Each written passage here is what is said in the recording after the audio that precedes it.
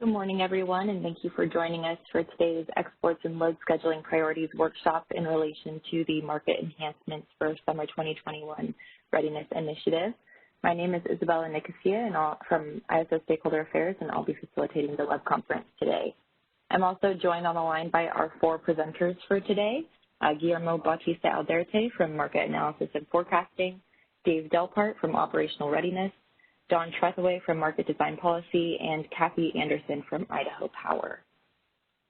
The presentation for today's call, both of them are available on the initiative webpage on the California ISO website. Today's call is being recorded, and the recording is for informational and convenience purposes only, and any related transcriptions should not be reprinted without the ISO's permission. We will be taking questions throughout the call today, and you can enter the question queue at any time by pressing #2 on your telephone keypad. I'd just like to remind everyone to please introduce yourself before asking a question. So today's workshop is kind of divided into three main categories. So we'll start off with markets, and then move into operations, and then policy, and then Kathy will also be giving a presentation from Idaho Power. And then we will also pause for lunch between 12 and 1. So with that, I will hand it over to Guillermo, and we'll go ahead and get started. Thank you, Isabella. Good morning, everybody. I will cover the first part of the presentation, which is about the treatment of exports and demand priorities from a market perspective. Then Dave will cover this more from an operational perspective. I will start this second workshop with some summary of the first one that we had back in late November. And you may recall we had a 3-hour workshop, I believe it was on November 20th, where we actually went over the current functionality of the ISO markets regarding the priorities we used for demand and exports and how they set up the market dispatches. The idea of the first workshop was to provide the basics of the functionality, so that now we can build on that and be able to have an educated discussion about the implications of this current practice and move on to discuss potential revisions and needed enhancements. Can you hear me? I think I saw a chat. Yes, we can hear you. Okay. Good. Sure.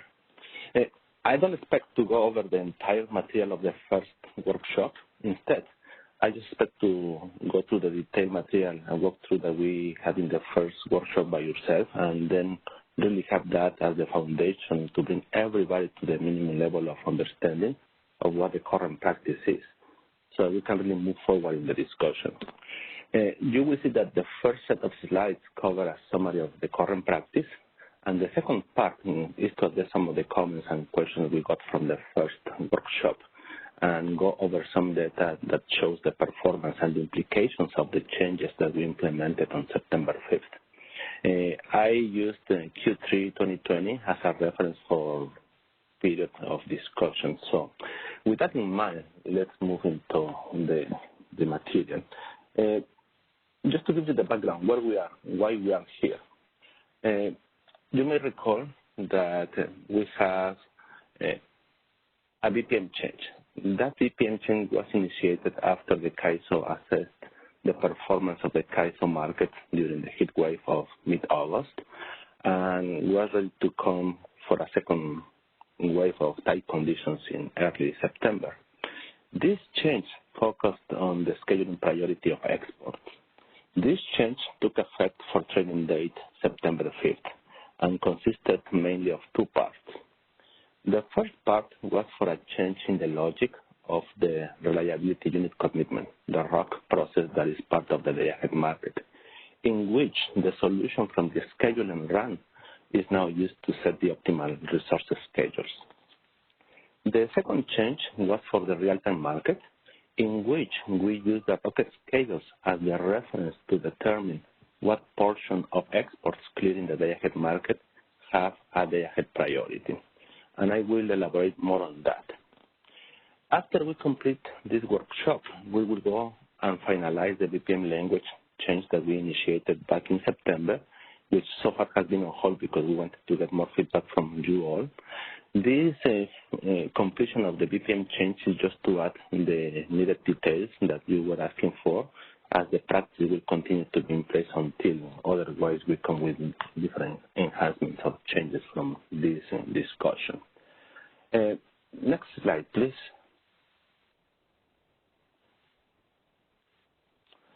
Uh, 101, how the market works in terms of scheduling. We have certain scheduling and relaxation priorities, not only for exports, but also for demand, and in general, for both schedules and constraints. This figure depicts the size of the schedules. We have economical range for both supply and demand, and that holds only actually for IFM, where we have bidding demand. In the real-time market, we use a fixed value that is based on the forecast. Then, in order to ensure we can have a solution and also to enforce the different market priorities, we include different self-schedules by using predefined penalty prices. These penalty prices are really a mathematical vehicle to allow us to numerically represent the priorities we need to enforce through the market clearing process. The higher the magnitude of the penalty price, the higher the priority that the schedule will have in the market. Graphically, this can be represented with a bid stack for both supply and demand, where all economical bids and penalty-based schedules are sorted out in a merit order, from the cheapest to the most expensive for supply, from the most expensive to the cheapest for demand. The market clearing process will rely on these bid stacks to find the optimal point to meet both supply and demand. Next slide, please.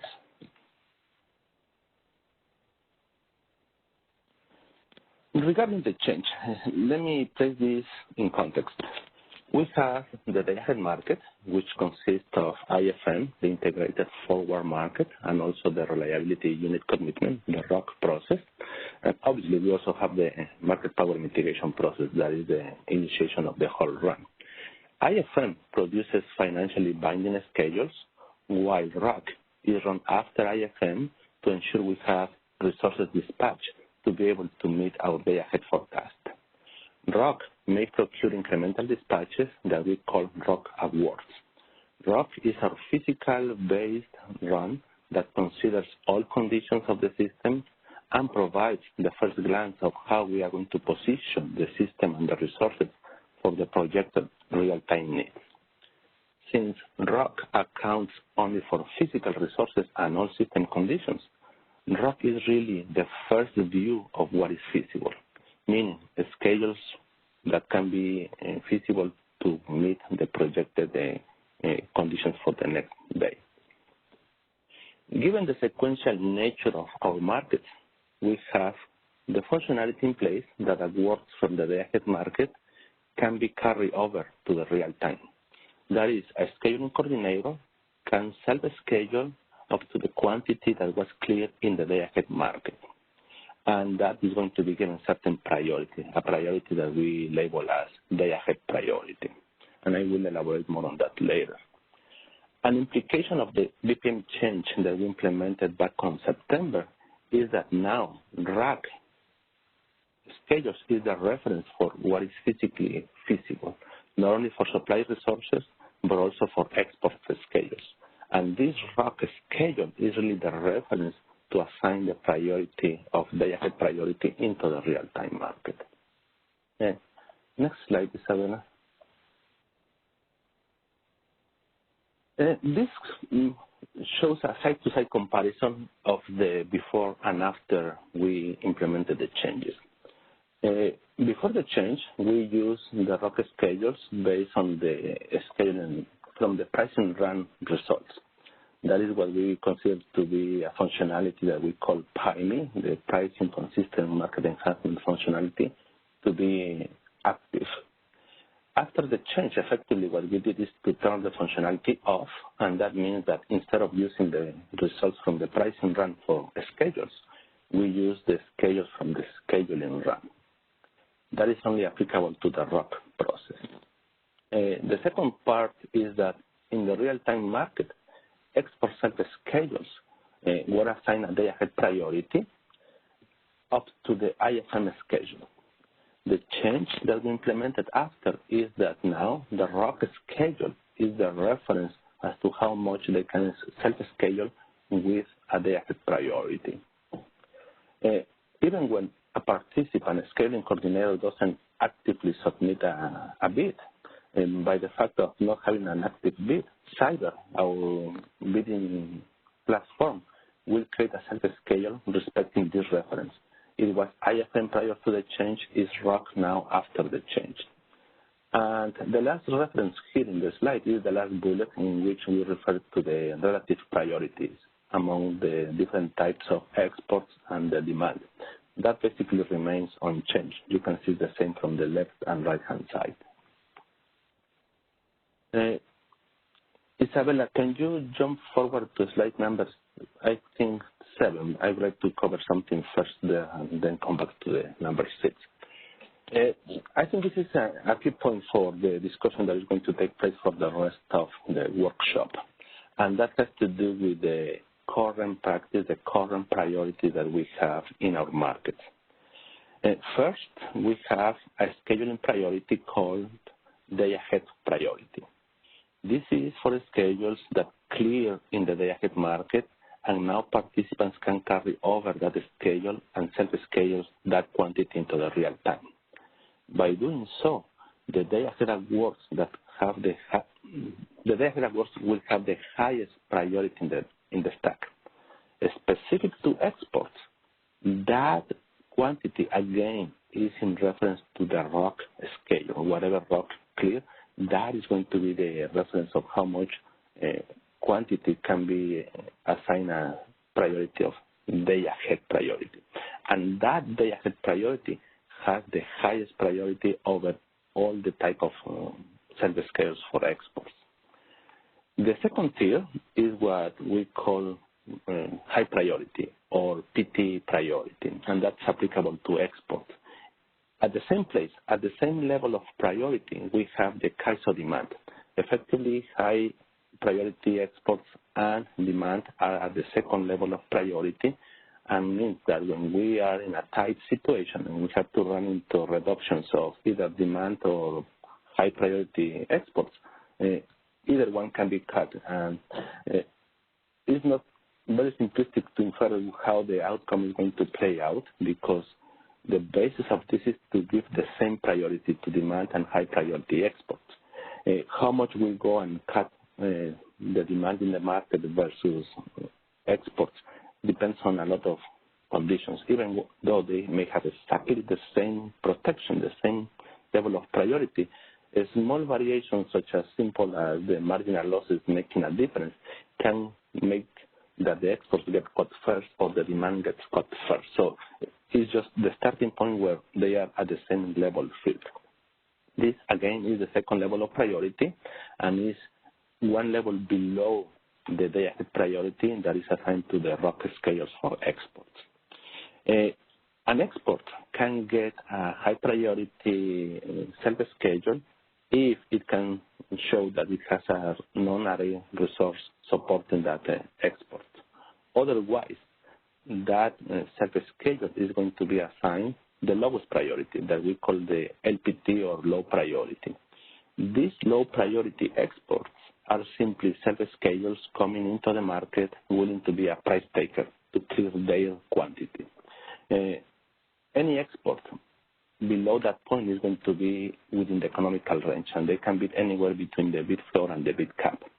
So the low priority exports are those that, knowing that they can be outbid through an economical bid, they prefer to be a price taker. They are explicitly showing the willingness to take on any price clearing the market for the sake of clearing the desired quantity. This is the low priority price taker self-schedules, and therefore they are going to have the lowest priority among all types of exports. But they are going to be one priority above any economical bidding export that comes into the market. So with that in mind, let me go back to the previous slide, Isabella, number 6. This is just one possible scenario of the many that may happen once you have conditions from the day ahead to the real-time market regarding the scheduling of exports. And the case is quite simplistic. We have an export with an IFM schedule, clear at a given value. When we go from IFM to the RAC process, for the conditions that we have, we determine that the optimal scale for that export represents a reduction with respect to the IFM schedule. That is the portion in green. Therefore, the portion in orange is effectively the reduction that we run through the RAC process. When we go now into the real-time market, this export may be willing to go and try to self-schedule the full quantity. Well, when we go and assign the priorities, only the portion that is associated with the RAC schedule is going to be assigned the day-ahead priority. That is the highest priority that we have among the different exports. The other portion that the participant may still be willing to self-schedule is going to be treated as a self-schedule. If it doesn't have a non-array resource, it's going to be assigned basically a low priority service schedule. It may still get a self-schedule, but it's going to be a lower priority. And that is effectively the change that we implemented with the VPN change that took effect on September 5th. The second part of the slides are more related to the actual implications of this change. So, Isabel, I think this will be a good time to pause and see if we have any questions so far. Okay. As a reminder, to enter the question queue, please press #2 on your telephone keypad. And Shreyas, will you let us know if anybody enters the queue? Sure. I see one question in the phone queue. Caller line is unmuted. Please go ahead. Hello, this is Jim Farrar at TAD, and I have a question.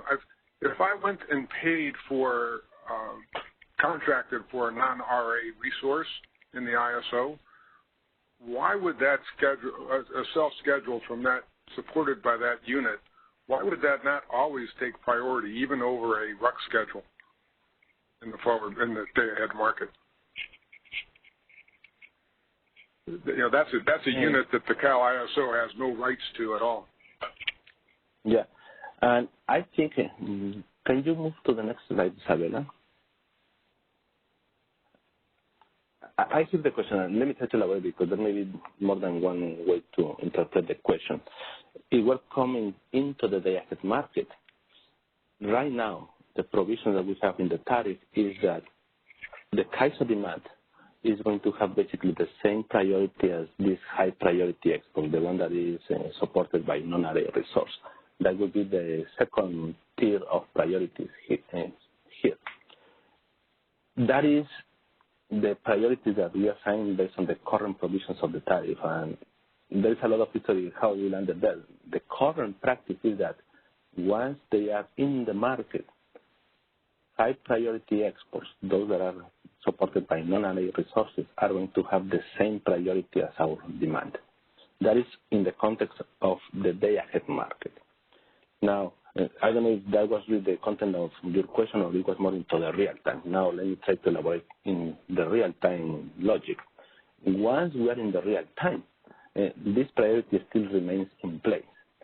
The key point here is that you may have a high priority export that was put in the day-ahead market. If it's clear, most likely it's going to be clear because it has a high priority.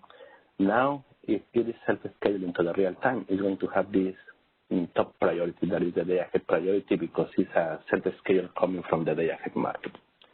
If, on the other end, you have a high priority export not supported by a non-array resource, and it's coming directly into the real time, that is going to have the second level of priority, that is a high priority export, that is going to be below the day-ahead priority, because the spirit of all this was that once we already cleared the day-ahead market, we know that somehow was the most feasible solution that we have based on the projected conditions for the real time based on the day-ahead market.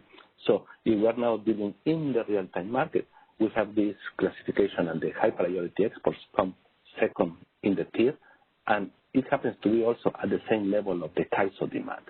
That is how the current logic is structured in the market. Does that answer your question?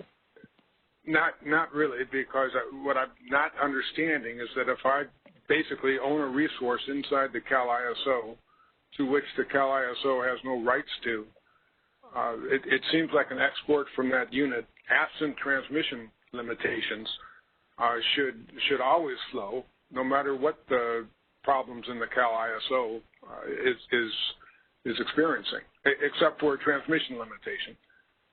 But I hear you, and I think this is a great question that we are going to go spending the rest of the workshop, Jim. So I hear you, and I think you have a point, and that is the whole point of this workshop. As of now, all we are trying to put here in context is what the current practice is. And I think it's a fair point to debate whether that is the right way to go or we need to make enhancements or changes to the current practice. Thank you. I'm just trying to follow along, so maybe that was a premature question or stated too strongly. Thank you very much. You're welcome. Moving on to the next question. Caller, your line is unmuted. Please go ahead. Hi, Guillermo. Dan Williams from Customized Energy Solutions. Just a quick question on the RUC process. Does the CAISO access all available capacity that it has during the RUC process to support the day-ahead self-schedules, or is there some limit where the CAISO stops acquiring RUC and instead ceases to support the day-ahead export schedules? I think the question is, the answer could be a little bit more complicated, and let me try to see if I can do justice to your question. That's a very good question, and I think the genesis of this is really how the market clearing process works overall, right? There are many constraints and conditions that the market inherently takes into account in the clearing process. Obviously, we have all the resources available in the system. It takes into account outages, rates, and that capacity cannot be dispatched scheduled. It takes into account intertemporal constraints. That means that even though resources may have capacity available in the market, if, let's say, the unit takes 10 hours to start up, obviously, for the first 10 hours, we cannot get access to that capacity. So we enforce all the intertemporal constraints, and so on and so on.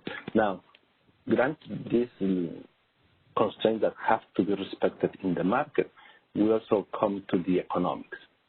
And given the relative reference that we have of different schedules, the economics in some point become important, right? And I think this graph still illustrates that point, that it's going to be a matter of what is the most optimal dispatch based on all the factors, based on all the priorities and all the conditions that we have in the system. In some cases, for instance, I can tell you that, just to put an illustration, if it happens that the demand and exports are, we start going through the bid stack, and effectively the next step in the optimization is to start reducing export and demand, because we run out of all the economical bids to decrease. First, with other conditions at play, like congestion, for instance, we are going to run through reducing all the low priority exports. Only after we exhausted those, we may naturally move into the next tier and start reducing demand and high priority exports. There may be some conditions in which the market is going to find more optimal to reduce certain exports first rather than reducing demand. Even though they may have exactly the same priority, the same penalty price, if you have an export that is going, for instance, through Palo Verde versus an export that is going through Marine, even though they may have the same priority, they may have high priority scheduling in the market, the fact that one is in the northern part of the system and the fact that the other is in the southern part of the system is going to make them inherently slightly different, even though they may have exactly the same level of scheduling priority. And therefore, the optimization is going to find that it's more economical from the optimization point of view to reduce first one than the other. And the same dynamic may happen between high priority export and demand.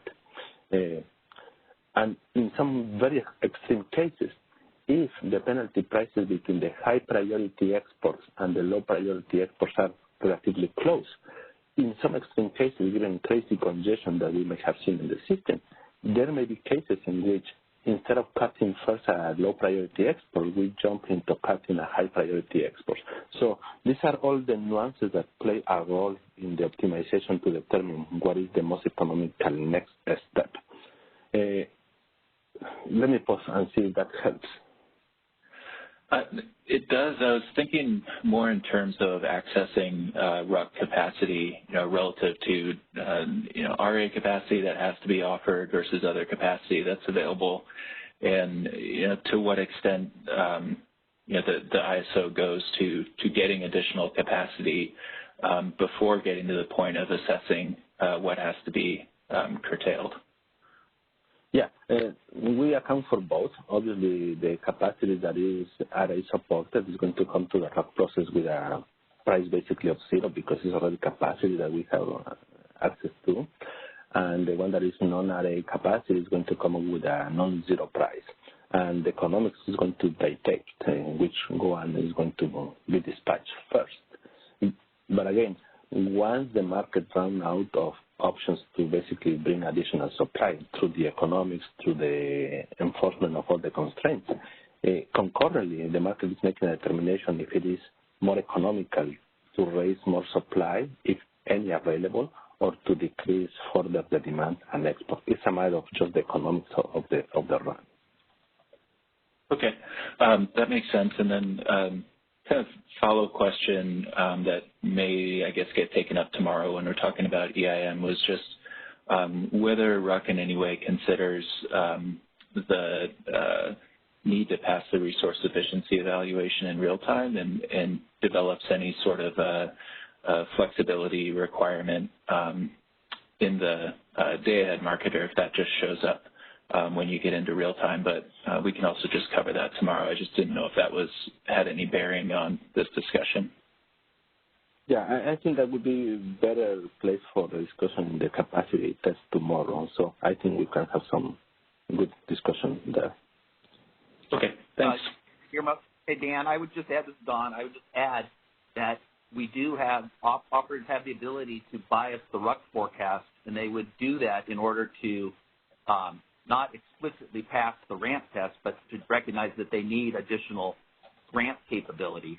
And so until we implement the day-ahead market enhancements where we actually have that new product in the integrated forward market, the operators bias the RUC forecast to ensure that they have additional units committed to cover uncertainty between the day-ahead and the real-time market. Okay, and that biasing of the RUC process just shows up as a static increase to demand, correct? So then that becomes the new point where demand's being compared with exports as well. So it's sort of going in at that same high priority consideration. Yes, it becomes de facto the new low to forecast point to use for clearing the market. Great. Thank you for the follow-up.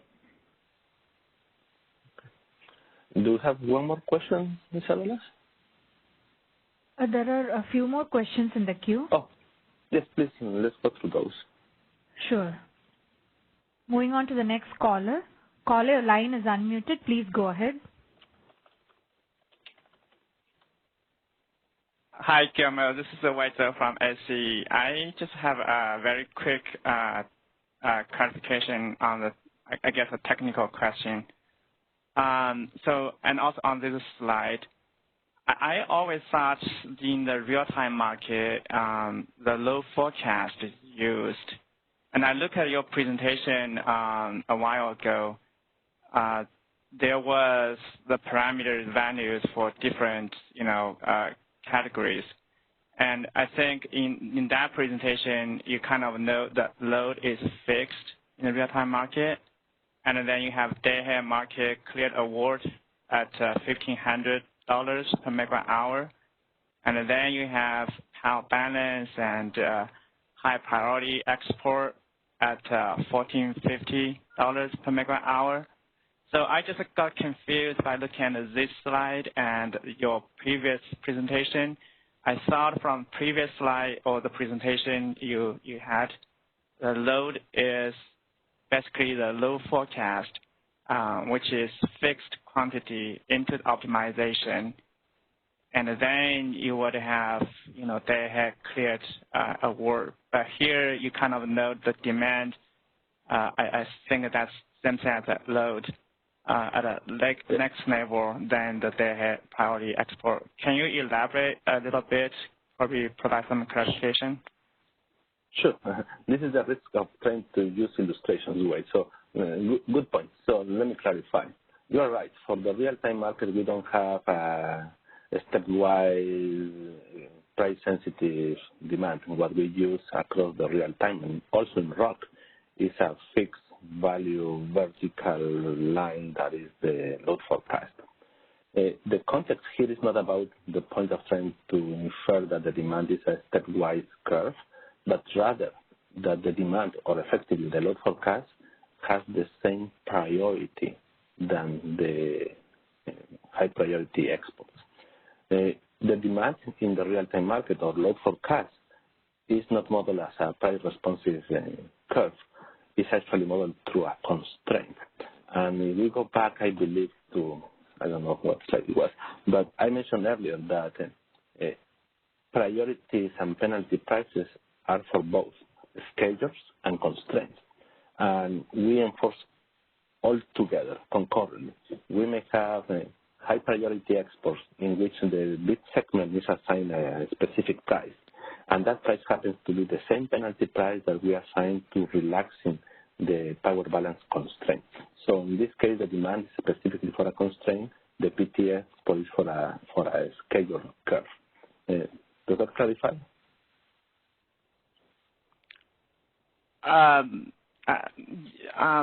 That helps.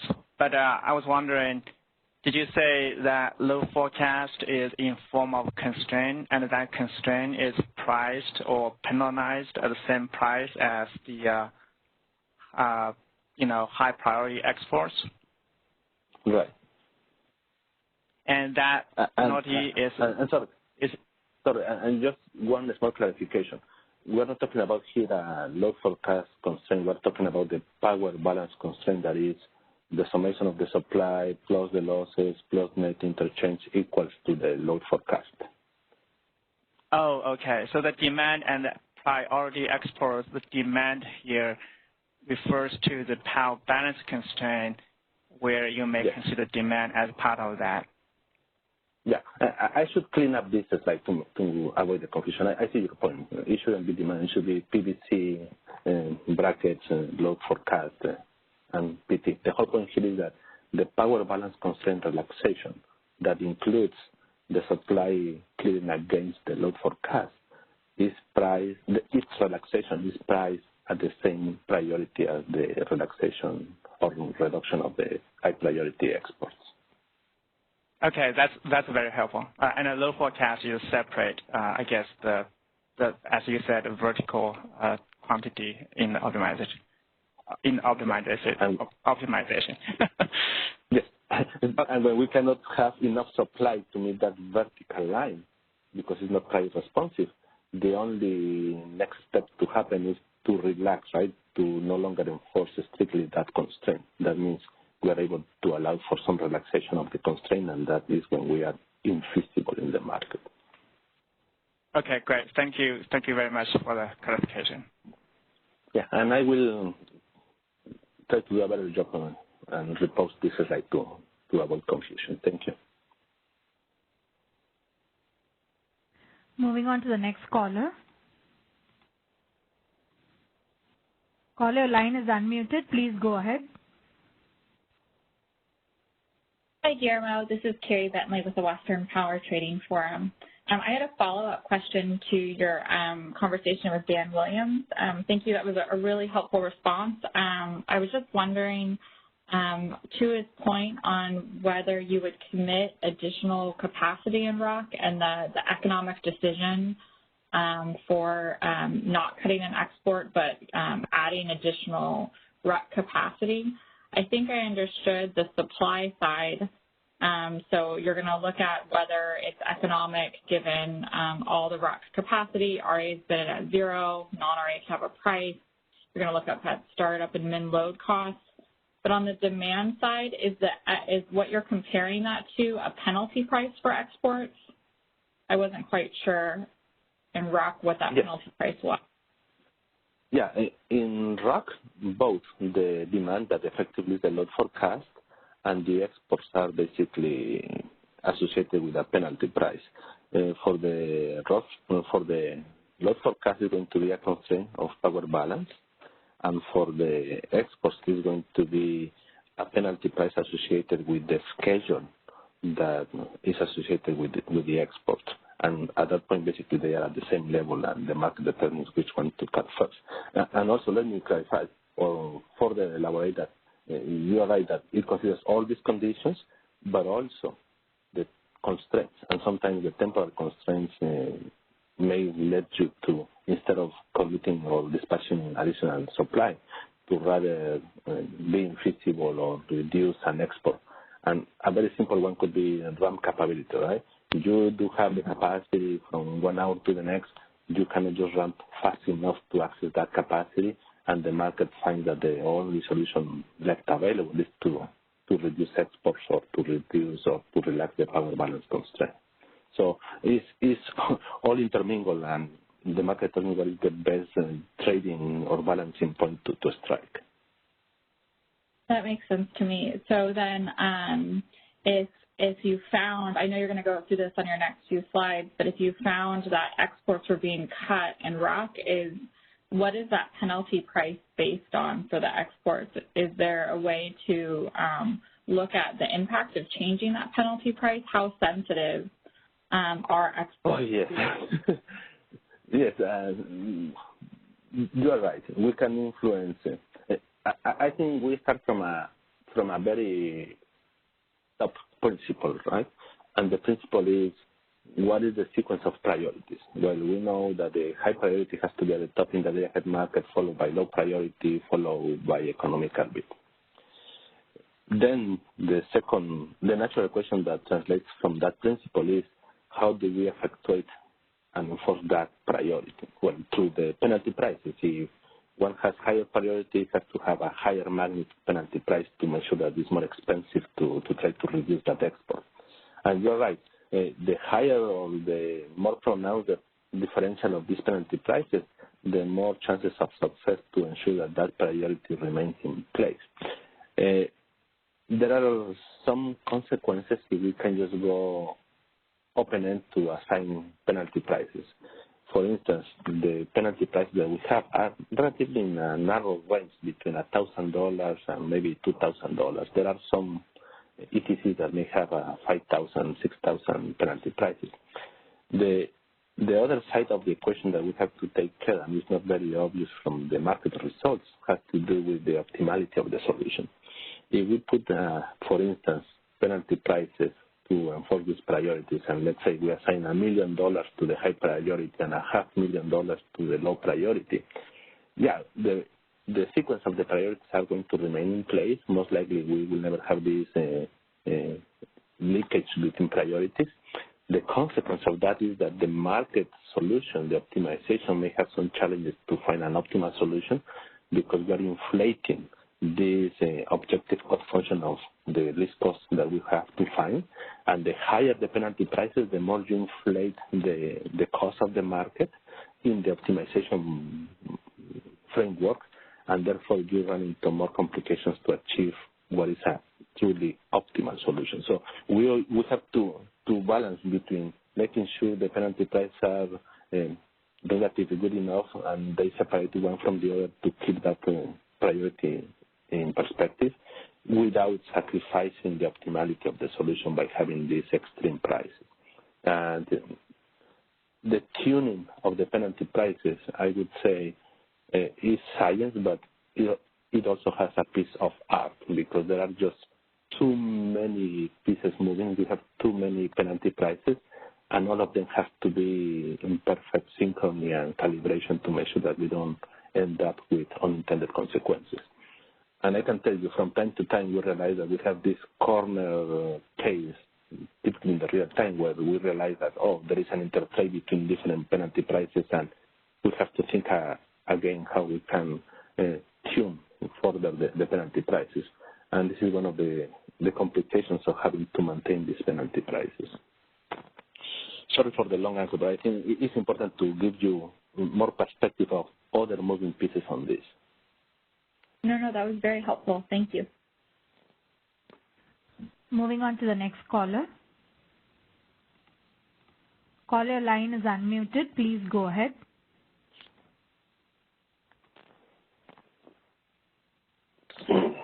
Hi, this is Jerry Melcher with the Public Advocate Office. Can you hear me? Yes, we can hear you. Thank you. Guillermo, this slide 7 doesn't have enough explanation. Your line is now unmuted. It makes no visual sense. There's no Your line is now muted. Items in the upper left corner. And, why would this arbitrary bid cap has always been a concern to me, why it exists, because there was plenty of, resources. You just, you have an arbitrary bid cap. You can't access them externally.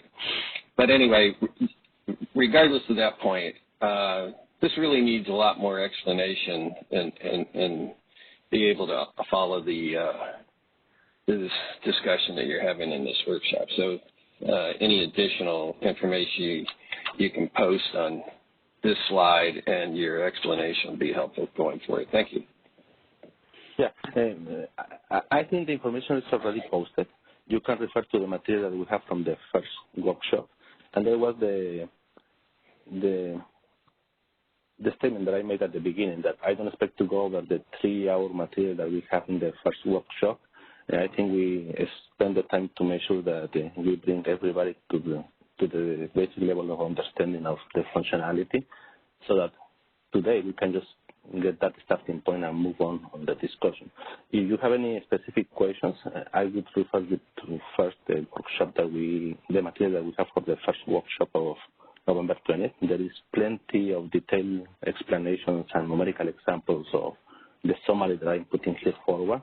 If you still have any other questions, I will refer you to the VPN. We have the listing of all the penalty prices there for the specific market by market.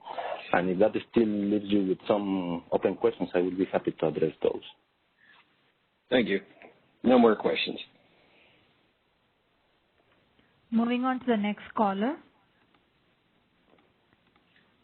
Caller line is unmuted. Please go ahead. Hi, excuse me. Hi, this is Bonnie Blair. I represent the Six Cities group. Guillermo, I'm still struggling in my own mind to understand what impact the status of a resource as RA or not RA has on the priority of an export from that resource, if any. Could you sort of summarize how RA status does or does not affect which of the priorities it falls into? Yes, I would say generally there is no relationship between the RA or non-RA status versus the penalty price that we associate here to exports. The only possible relationship would be that in order to assign an export a high priority level, it has to show that it's supported by a non-RA resource. That would be the only thing that could make some type of relationship. But in terms of what the market does and uses to clear and take into account exports and RA and non-RA, there is really no relationship. So the market is going to take all the supply that is available, regardless whether it is RA or non-RA. And we're going to go through this merit order, right? the capacity that is deemed to be array is going to be dispatching generally first because it's going to have basically a cost of 0 in the rock process. Those that are non-array are going to be higher in the bit stack because generally they are going to have a non-zero price. And after that, really there is no differentiation. So for the sake of clearing the rock process, as long as there is capacity available, it's going to be dispatched on the merit order, 0 for array, generally non-zero for non-array. And once we start exhausting all that supply and we start reaching price levels in which there is no more supply available or accessible at those prices, the natural consequence is that we're going to start touching the other side of the equation, that is basically reduction of the load or reduction of the exports. Anytime when we start reaching that level, and this is what the implicit illustration shows here, there is one region that is what we call the economical region. The other region is the uneconomical adjustments region that really kicks in only once we have exhausted basically all the economical bits. In here, you would have explicitly, on the other side of the supply, you would have first the array, non-array, and then you go into this new zone of the uneconomical adjustment that is for exports and demand.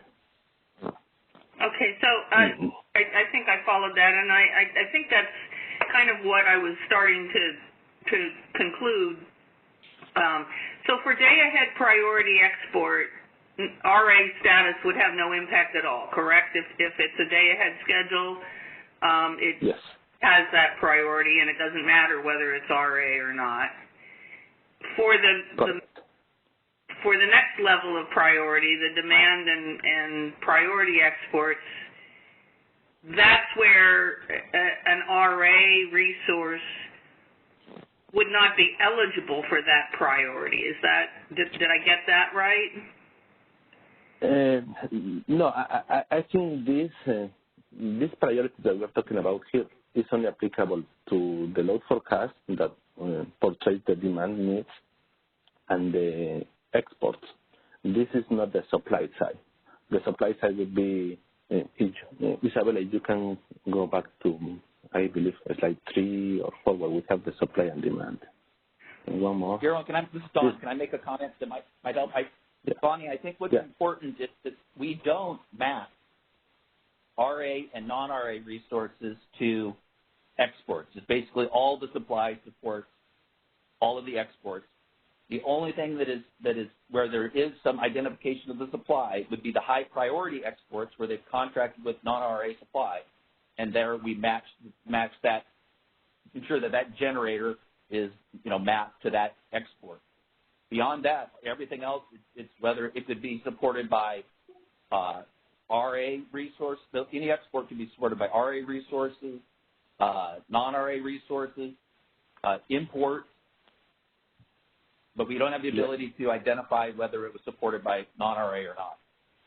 Okay. So, but for that middle level, that the next level down from the day ahead priority, an export has to show that it's supported by a contract with a non-RA resource, but that's kind of the only place where RA comes in, is what I'm getting at. Yes. That is the only point of reference for whether the export is supported or not by non-RA. That's very helpful. Thanks very much. You're welcome. I don't see any further questions in the queue. Okay. So let's jump forward to, I believe, slide number 8. Okay. The reminder of this first part is more about the performance of the market, how the changes implemented on September 5th may have influenced the market outcome. And I have a few of those. Again, this is Q3, given the relative importance of discussing what happened during the heat wave event of August and early September. And obviously because September 5th was the time when we implemented the change. This first trend shows you the relative export reduction that we have before and after the change. And please, for all the slides that you're going to see here, the context I have to give you is that obviously conditions are changing. Not all days are created equal. We have naturally tighter conditions around the period of August 14 through the 18. We have tighter conditions in the labor weekend around September 4, 5, 6. Shoulder days may have not as tight as this.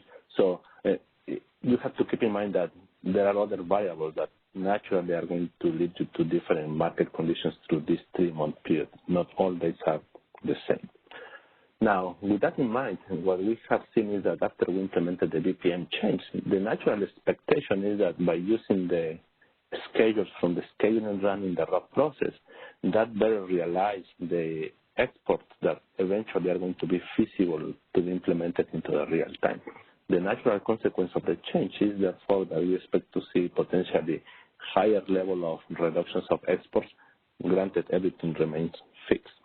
And this trend is on a daily basis, so it's a type of average over the whole day to give you just a sense relative across the different days.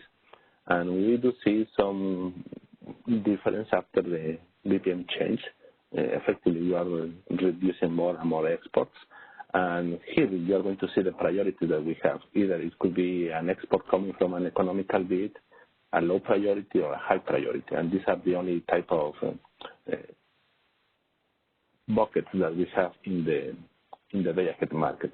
Now, this reduction of exports is relative to the IFM solution. It's not relative to the original service schedule that the participant put in, because there may be some cases in which that export may have already been not fully clear in the IFM, and then there is a further reduction in the ROC process. So this only captures the delta between the IFM schedule and the ROC schedule. Next slide, Isabella. This is the same information, but this portrays only the maximum in the day reduction of exports that we have. So in a given hour, this is the maximum amount through the day in which we have an export reduction. And you can see that previous days, specific hours may have seen quite a meaningful amount of reduction of exports in the same level range of the reductions that we see after the BPM change. Still, after the change, you can see that there is some meaningful amount of export reductions. Again, mostly based on the low priority and the economical bids. Next slide, please.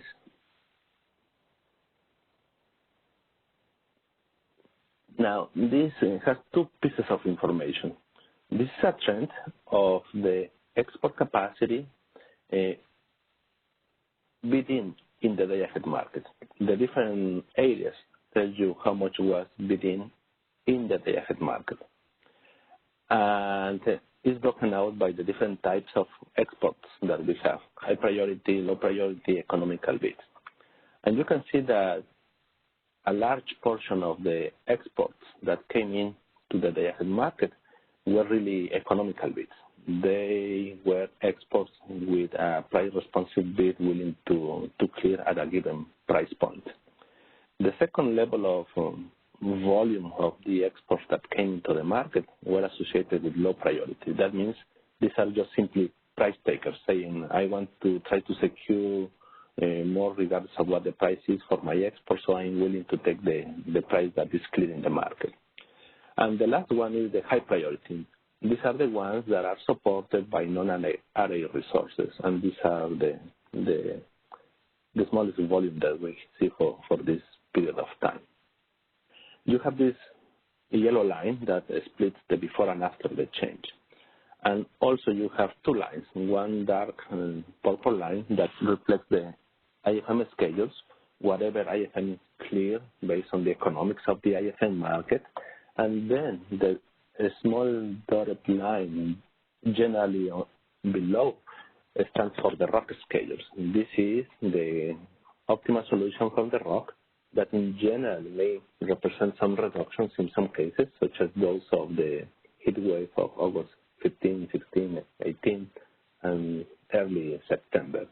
That is somehow capturing the difference of the two lines to be kind of the same information that was provided in previous slides for the reduction of exports that we have in rock. So I think the takeaway here is that the majority of the exports coming into the day-ahead market in the CAISO markets are really economical bids and price takers. Next slide, please.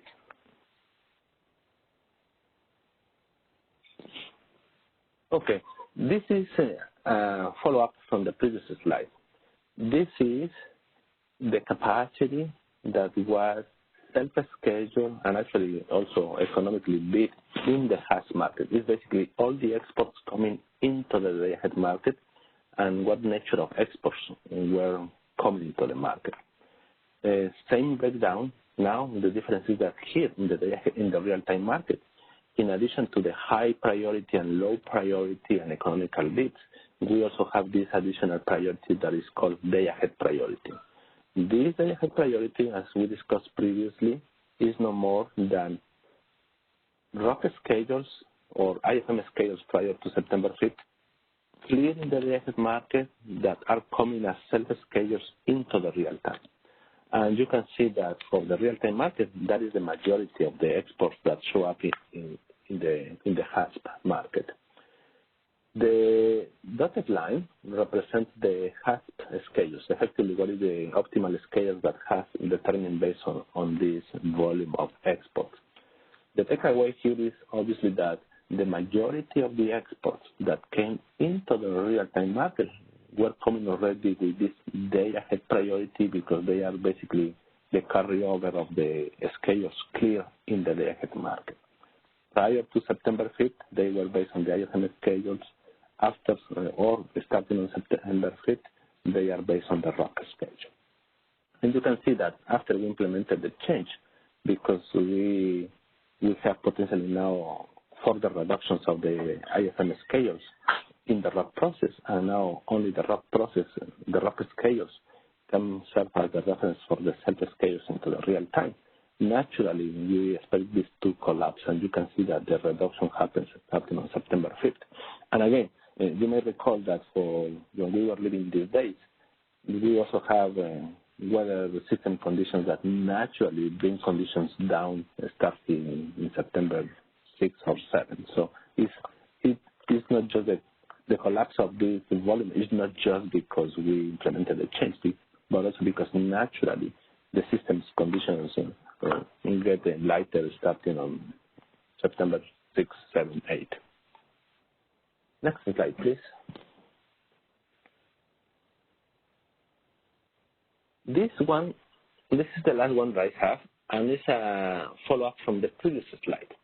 In the previous slide, we have all this green area that was associated with day-ahead priority, meaning these are day-ahead schedules clearing the day-ahead market that are coming now into the real time with this high priority, the highest priority that we have. The natural question is, out of these schedules that come as day-ahead priority, all together with the same priority, all of them into the real time, what was the origin of these sub-schedules? This is the breakdown that tells you what was the original priority or how they came into the day-ahead market. And you can see that, similar to the second slide that I introduced, the majority of these day-ahead priority service schedules coming into the real time originated based on either economical bids or low priority price taker service schedules in the day-ahead market.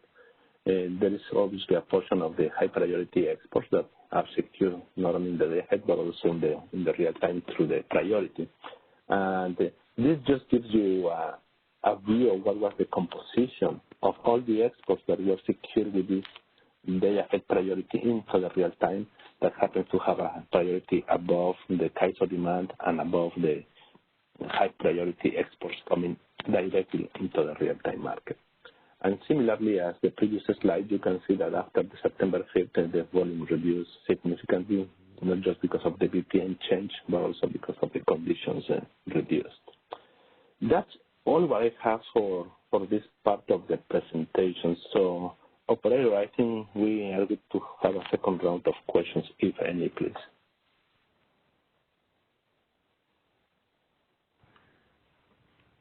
I see a couple of questions on the phone line.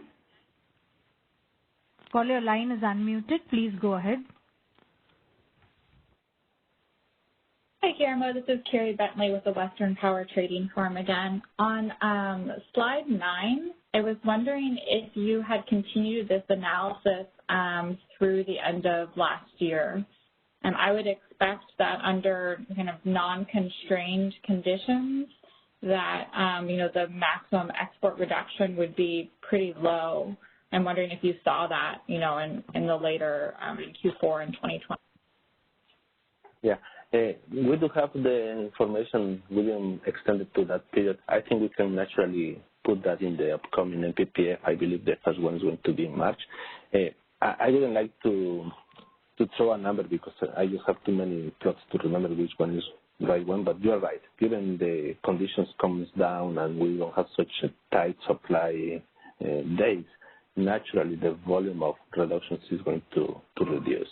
And even in September, you can see that already happen. Right after we passed this heat wave of the early September, effectively there were no curtailments for a good portion of the middays of September. Yeah, I was actually even surprised to see the 1,000 megawatt export reduction on the 29th. And it kind of, to me, it seems like you were talking about the trade-offs in tuning the exports. This is probably another one, right, where, it seems difficult, one, because you're already reducing the supply in RUC because you don't have access to imports anymore. So we would expect some reduction, but ideally the penalty price would be sufficient where on non-constrained days there's very little to no reduction in RUC. Yeah, I would have generally, I would say yes, but I think the devil is in the details because, as I indicated before, you be very well positioned in terms of overall capacity to be able to not run into any complications to meet your gross peak or your net peak, but you may have, for instance, during the ramp, some limitations to be able to fully ramp at the speed that is needed. And naturally, the market is going to try to still balance the system, right? Supply equals demand. And in those cases, you may still see a need to actually reduce the exports. That would be one case. The other case that even if you have very low days and you have plenty of capacity to meet your peaks, when we have congestion, for instance, playing a role in the market, it's not a capacity problem, it's a congestion problem. Congestion may also lead the market to reduce not just demand but also exports. So there is more color to why exports may happen at any time in the system. Yeah, no, I understand, and you also can't you can't decommit and RUC and then recommit to account for that congestion easily. So it makes sense to me that you would continue to see some export reductions. I just wanted to see what happened in Q4. Thanks. Yeah, thank you. Moving on to the next caller. Caller, your line is unmuted. Please go ahead.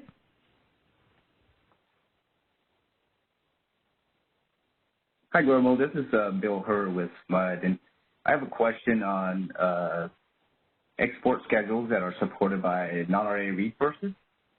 And my question is, are these kind of exports that are supported by non-RA resources, are they dependent on the RUC process to maintain their day-ahead priority status?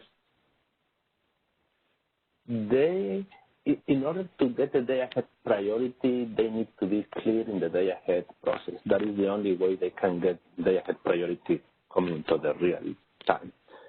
But still, if they are exports supported by non-RA resources, they can still keep that in high priority, PT priority across the markets, day-ahead or real time. Right, and so does it depend on the RUC process, though, to maintain that? In other words, does that unit, that non-RA unit, does not get picked up in the RUC process? Does the day-ahead export schedule still maintain its day-ahead priority status if that unit that is associated with it is not picked up in RUC? I would say yes, because we don't have that connection between the associated array and the export through the market clearing process. The export is seen as individual resource that has to be cleared based on its own merits.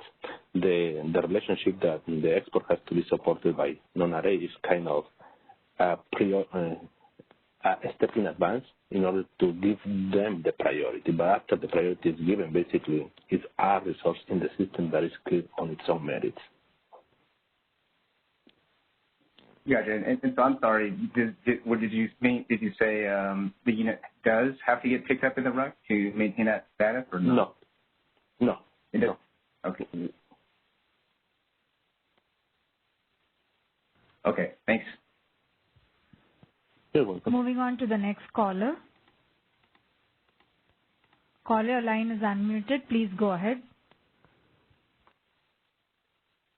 Hi, Guillermo. It's Scott Olson with Direct Energy. On slides 8 and 9, I was just trying to determine the reasons why there were export reductions in between the days of the load shedding events, the 14th and 15th of August, and when the BPM was initiated.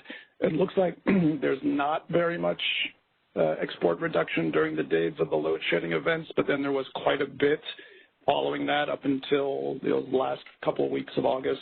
Was that because of the convergence bidding changes, or is there any reasons why the exports reductions were so much greater in those following days? Yeah, and this is really the genesis why we implemented the BPM change on September 5th.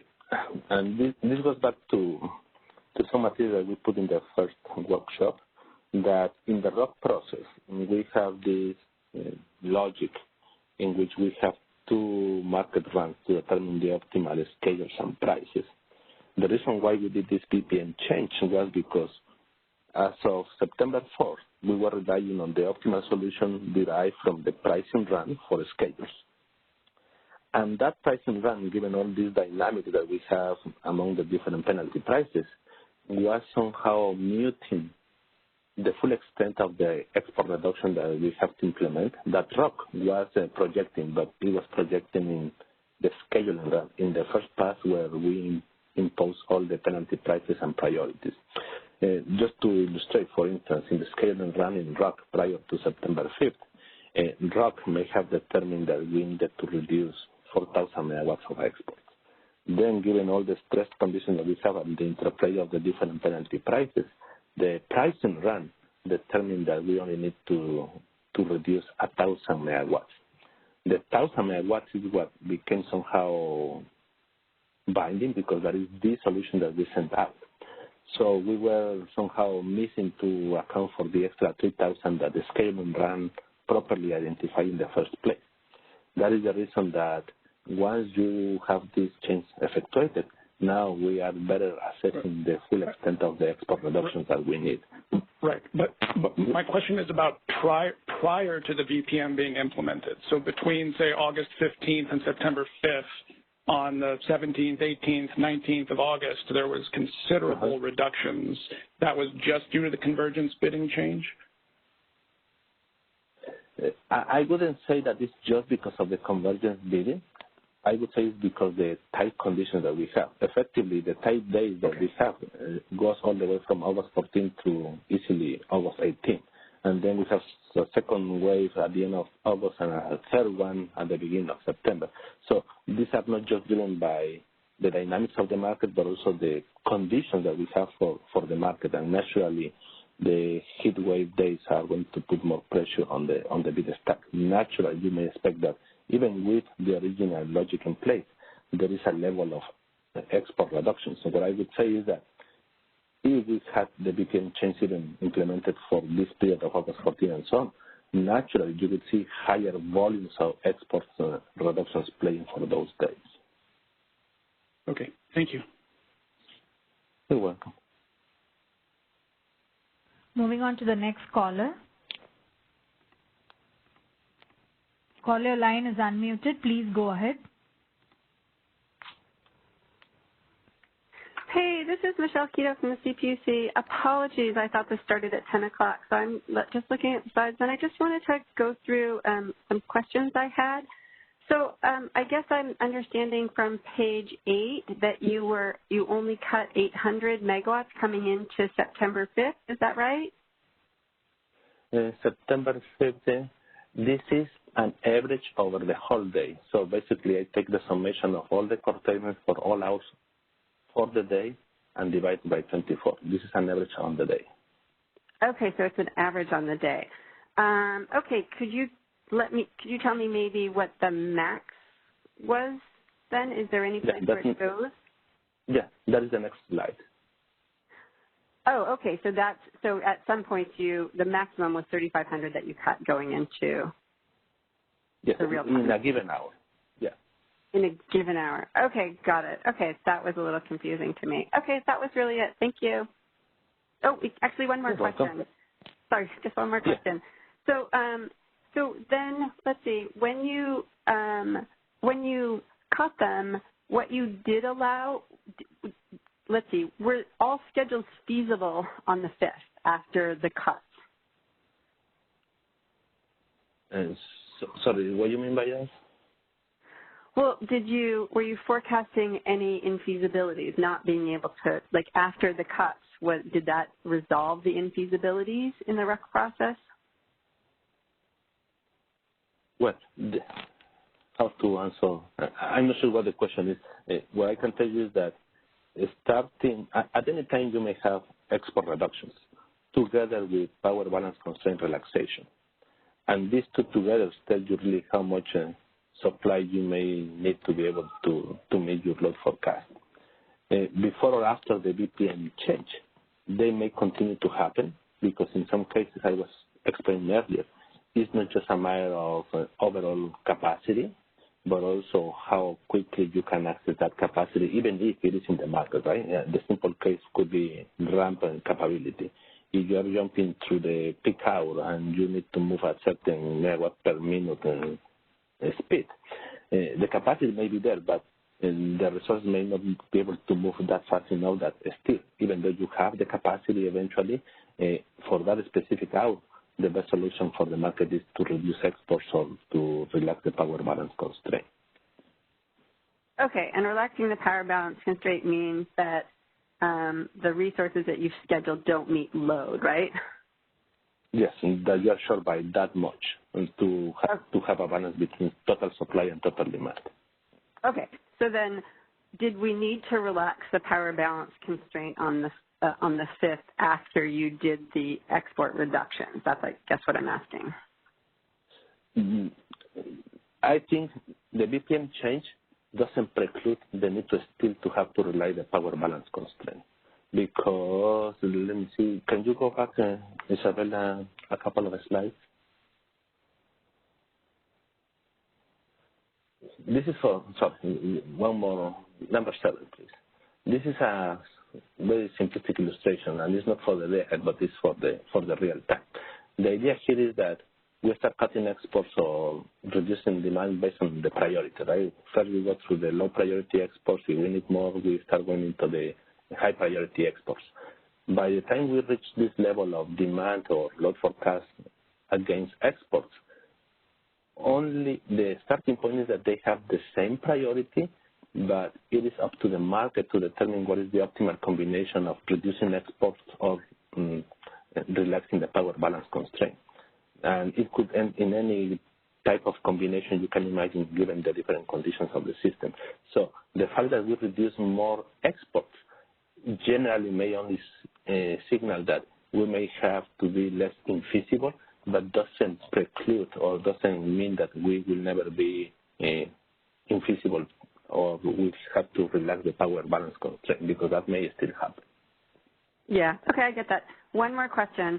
On page 9, if you look at August 18th, the high priority exports were over 1,000 megawatts, 1,200 megawatts. Does that have to be contractually, those high priorities, do they have to be contractually contracted to export from the balancing authority, or are they just identified?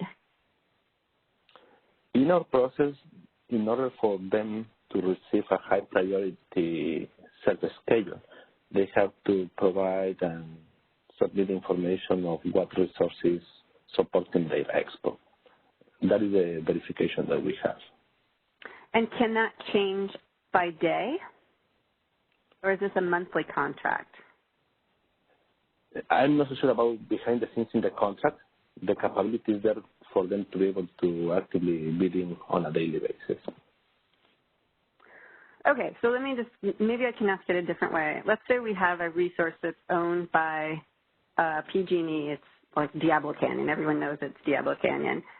And let's say it's a 2,200 megawatt resource, but 2,000 megawatts shown for RA. Do they just have to identify the 200 megawatts that is non-RA and just tell you that that it's that portion of the resource, or do they have to say, I have a contract with that resource? This is data-driven, so I don't think it's going to be a matter of submitting contracts or information. This is just through the mechanism of they submitting the actual bids. So I believe in that case, they simply have to enter in a field the resource that is supporting the export. I will have to check because I personally don't have seen that screen, whether they have to also enter. I believe they have to enter a capacity because that is what defines what portion is affected schedule. But beyond that, there is no other mechanism to provide them documentation or contractual information. It's just filling in the fields that are available for them.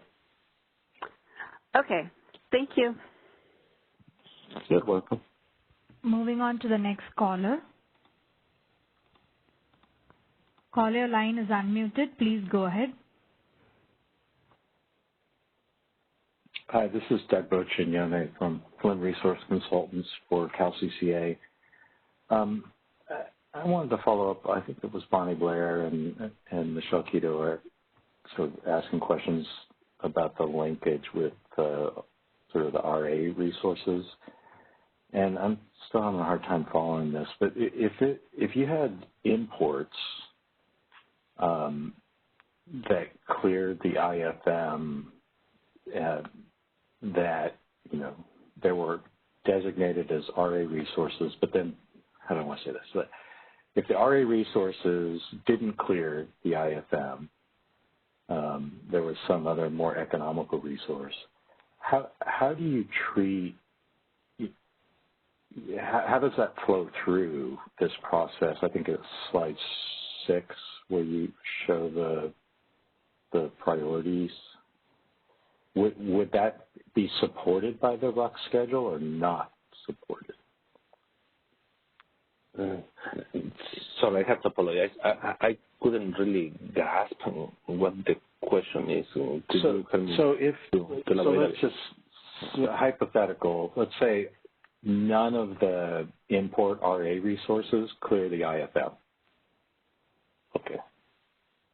So, you know, that's just all economical, you know, it's just based on bids clear and no RA resource clears.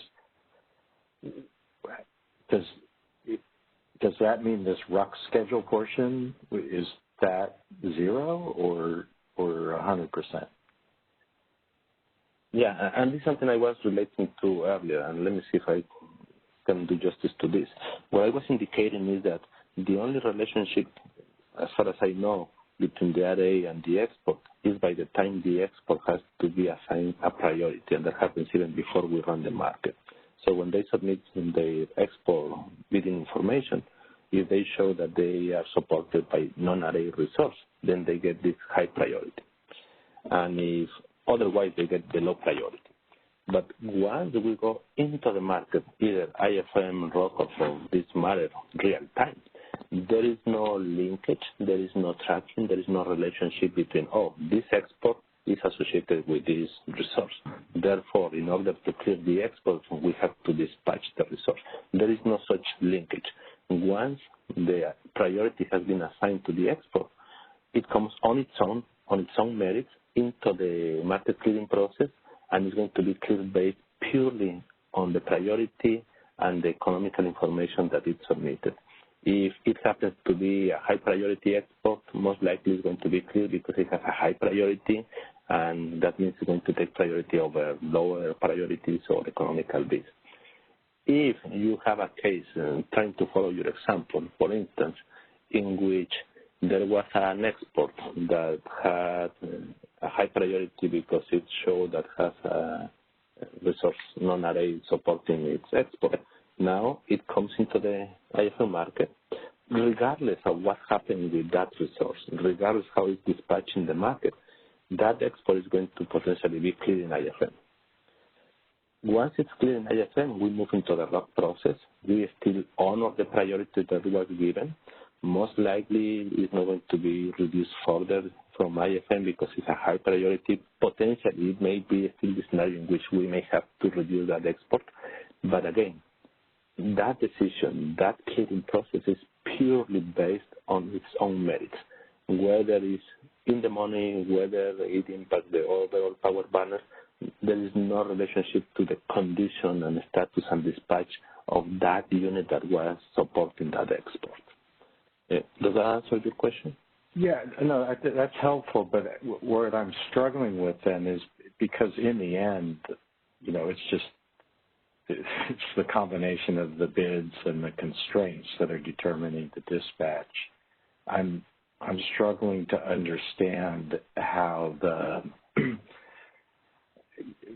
you know, how whether a resource was an RA or non-RA resource really factors in. It's more like people are making a designation, but then you run the market and see what clears. And, you know, so you could be serving load in California and exports, with a combination of, you know, you're serving them with whatever was most economical, and then making the linkage back to the individual resource seems more like an accounting exercise. Right. Maybe I can help them. Are you doing it? Yeah. Okay. Please, sorry. Go ahead. It takes me a while to figure out I dial in the wrong number and whatnot. It's all basically.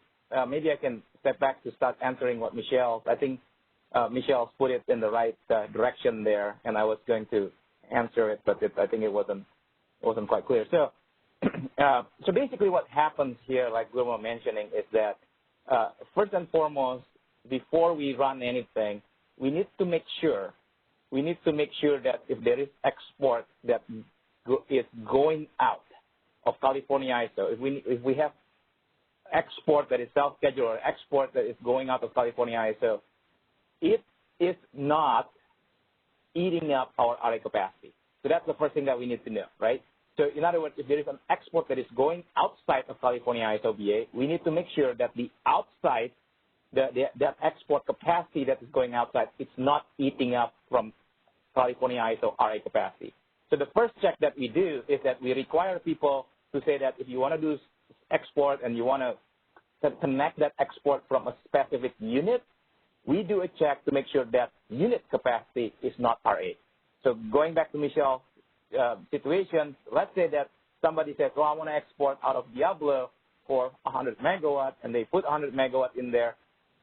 All the check that we do is that we have to make sure that there is a 100 megawatt of non-RA capacity that is basically 100 megawatt of that capacity that is not committed to California ISO BA to serve California ISO BA load. Once we tally up and we say that, okay, all this export that they supposedly going out could be supported by non-RA, right, because it is non-RA, then we let the market basically do an economic dispatch and a unit commitment to how to support those units. So like Guma was mentioning, there is no actual tie that we actually dispatch Diablo to meet that tag that goes out, but it's basically the check is simply meaning that does the California ISO as a BA actually have that capacity that is not already committed to supply for the RA portions to go out. And if they do, that's the one that we basically have, that's the higher priority because those capacities have never been contracted or have not been shown to show to serve the California ISO load. Hopefully that makes sense. That's the concept that we're talking about here. Yeah, and that makes sense. And do you apply that same test for the import RA?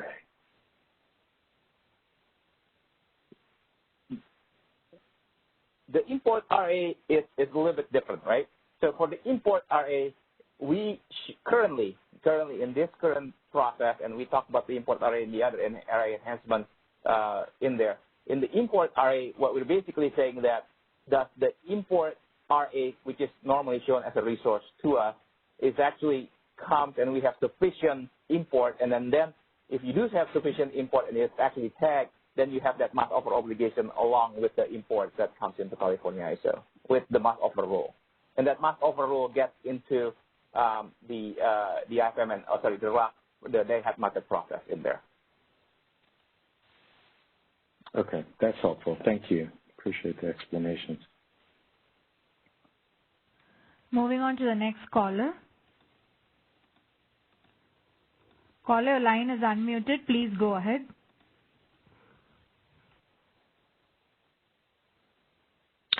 Yeah, hello. This is Ian White with Shell Energy. Guillermo, thanks for this conversation today. It's been helpful. I wanted to follow up on, I think, the final question that Michelle Quito from the CPUC asked regarding RA units, RA or non-RA units supporting exports. It's my understanding that wheel-through transactions can also support exports. Is that correct?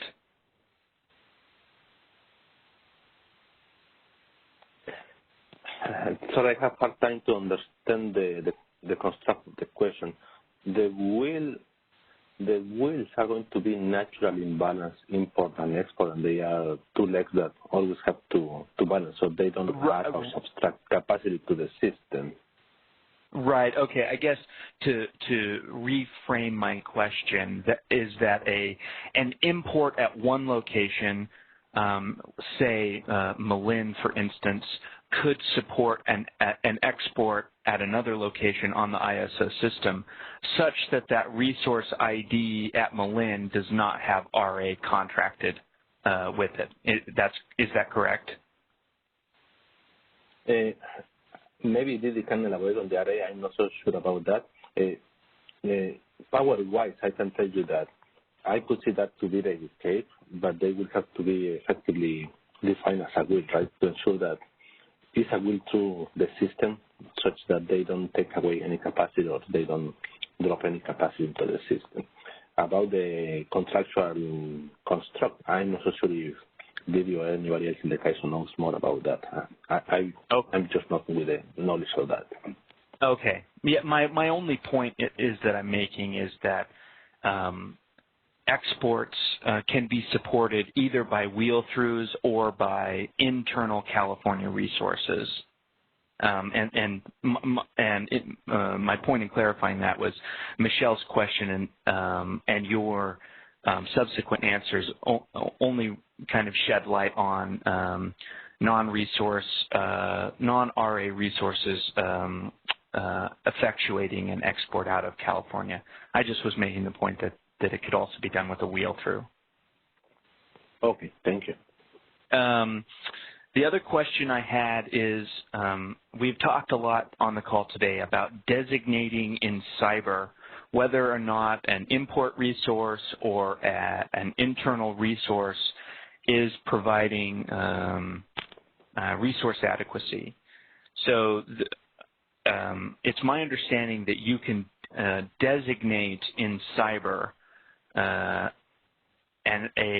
export and tie it to a unit or an import resource that is not an RA providing resource. My question is, does that designation link to actual tags in real time? Because I'm concerned with the possibility that an export could be considered firm with a day-ahead priority being supported by a non-RA providing unit or import resource, And then if that information doesn't then make it onto the tag, that operator action could curtail that schedule, even though it was a quote-unquote firm export transaction. Can you shed some light on that? Yeah, I can take this one. Yes, please. So if this is a wheel, bid-in is a wheel, it's both the import section and the export section are going to be on the same tag. Yep. Right? So if your example is you have a wheel schedule, it's importing at Malin and it's exporting at Palo Verde, if Malin gets derated and they curtail Malin, it's all on the same tag, so that whole transaction gets curtailed at the same time.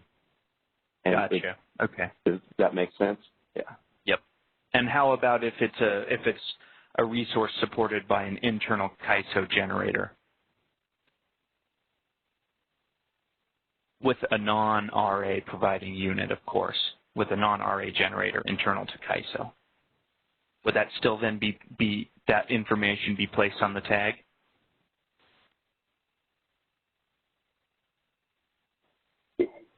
It could, but it could just be ISO generation too. I don't think for the tagging approvals, we don't see we don't have a requirement to identify that specific resource. So I'd say it can or it can't. It's up to whoever's creating the tag. Okay, so let's suppose then that a market participant submits a tag for a 25 megawatt export at Palo Verde, and it's being supported by a 25 megawatt generator internal to CAISO that is supporting that resource at a firm day-ahead priority.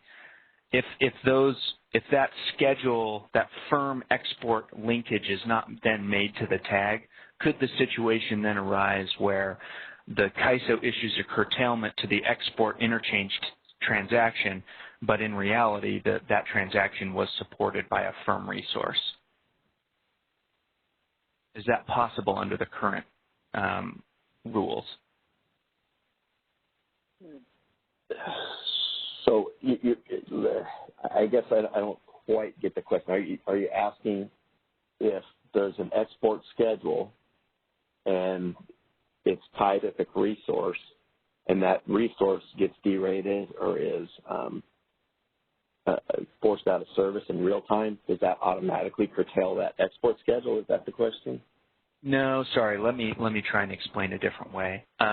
Let's say I have a 25 megawatt generator in California that is I have a contract with, and that resource is not providing RA to the state of California, and I want to use that resource to firm up, if you will, my 25 megawatt export at Palo Verde.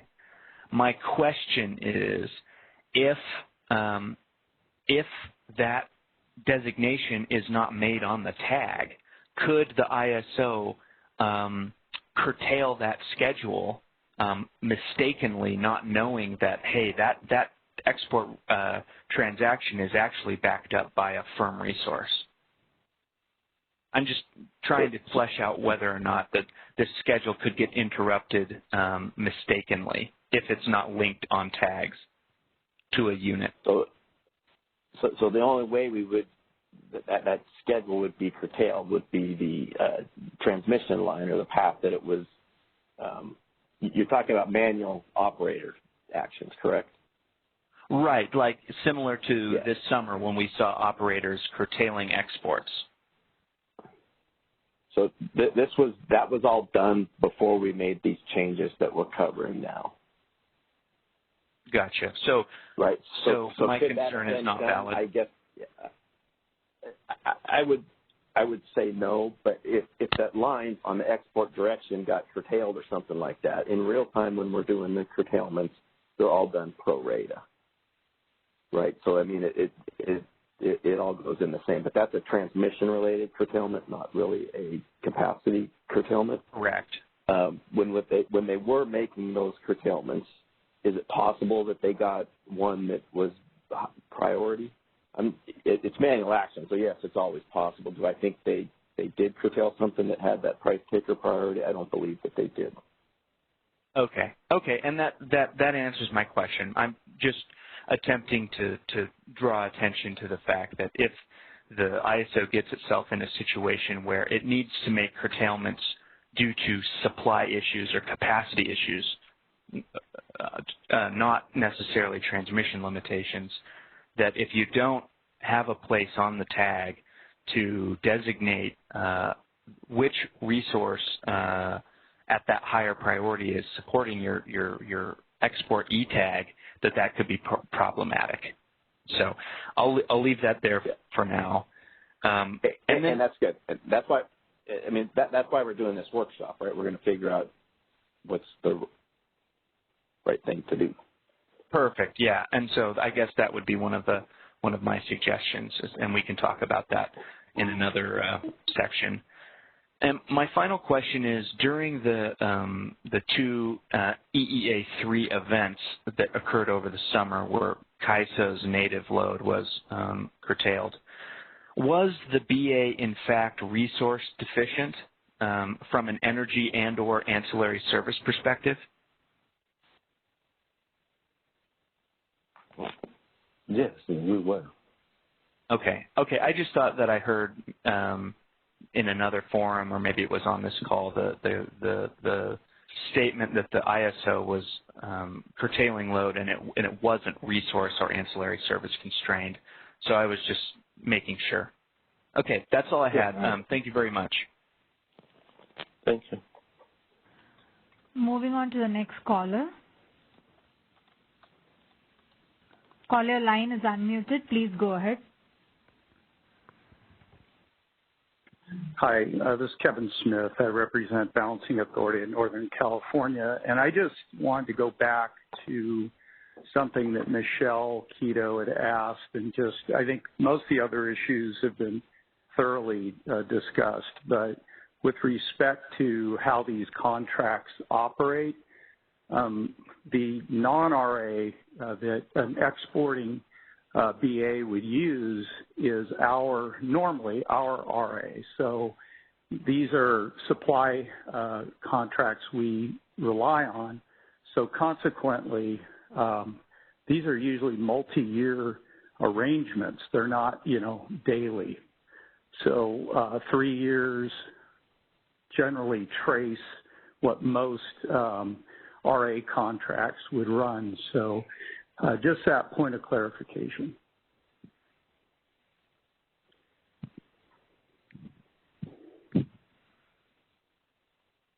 Thank you for the clarification. Moving on to the next caller. Caller line is unmuted. Please go ahead. Hey, this is Michelle Quito with the PUC again. I just wanted to respond to a couple things and ask a couple of questions. With regard to the last point, I totally understand that these are multi-year arrangements. I guess what caught my eye was that we had exports for 1,000 megawatts on one day, but maybe 200 megawatts on the other day. So I'm thinking that if these are multi-year arrangements, that you would see some consistency across the days, certainly during a heat wave. And so that was what raised my attention about that issue. I just wanted to follow up on the Shell point. So let's say you have a non-RA resource tagged. It's a very specific resource, but then it's on forced outage. I guess what I'm hearing you say is that you wouldn't cut the export even though the export is really no longer supported. Is my understanding correct?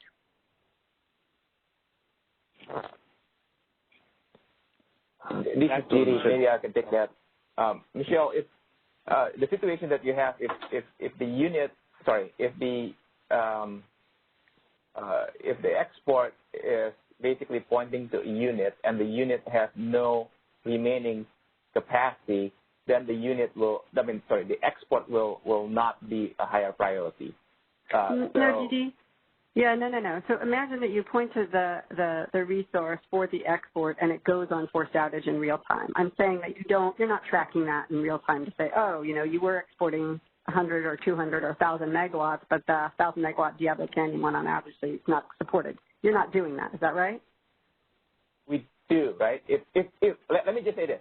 If the outage gets into OMS, right? If the outage gets to the outage management system, then the availability is recalculated in the outage management system, and that gets to CIRA.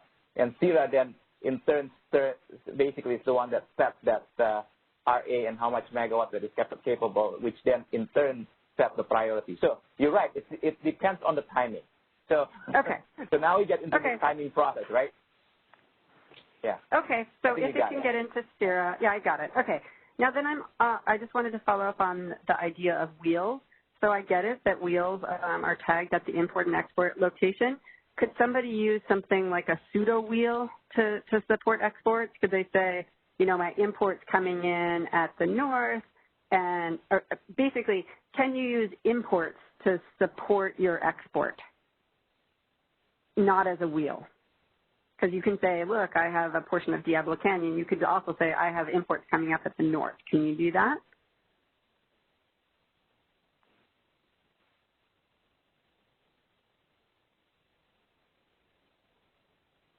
So this is Dave. I don't know the exact answer to that, but I know for the tagging, if you had an import tag at Malin and then a separate export that wasn't a wheel at Malin, those two, as far as I know, wouldn't be tied together. Okay. I guess maybe it will be helpful if I just look at if I could, or somebody looks at the exports, 1,000 megawatts of exports that were tagged on the 18th. That just looks high to me, and so I'm just trying to come up with ways that could possibly occur, because I can't imagine that there was 1,000 megawatts of capacity that was uncontracted for the month in August. So that's something that you guys might want to look at. Somebody might want to look at. Okay.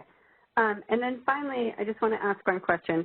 Let's say that I have a low priority export going into RUC, and that schedule doesn't get cut because it looks feasible in RUC, but let's say that the forecast was off by 2,000 megawatts.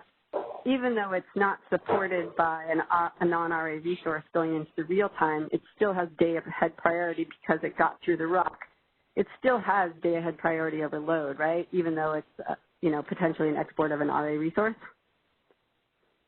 As long as it's clearing the day ahead, yes, they will be getting the priority if they decide to self-schedule. Okay. So I guess what I'm hearing you say is you agree that you could be exporting RA capacity if it gets through the RUC, because all self-schedules out of the RUC get that day-ahead priority, and day-ahead priority gets priority over load. Is that right? Not quite right. Let me rephrase what I'm trying to say here. What I'm saying is that regardless of the origin of the export in the day-ahead market, as long as it is clearing the day-ahead market, and at that time, the day-ahead market is the best projection that we have for what is going to happen in the real time. There is nothing better to rely on. As long as that export is clearing the day-ahead market, we are at the point where we assess that export can be supported. And therefore, by the fact that it was clear in the day-ahead market, it can get the priority that is labeled day-ahead priority into the real time. Now, whether that export is supported or not by RA is a bigger discussion, right? Because we have to go into the nuances of exactly where that megawatt is coming in. And obviously we cannot color code the electrons of the resources.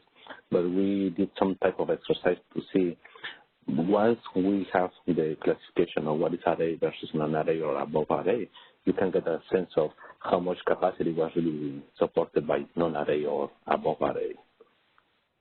Right, but I mean, you could. It would be more complicated to see the specifics of the market. Right, but I guess in the day-ahead initiative, I thought you guys were proposing, and maybe you're proposing here, that only exports associated with non-RA capacity would get high priority in the real time, right? Not just exports. Okay. Right now, we're not proposing anything because this is just telling you what the current practice is. I think the rest of the discussion is going to be where we may need to go. Okay. So I guess I was just clarifying. Yeah, go ahead. So currently today, as soon as you clear RUC, you've got a high priority export that comes into real time that will not be cut before load in real time. that's an area we may want to look at, and that's why we want to have to ensure that there's basically sort of comparable treatment between day-ahead and real-time for imports to California as well as exports out of CAISO, and understand whether we need to make changes around that. But again, I think that gets back to we want to look to see what the practices are outside of CAISO with regards to uncertainty that materializes between day-ahead and real-time. I would note that the operators do bias RUC to cover uncertainty in the load forecast. So they do try to reflect that in the targets in RUC, and that would increase the probability that you would not allow a low priority export to be scheduled, because you need to cover both the load forecast and the uncertainty that's been inserted into RUC. Yeah, totally understand that. But like coming into the 14th and the 15th, I think we were under forecasting load by like 1,000 megawatts. Is that right? I don't recall the numbers, but yes, they are publicly available. Okay. Okay. And that's why I'm just raising the issue, like that you could still clear exports that aren't high priority in RUC because your forecast is off, right? And then you can't recall them because you've given them priority overload. That's all. Okay. Right. Thanks so much for your help. I appreciate it. Moving on to the next question. Caller, your line is unmuted. Please go ahead.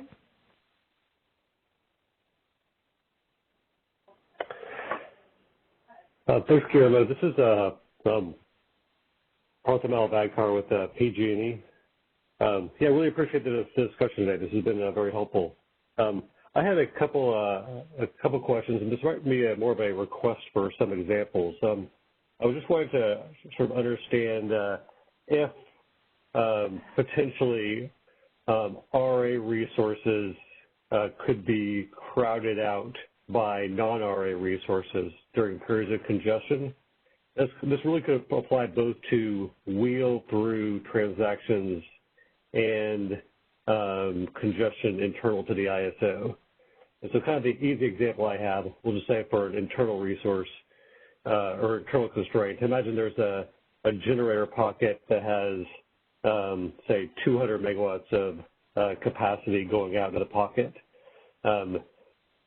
I guess my question would be, if the non-RA resource self-scheduled when RA resources bid, I'm wondering how the RUC might incorporate that or not. I have basically a similar question on wheel-through on the ties. If for a wheel-through transaction, non-RA resources self-schedule and they basically crowded out RA resources, how would the RUC prioritize those schedules or not? It might be helpful just to go through some examples, Guillermo. Yeah, really appreciate it. Yeah, thank you, Bart. I think I can generally answer that, and yeah, we can see if there is a need to have some illustrations on that. I think that may happen even in simpler scenarios, and I think we elaborated at least on one of those in one of our MSc discussions back in October, I believe. We put some material together and explained this specific interplay that happened at Malin intertie, where we have the rated capacity on the intertie that put living supply in excess to what was able to flow through. And there is some breakdown there of the different elements of the capacity that can show you that effectively non-RA imports were outbidding basically the RA imports, and the portion that was clear was still non-RA imports, and the remaining portion that couldn't flow through, a portion of that was non-RA, a portion of that was RA. And if that can happen as simple as in an intertie, I can see that conceptually it may happen in many other type of permutations in the system, not just for intertie congestion, but also for specific internal congestion, right? Depending how participants are bidding, either with economical bids, high price bids, or circuit schedules, there may be a combination that due to congestion management, other resources, non-RA, have to bid ink relative to decks that some RA may have. And that is just the nature of the beast, right? And the market is trying to move resources based on the information that it has. And at that point, whether they are RA or non-RA is not a variable used to determine whether the optimal dispatch should be one way or the other.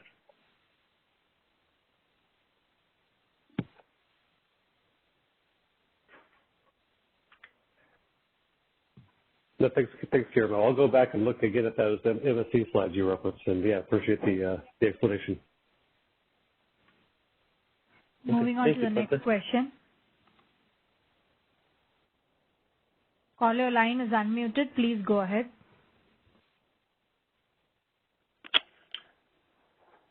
Good morning, Guillermo. It's Jeff Spires with PowerX.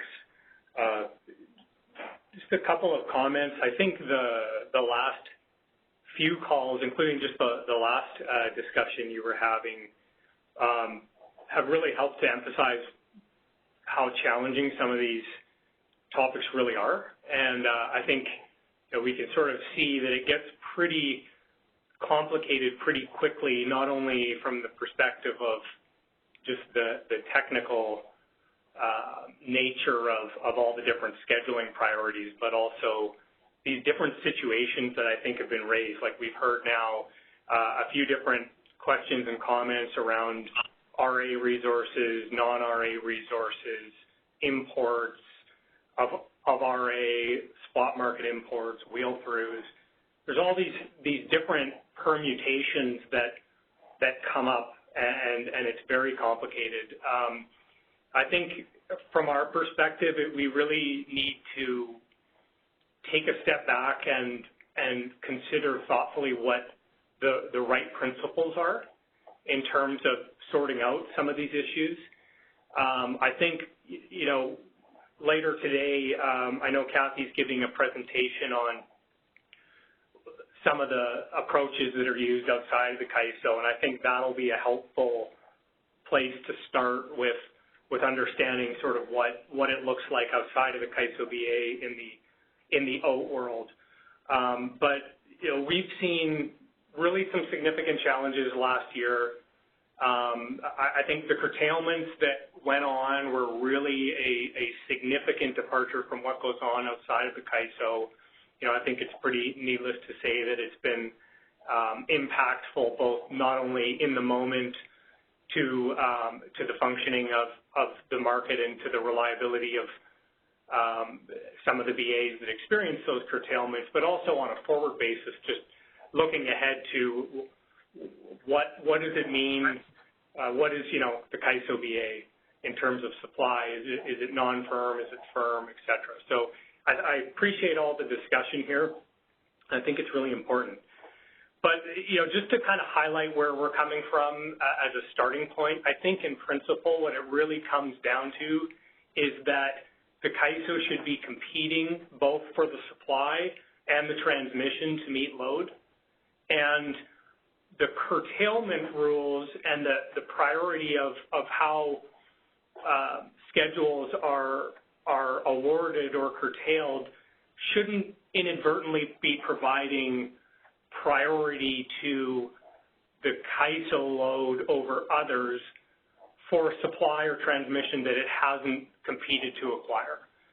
So I think if we're talking about RA resources, and those RA resources have been contracted for, the steps that are needed for external resources to verify that they're legitimately backed by real supply, et cetera, if those steps are taken and those contracts have been arranged, then I think it makes sense to say, well, those resources should be used to meet the CAISO's load first. And I think that would be comparable to what any other BA would generally do when arranging for supply. I think the challenge is we're seeing situations, and some of them have been referred to here, where we're talking about curtailments, for example, to exports, even at the same time that the CAISO is relying on spot market imports on other interties. And even though during those periods, the CAISO BA's pricing wasn't competitive with the external markets. And so in effect, you have spot market supply, let's just say in the Northwest, and you have bids by entities inside California and by entities outside of California, and rather than the energy ultimately going to the entity that's willing to pay the most for that supply, the curtailment priority has the effect of cutting the export and funneling that supply to the CAISO. And I think that that type of outcome is one of the challenges here. Is we need to make sure that while the legitimate contracted supply is available to the CAISO, and we wholeheartedly agree with that conceptually, it doesn't also come with inadvertently this type of issue where spot market supply is actually being diverted to the CAISO BA without that competition going on and without the price reflecting that. And so if we can sort of back up to a principle that says, look, if you, whether it's CAISO or an external entity, if you compete for the supply, you compete for the transmission, then you have, rightfully so, the priority access to that supply. I think that that's the kind of discussion worth having, because that general type of principle can then get applied in a number of different situations. Not only just RA resources, but also non-RA resources that are that are contracted for by external entities and used to meet the RA needs of other entities, as well as wheel-throughs where there are entities externally that are trying to use and compete for transmission to deliver energy from one region to another across the CAISO BA. So, again, I think we do, the discussion more recently in this call is really starting to get at some of these challenges, and ultimately I think that's where we need to go in terms of defining some principles. Thank you, Jeff, for the insights and trying to lay out the background for the discussion that is almost ready to start. I think the first part was really to make sure that everybody has a good understanding of where we are, one way or the other. This is what we currently have, and the CAISO understand the complexities and the challenges that we have run, not just CAISO, but many other balancing layers during this period that is so critical. And that is the whole reason why we want to have this open discussion and be able to really move to the next stage that you are clearly indicating, right? This is what we have. Where do we need to move now? I think is the biggest discussion that is going to happen now. So I think with that preamble, I think it would be good that we can move to Dave's part, because so far what we have covered is to great extent the market perspective that really matches a lot with what the operational perspective is. But I think it's going to be important to complement the market with the operational reality. And Dave has already answered a couple of questions that go into that space. So with this, I think we are really ready to move on into the last part, that is the operational component. All right, thanks, Guillermo. So I'm Dave Delpart. I'm the Director of Operational Readiness here at the ISO, and I'll cover operations from the floor perspective after, well, through the whole thing. So if you go to the next slide, please. All right, so our current operations, this is from the floor perspective. So the IFM, the award is not a physical award. I think everybody understands that.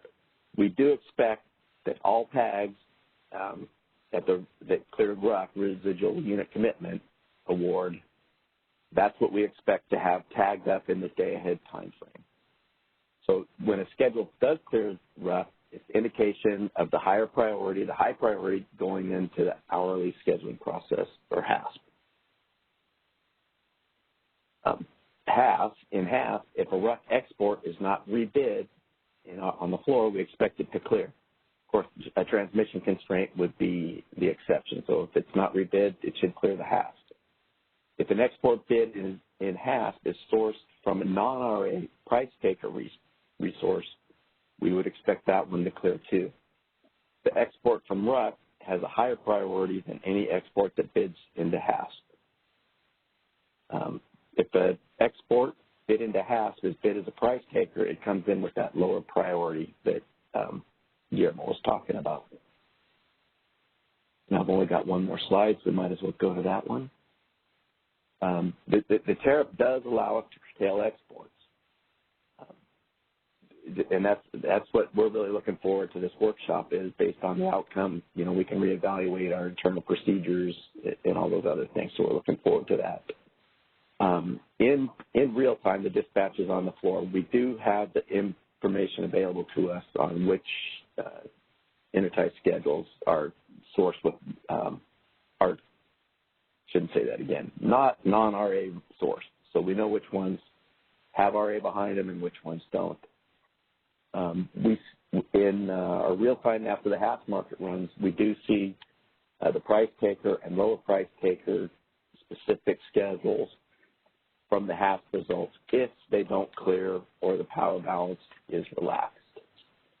So in 2020, and I needed a little correction here, this is post September 5th, we're not aware of any of your operators manually curtailing any price taker export due to a capacity issue.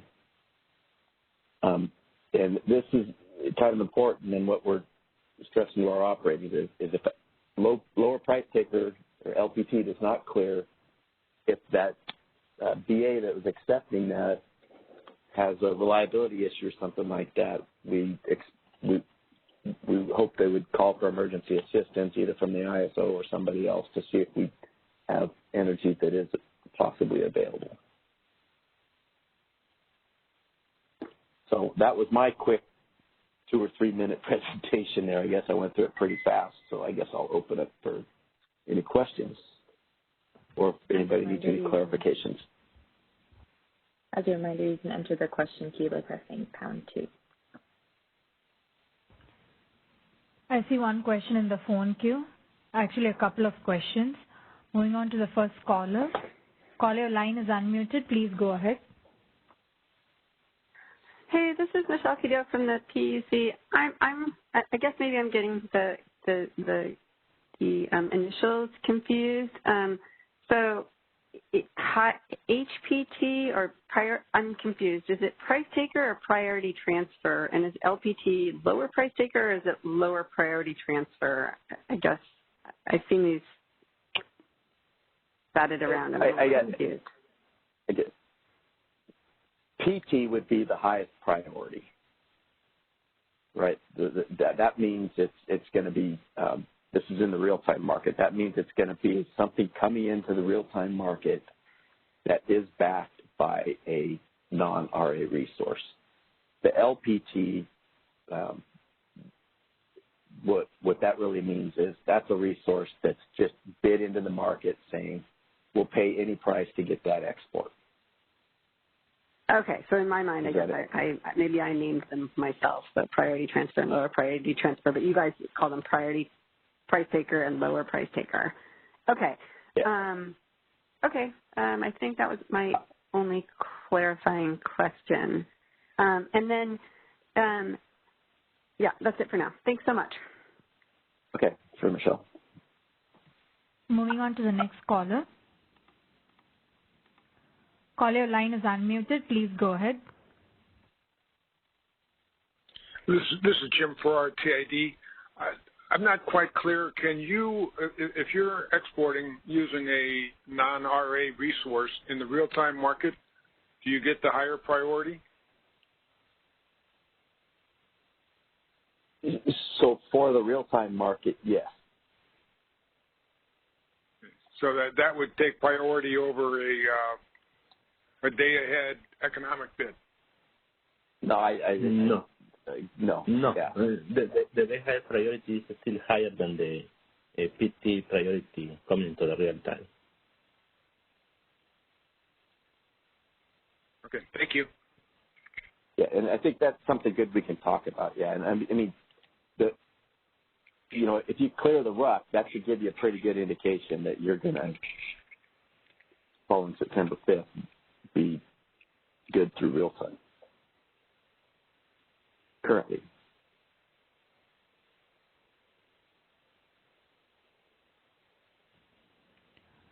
I'm not sure I agree with the priority, but that's up for discussion. Yeah, that's why we're having this workshop. So by the end of this, we should hopefully all be on the same understanding, same page.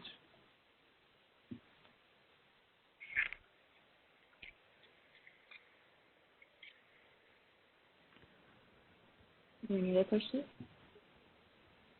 Can I move on to the next caller?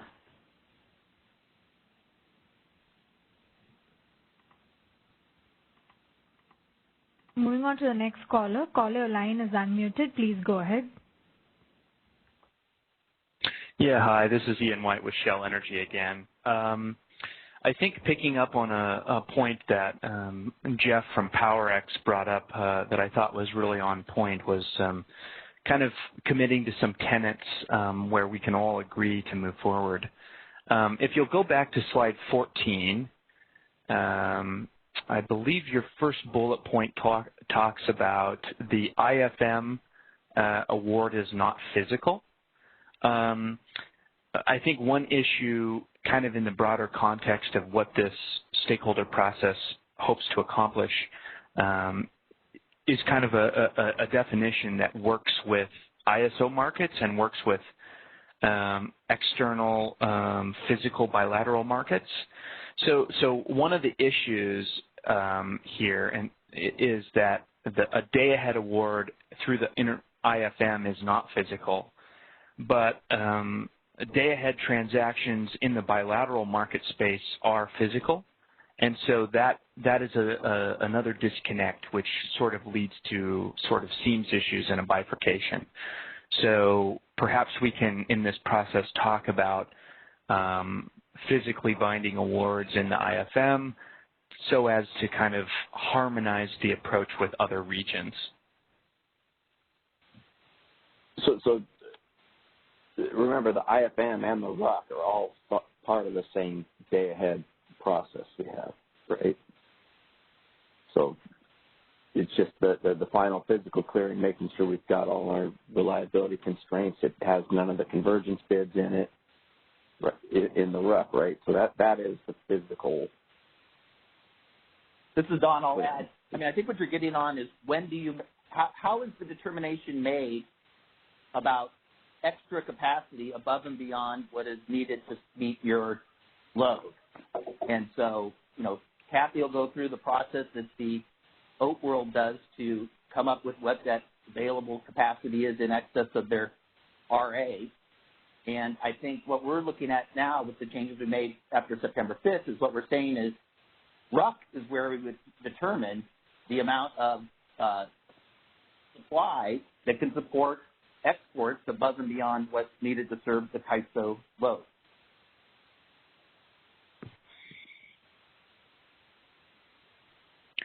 Yeah, I think that's good. I'm looking forward to Kathy's presentation later today on how the bilateral market makes this function. So yeah, I think that this is a place where we can have a conversation and try to find a solution. Thanks again. I do not see any further questions in the phone queue. Okay, this is Ian. Just before we move on, I think there was one lingering question that we couldn't address that came through the chat. And the question was, let's try to read it and try to put an explanation. Is there anything in the approach that we currently have that can provide a more assertive advance notice to the market to know the export positions? I think, generally speaking, with the change that we implemented on September 5th, the fact that now the exports are based on the RUC schedule and quantity that has been assessed to be feasible, that gives a great degree of certainty as to what exports are going to be feasibly scheduled into the real time under the new logic that we have starting on September 5th. Back in the days when we were doing this, on a temporal basis, we were also reaching out to the participants to ensure that they were aware that their exports may have been reduced in the rock process. I think generally speaking now, having the rock based on the schedule being run that realizes the physical exports is a very good indication that what is potentially feasible to come into the real time. And I would prefer that to be the reference point of what experts can check right now under the current practice as to the best course of reference of what the export is going to be for the real time. I see one more question. I'm sorry, please go ahead. No, sorry, let's take the last question. Yes, I was just saying there's one more question on the phone line. Caller, your line is unmuted. Please go ahead.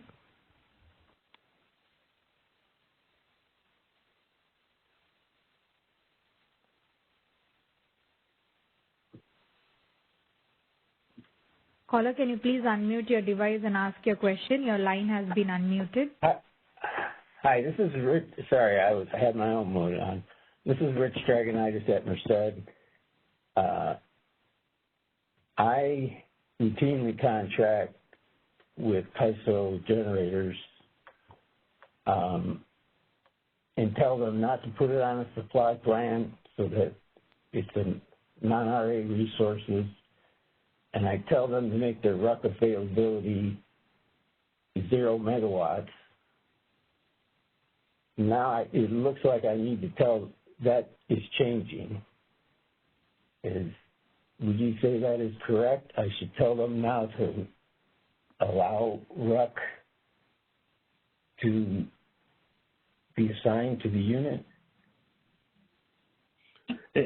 Actually, these provisions of the RUC to be the reference is not coming something. Obviously, we did the incremental changes to the logic in the market to relate to the RUC as the reference. But the provisions of using the RUC as a reference for what is feasible is actually going back, I believe, to 2016, 2014, when we implemented some provisions, including the 15-minute market. That is when we have some specific provisions to indicate that it is RUC, the one that should be serving as a reference to do the tagging in the day-ahead time frame.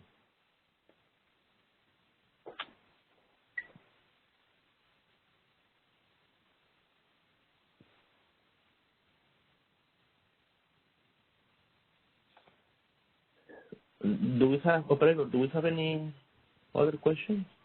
I do not see any further questions on the phone line. Okay, Don, we'll pass it to you now. Actually, no, we're going to Kathy. So my part will sort of kick off the discussion about what we want to do to bridge the gap between the two worlds. All right, can you guys all hear me? Hopefully. Yes, we can. Yes, perfect. All right. So my name is Kathy Anderson. I am the Senior Manager over Real-Time Operations at Idaho Power.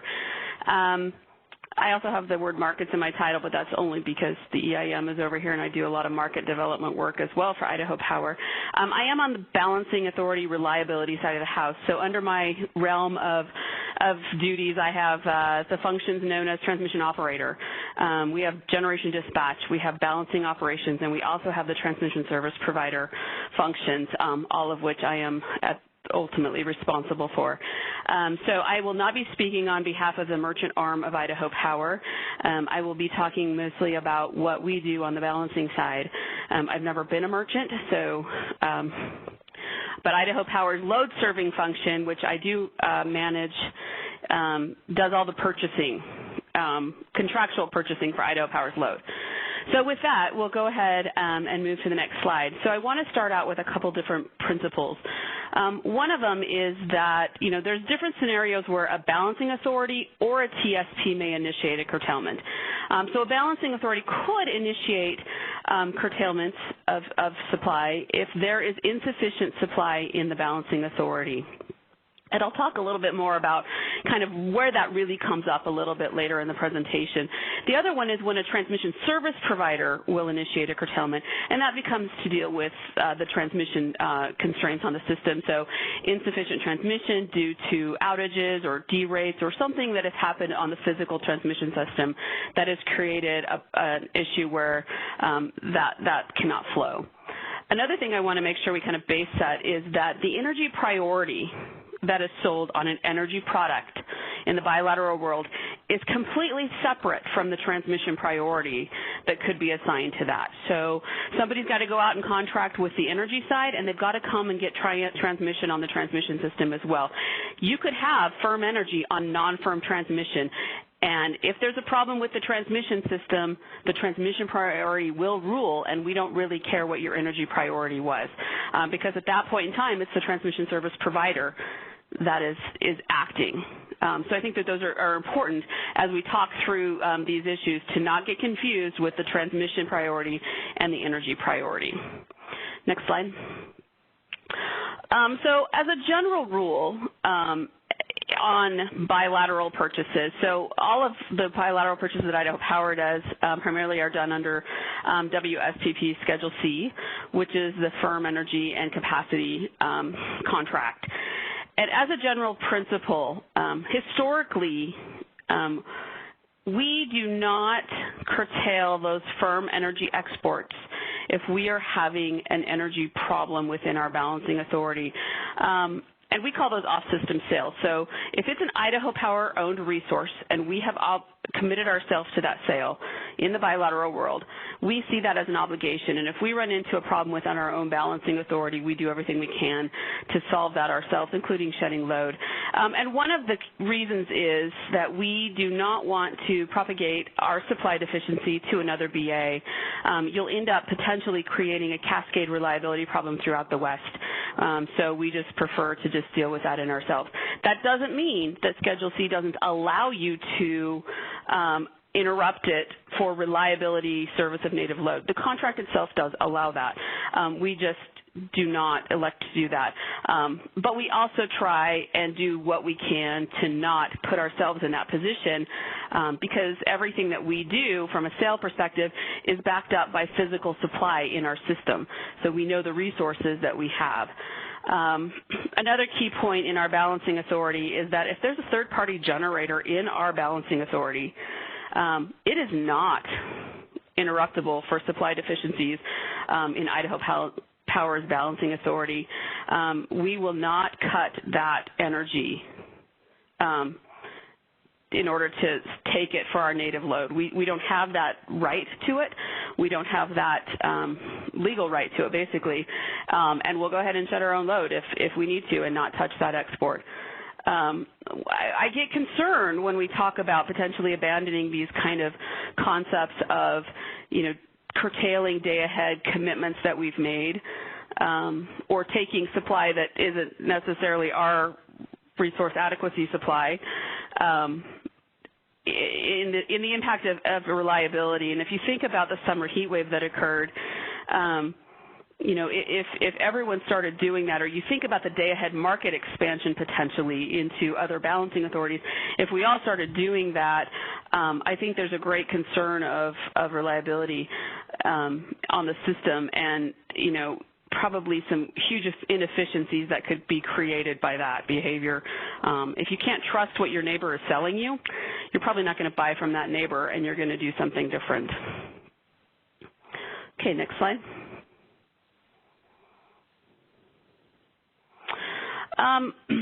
One of the things I wanted to cover real quick was also OAT rules, so open access transmission tariff rules regarding load service. So all transmission capacity that is allocated to network load or native load in our balancing authority is allocated under the open access transmission tariff rules. We personally don't have any more legacy contracts. I know that some transmission providers do have some legacy contracts out there that were pre-OAT that maybe govern some of this, but for the most part, our load has to compete with transmission with other long-term requests. Under that, load-serving entities have to designate the network resources if they want to use firm network service firm network transmission service to serve their load on our system. So there's timelines that have associated with that. Each transmission service provider is a little bit different, but basically this is what they do ahead of time to tell us, I want long-term transmission for this resource to serve my load. Here's my resource, here's my load, please grant me the transmission. And it goes through a study process like every other request to make sure that it can serve the load in a reliable manner. If the resource is not designated, then the load-serving entity must request and be granted point-to-point transmission, or for that resource, they could use secondary network transmission, which is a non-firm product. But basically, if Idaho Power goes and has a RA resource, so we've put steel in the ground, let's say, and we've built a plant, we're going to designate that resource so that we get the firm transmission from the resource to our load. And then that's basically saying this resource is designated to serve this load. It is available for this load. And that's how they procure the transmission. And next slide.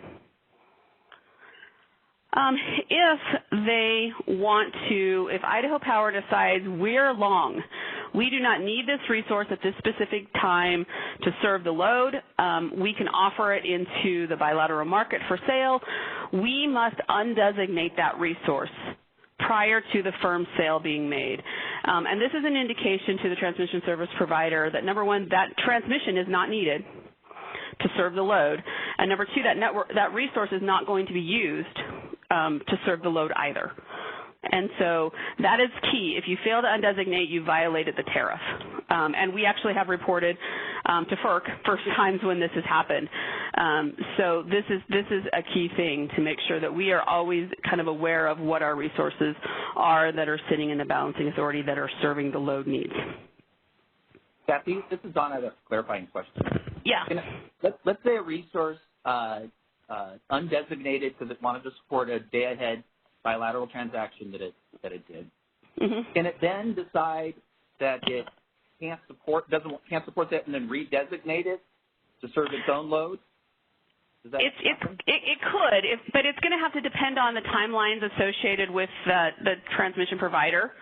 A lot of times the timelines won't allow that. So in that case, for instance, in Idaho Power's perspective, because our timelines maybe don't allow that, because designation takes some work, they could go and they'd have to purchase point-to-point on the system if they want to go ahead and generate that. Otherwise, our expectation is that generation comes off the system.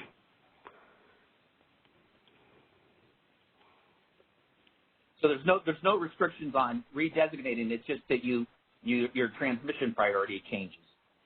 It could.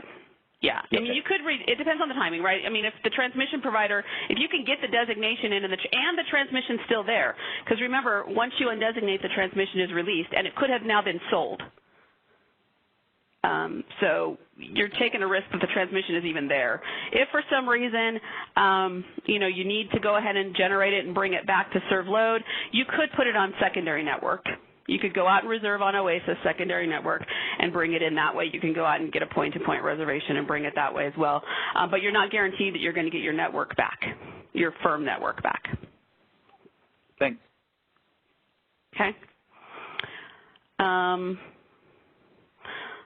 Okay. So next slide.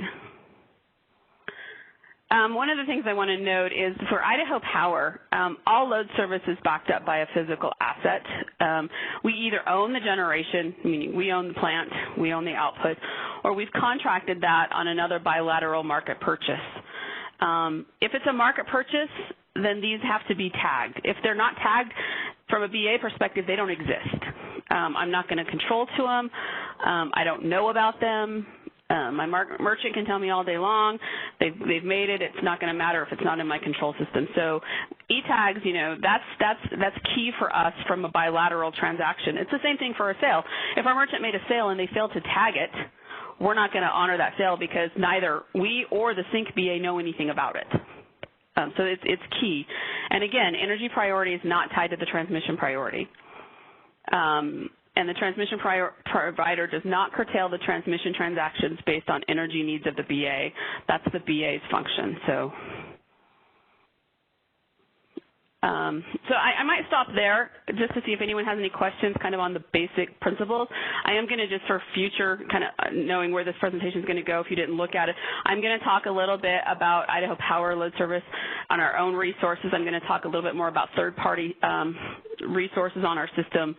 So if you have questions related to that, you might hold them. But is there any questions, kind of just the basic principles that I've kind of noted?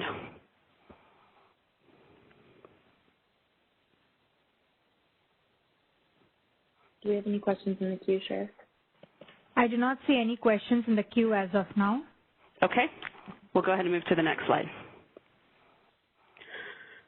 So if it's a sale from an Idaho Power BA, if it's Idaho Power-owned resources, I'll talk a little bit about our process. So we have, like many other companies, we have an IRP process that determines our obligations from a resource adequacy. This is a long-term process. So it's looking at multi-years, it's looking at load forecasts, it's looking at reserve obligations, it's looking at uncertainty planning margins. It's looking at all of that, and it's determining what resources Idaho Power needs to meet those obligations. When we get a little bit closer into the time, Idaho Power itself has an internal risk management committee that reviews, I think it's 18 months out to determine resource needs and how we're going to start to look at serving those loads. This is where some of the hedging that potentially could happen comes in.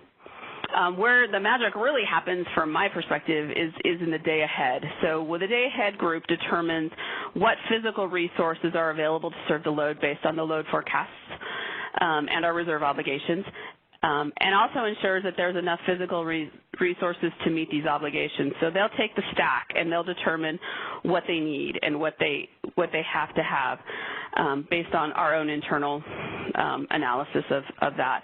And then if there's surplus resources that are identified, then those resources are undesignated and then they're offered for sale by our merchant in the bilateral market.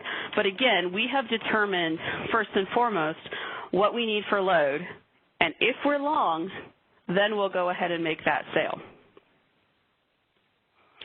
Okay, next slide. Kathy, can I ask a couple clarifying questions on that one? Yep. So when you're determining your excess capacity, you consider not just your load forecast, but any potential upward load forecast error in addition to your reserve obligations? That's a really good question, and I probably should have asked our day-ahead leader that question. I believe there's some uncertainty in there. We're allowed to come in a little bit long, and he takes a look at the load forecast, his group does, and they'll add an adder if they don't believe that that's really going to be the case. Because they take historical days, they take yesterday, they take a look at the forecast that's coming in for loads and for VERS and heat and all of that, and they will make an adjustment if they don't believe that they'll add a little bit more of an adder. But we have an internal policy that we can only go into real time, long or short by a certain amount. So we do have some buffer there that we allow, but for the most part. We don't add like hundreds and hundreds of megawatts to that. So in the day-ahead time frame, if you made a trade, and assume you made a trade with the CAISO, you said that you're going to import, and that was tagged up day ahead. Mm-hmm. That supply shouldn't be reduced in real time. Correct. If it was a firm energy sale, that is correct from a supply perspective. Yeah. Now we're leaving out the whole transmission issues, right? But yes, that's correct. If I run in, I'm going to consider that an obligation in my system to supply. And I agree. I think on the transmission side, we both have sort of the same rules. It's just yours is done through scheduling priorities, and ours is done through congestion management. So I think we're doing similar there.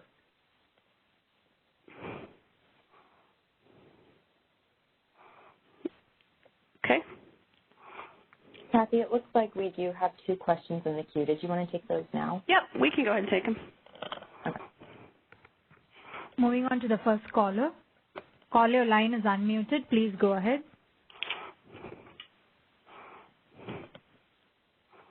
Well, this is Partha Malvadkar with PG&E.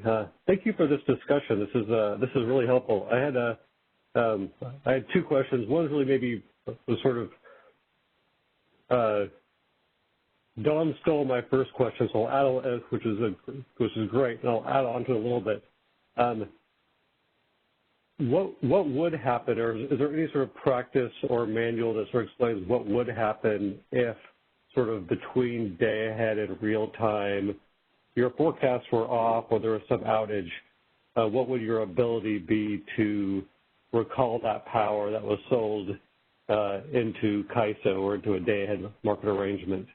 For lack of a better term, would you curtail native load before curtailing those schedules? So that's my first question. And my second question was really, I really appreciate your discussion before in terms of some of the implications of everybody being able to recall resources, particularly for non-RA resources or non-resources not dedicated to serve one's load, and some of the concerns that you expressed. I was just wondering if you knew of if there was any sort of formal contractual arrangement that you know of that kind of make clear that BAs would not do this in practice, to give basically better comfort or assurance to the importing area that the resources that they were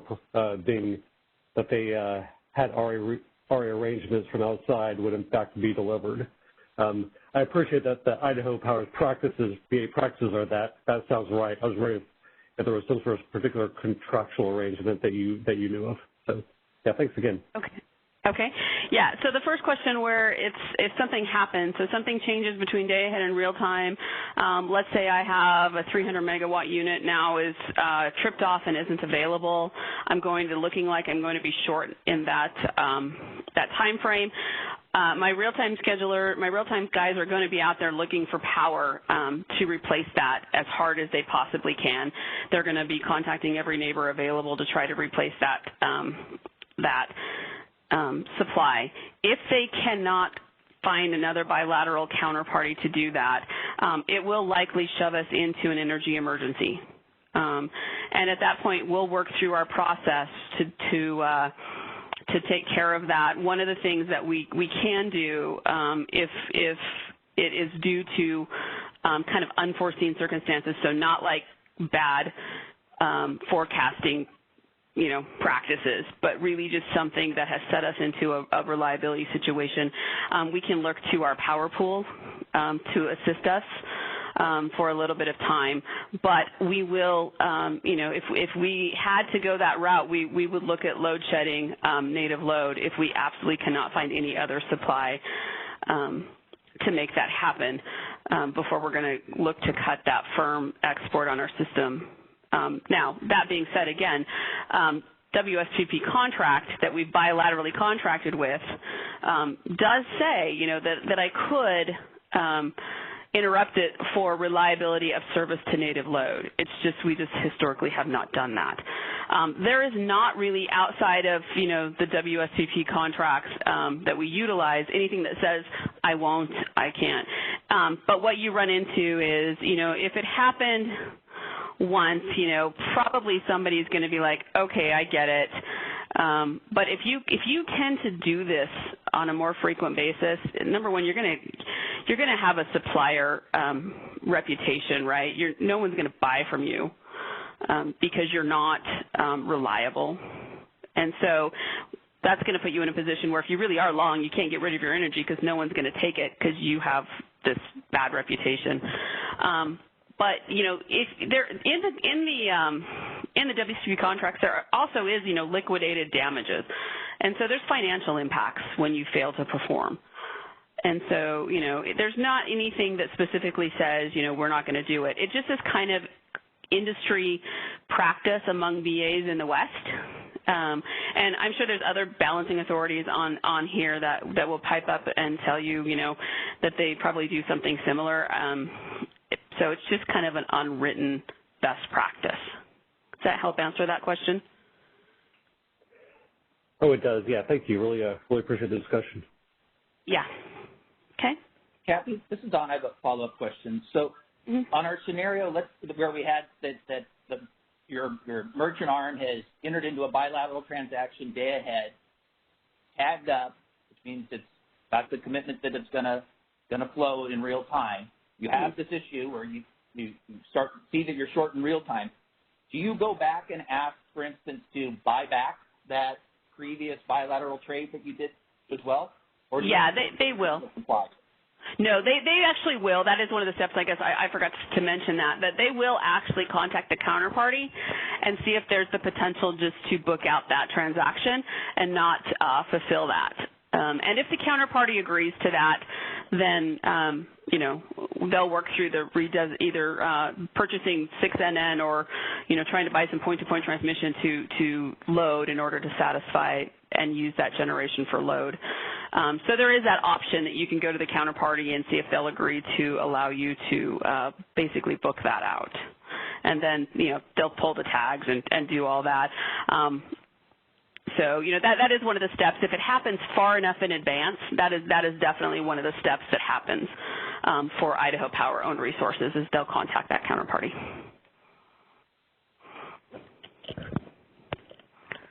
Is there other questions?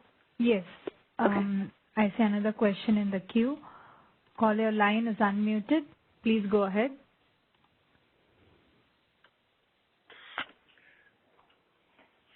Hi, Kathy. It's Jeff Spires with PowerX. I just had a couple of comments so far. I just wanted to say thanks for the presentation, first of all, but just support a lot of what you're saying here and emphasize a couple of the areas. I mean, I think the bottom line is that each BA is going to have somewhat unique practices, but in general, the principles that you're laying out that Idaho follows, I think, is very comparable to what most BAs do, and there's really a couple of key items associated with that I just kind of wanted to reemphasize what you already said. I think the first one is when we're talking about making firm commitments, entities don't cut firm sales for supply shortfalls. That is just not an acceptable practice between the utilities across the West. Like Kathy mentioned, that is the reputational impact of that is enormous. Entities that are making those firm purchases and relying on that energy will not buy from you in the future if you cut them because you committed to something that you can't stand behind.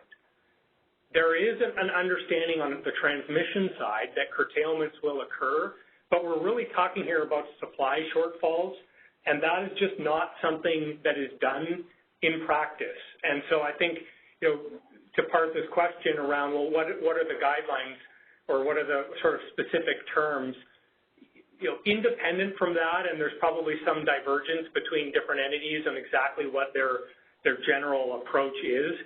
Firm exports are generally treated in a manner similar to internal load.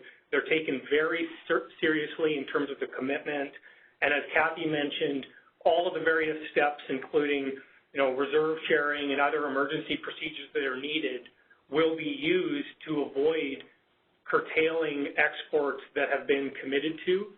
And the other sort of flip side of that is if an entity wants to sell something that isn't firm, that can also occur, but it's done in a way where the buyer understands what they're buying. And so if you sell, for example, a non-firm product, that's something that is done explicitly. It trades at a discount to the firm energy products because it's not as reliable, and but the buyer knows exactly what they're getting and they recognize the risks, and so therefore it's understood between both parties what that is.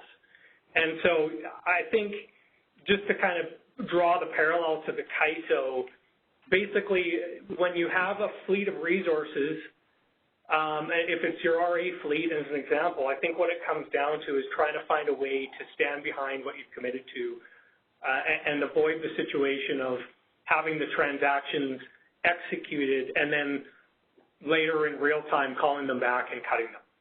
I think that's the outcome that we really want to avoid. That's what doesn't go on outside of the CAISO, and I think that's just something that was worth emphasizing. But otherwise, appreciate all of this information, and I do support it and think that it's consistent with what a lot of entities and most entities really do across the West. Thanks, Jeff. Is there other questions? Yes, I see a few more questions on the phone line. Okay. Caller line is unmuted. Please go ahead. Hey, this is Michelle Keto from the CPUC. I just wanted to check in about some of the things that you had indicated. So I just wanted to make sure I understand. For resources that you're counting on for reliability, your RA resources or IRP resources, you assume that those are fully dedicated to your load. Is that right? We assume that unless they have been undesignated and we've been told differently and they have tagged an off-system sale. Okay. And then in terms of the... But again, sorry, let me also say that, and that's determined, by us because we happen to be fully integrated, and so we know whether or not that physical resource is needed for load. We're not gonna do that and make that sale if we think we need it for load. So sorry, okay. Next question, sorry. Oh, yeah. So then in looking at CAISO's analysis, CAISO never cut the resources that had contracts for firm contracts for exports, right? Right? And that's your understanding. Those are the high priority. I would ask CAISO that question. I'll be honest, Michelle. I don't do a lot of outside of EIM. I don't do business with California. So yeah. Okay. Well, I'll assert it, and we can check. Sure. And then finally, going into the day-ahead market, you were talking about your real-time market, and so you do a pretty thorough check before you would make off-system, sales into the CAISO's day-ahead market or into the real-time market, right? You'd make sure that on the day-ahead basis that you guys were secure and feasible, right? Okay. Yes. So I would just sort of liken that to CAISO's RUC process. So right now what they're saying is we're going to make sure that the purpose of a balancing authority, right, is to ensure that you serve your load. That's really the purpose of the balancing authority, right? Yes, balance. Yep, making sure you have enough generation to meet the load demands. Yep. Okay. So and your reserve obligations. Right. So it's really critical that you do that reliability check. Yes. Okay. That's all. Thanks so much. Mhm. Moving on to the next caller. Caller, your line is unmuted. Please go ahead. Yeah, hi, this is Ian with Shell Energy again. Kathy, I just wanted to thank you for going through this presentation and echo Jeff Spires' comments. This is indeed the nature of bilateral markets that we participate in, and so your presentation is really nails a lot of issues. One of the points that I wanted to kind of make is that firm energy is not recallable in real time if the host balancing authority is having an issue. Now we understand under WSPP Schedule C it is interruptible given a reliability need, but it is of course subject to liquidated damages. And I also thought it was good to make the determination that Jeff did about non-firm energy can be interrupted if sold under that explicit non-firm status under WSPP. And so I think for me this all kind of comes down to who controls the supply and exports, et cetera. Under a bilateral construct, the resource owner or the balancing authority, and in an RTO you signal what you would like to do just based on bids for supply exports. I also we also can't discount the fact that on what impacts prices have on physical schedules. And so given the fact that CAISO's market is now compliant with FERC 831, I think that for the upcoming summer 2021, will remove some of the seams issues present where the price cap in California we saw in 2020 was lower than external regions. And so economics really played a factor here in incentivizing additional exports out of California. So to the extent that we can harmonize our pricing and especially scarcity pricing, I think that will allow the subregions within the Western Interconnection to really allow more exist in a more harmonious way. So thanks again. Mm-hmm. Okay, and we've mentioned a couple of times, the non-firm, and actually I did have a slide on that, so we haven't got to that part yet, but that is an option. So if we want to do the next question. Sure. Moving on to the next caller. Caller, your line is unmuted. Please go ahead. Hi, Kathy. It's Jeff Spires again with PowerX.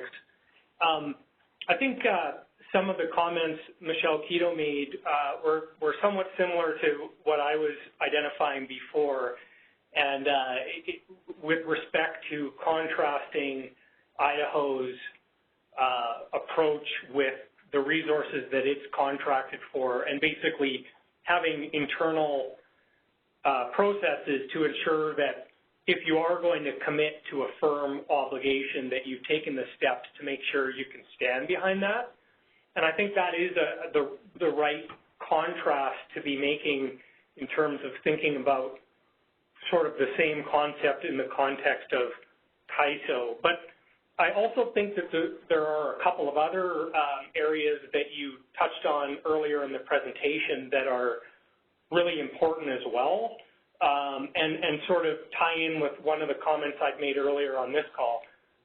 The first one being that if Idaho Power hasn't contracted for supply and you've got a resource in your VA that's owned by a third party, in that case, Idaho doesn't use that and doesn't cut schedules associated with that resource to meet load. And I think that's an important distinction, is when you're talking about evaluating your portfolio, you're talking about the supply that you've contracted for or that you've built yourself. And I think the other element of that, from what I understand of what you're saying here, is that if you have surplus supply, you would evaluate that and potentially sell it bilaterally. But I think the flip side would be that if you don't have enough supply to meet load in your VA, then you would go to the market and compete to secure that supply. You wouldn't use, and correct me if I'm wrong, but you wouldn't use the role as a transmission service provider to initiate curtailments to address that issue. And so, back to this sort of concept that to address supply issues, it really requires the entity that needs the supply going out and competing on the market to deal with that issue.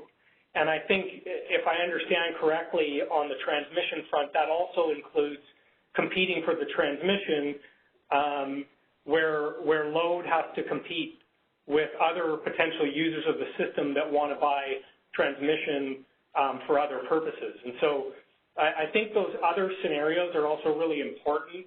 And correct me if I'm wrong on the way I've kind of characterized it, but I do think that these other areas are also really important when we're trying to kind of draw the parallel scenario to the CAISO with respect to non-RA resources inside the CAISO VA that might be contracted for by external entities, and or transmission service that an entity is trying to arrange for a wheel through. So just wanted to add a couple of comments along those different topics.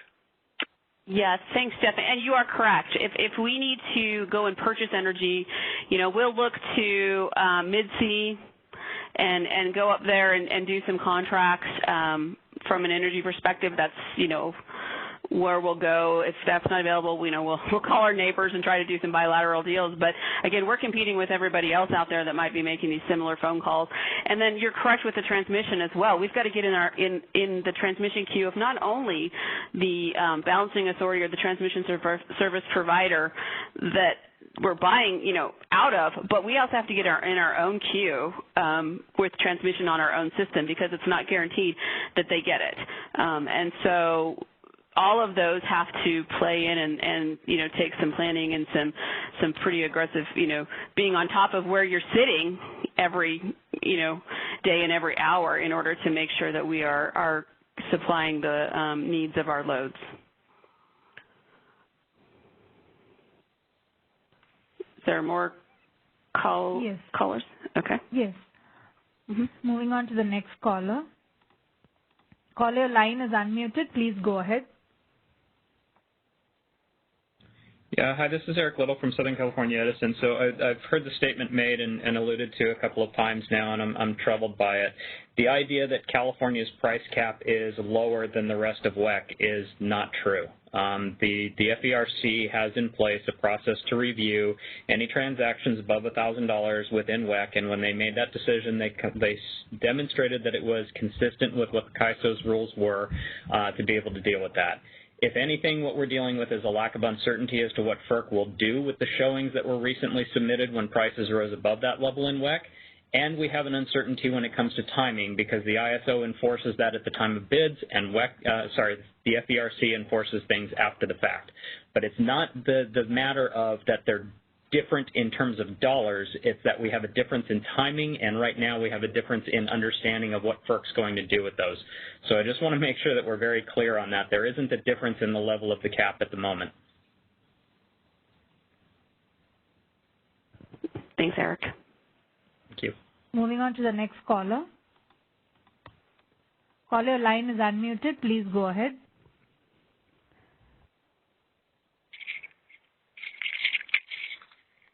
Kathy, this is Jim Farrar, TID. Could you talk about how you reserve transmission for imports into Idaho? Do you keep something back for native load use? So if it's longer term out, we have some set-asides, quote unquote, that we have on the system that's based on load forecasts, and we give the LSEs in our area 30 days before to go actually procure physical resource. If they fail to do that, then no, that's released out and it's sold. And that's part of our tariff and our business practice. We do have capacity benefit margin transmission on our system, CBM transmission on our system, that could be used in an energy emergency situation. There's rules around CBM. It's fairly complex to utilize, but we do have some CBM transmission on our system that a load-serving entity could request to use if needed. We also have transmission reliability margin on the system that is potentially non-firm available. But for the most part, there's no specific firm transmission outside of the CBM that is held in a day-ahead or real-time environment for our own load service. So they've got to go out on OASIS and request it. And it's, evaluated based on the available transmission capacity at the time. Thank you, Kathy. Yeah. I do not see any further questions on the phone line. Okay. All right, so we'll move to the next slide. We've talked a little bit about some of this. Again, if we've made the firm sale, it's viewed as an obligation to serve along with the load. We don't cut these in favor of our load because of the reputation risk or pushing that reliability issue onto other entities. And again, like I said, the key is we only make these from identified physical surplus supply so that we avoid putting ourselves in this position. Next slide. And as Jeff and others have mentioned, there is an option to sell non-firm energy from our resource. So if we think there might be some, but we're not really sure, we can go ahead and make that on a non-firm basis. but it can be recalled for any reason, and the purchaser knows that, and the purchaser is well aware of what they bought. And as Jeff had mentioned, there's a discount for that, so we're not going to get firm energy pricing for that. But somebody may be willing to take that energy and know that there's this potential to be cut for any reason. Kathy, okay, Nick. Don, yeah. What do you think the split is between firm and non-firm sales that you do? We do very little non-firm sales for the most part. If there's just not a huge market for it that we have found. I mean, we do some of it, and it usually will kind of be in maybe kind of shoulder days, but we don't do a whole lot of it. Mostly because, again, there's just not, and other merchants maybe know more about this than I do, but we don't see a big market for it. Maybe Jeff and others do a little bit more of it than we do. Okay, next slide. Here's my slide on third-party generation, and again, I think we've said it multiple times, but if the third-party generator in our balancing authority is not contracted to sell that generation output to Idaho Power, we cannot curtail that export schedule if the BA is energy deficient. However, the only time you'll see us do something like this is if the third-party generator has a schedule that's exporting from our system, and that resource is not generating to supply that generation, then that is subject to curtailment because, again, I am under no obligation to backstop that sale with Idaho Power resources. With that, the exception of that is, of course, real-time outages. If it suddenly trips in real time and there's an export schedule, we'll cover based on reserves for that first hour. We'll call on the Northwest Power Pool. We'll meet our own obligation as a BA, provided that they are purchasing this service from us, right? They have to be purchasing the ancillary service from us to do this. But that's really the only time you'll see us do a third-party generator exporting from our system is if they've tripped, it's beyond the first hour, and they still have got that tag in place. We'll go ahead and get rid of that because I'm not obligated to serve that from my own resources. So, Kathy, is this really to say that if the unit trips after, like, T-20, that you'd cover it for that hour? Yeah, we would cover it for the next 60 minutes. Okay. Expecting that they are either going to go get rid of that tag themselves within that time frame, or we're going to go curtail it when the reserve sharing starts to run out. Yeah, I think this could be similar to what the CAISO could do. Is if in half, if the resource is generating, it's good. But if something happens after half, you still honor it until the next hour. Yeah. But, if they have some schedule in place, and I know that generator's tripped off and they've got a schedule for the next 8 hours and they've basically said, this thing is not going to run, our expectation is they get rid of their tag because, again, that's going to be pulling energy that they are not entitled to. Just like if I were to cut that tag and they're generating, that's pulling energy into my BA that I'm not entitled to. Okay, next slide.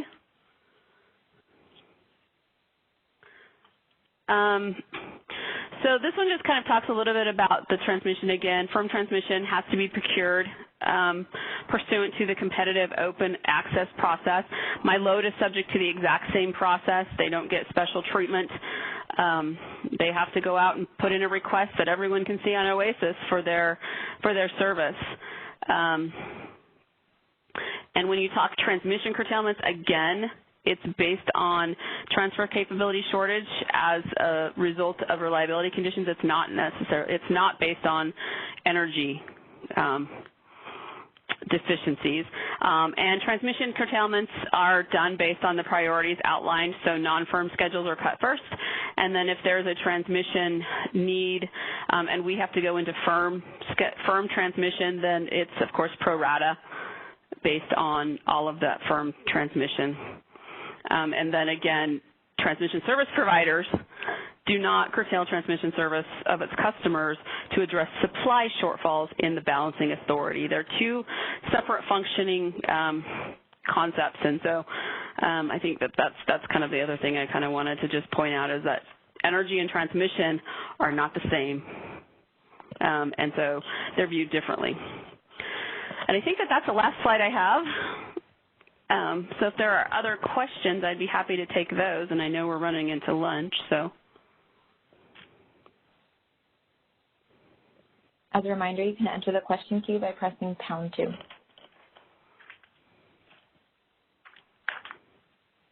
Are there any questions in the queue, Shreyas? Yes, a question came up just now. Caller, your line is unmuted. Please go ahead. Hey, Kathy. Dan Williams from Customized Energy Solutions. Thanks again for the presentation, too. And this could probably just be something that could be maybe posted after the fact, but I'd be curious if you could just run through the energy emergency alert process in the West so that could maybe be compared and contrasted to the CAISO's stage 1, 2, 3 emergency status as well. Yeah, we could work with CAISO and kind of show what we, how we line them up based on the NERC standard, and they can maybe line up how they do it. There's maybe already something out there, but yeah, we can work with CAISO on that one. Okay, thanks. I don't see any further questions in the phone queue. Okay. Then we'll go ahead and break for lunch and then pick it up with Dawn Trezaway's presentation on policy right around 1 o'clock. So enjoy your lunch, and we'll be back here at 1.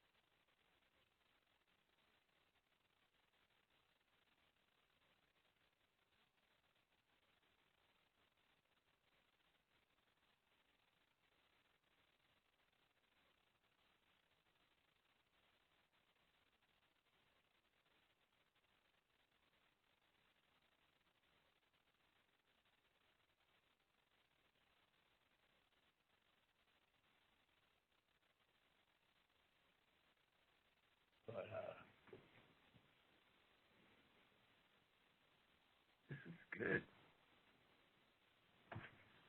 So,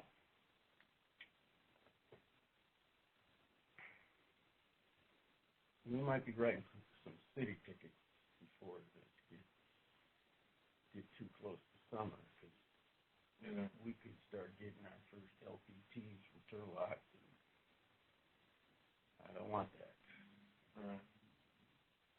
So, go ahead, Lawrence.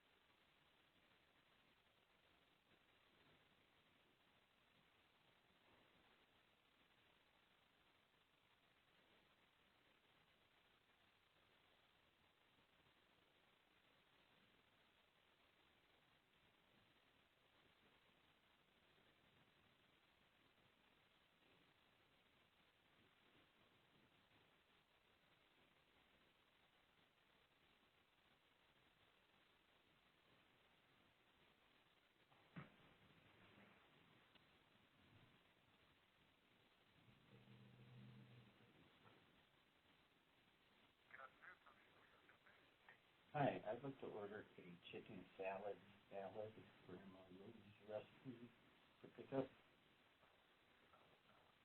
Yes.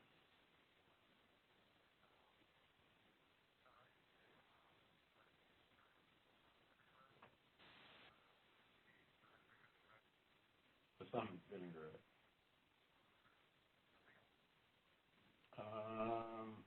No. Rich?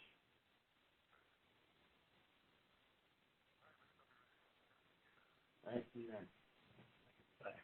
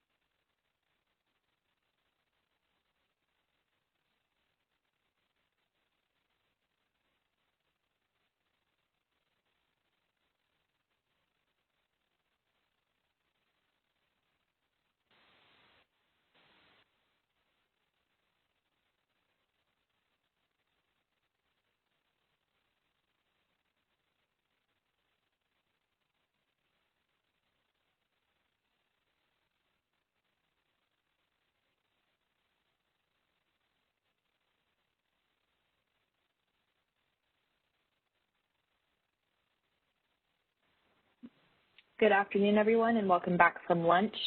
We're going to go ahead and pick it right back up with Dawn Trethewey's presentation on policy. So, Dawn, take it away. Okay, can we move to the next slide? So I put this together, prior to the discussion we had when we reviewed the CAISO's approach using scheduling priorities and the residual unit commitment process to determine what exports it can support, and then Kathy walking through how under the O framework they do exports. And so this was just sort of my initial thoughts around, what are there additional policy changes needed to really provide comparable treatment for exports that the CAISO receives for imports. And in listening through the conversations we had in the morning, I think there's some different topics that I want to sort of go through, and we can chat about each one, and then get everyone's perspectives on it. And I'll list them. The first is, I think, talking around congestion management. Then the next is around contracted supply and the rules around that. The next is around spot imports that are tagged and spot exports that are through RUC and what that means. Then sort of talking through the market timing, differences between when the market's cleared and when that day-ahead tagging occurs and what that can cause.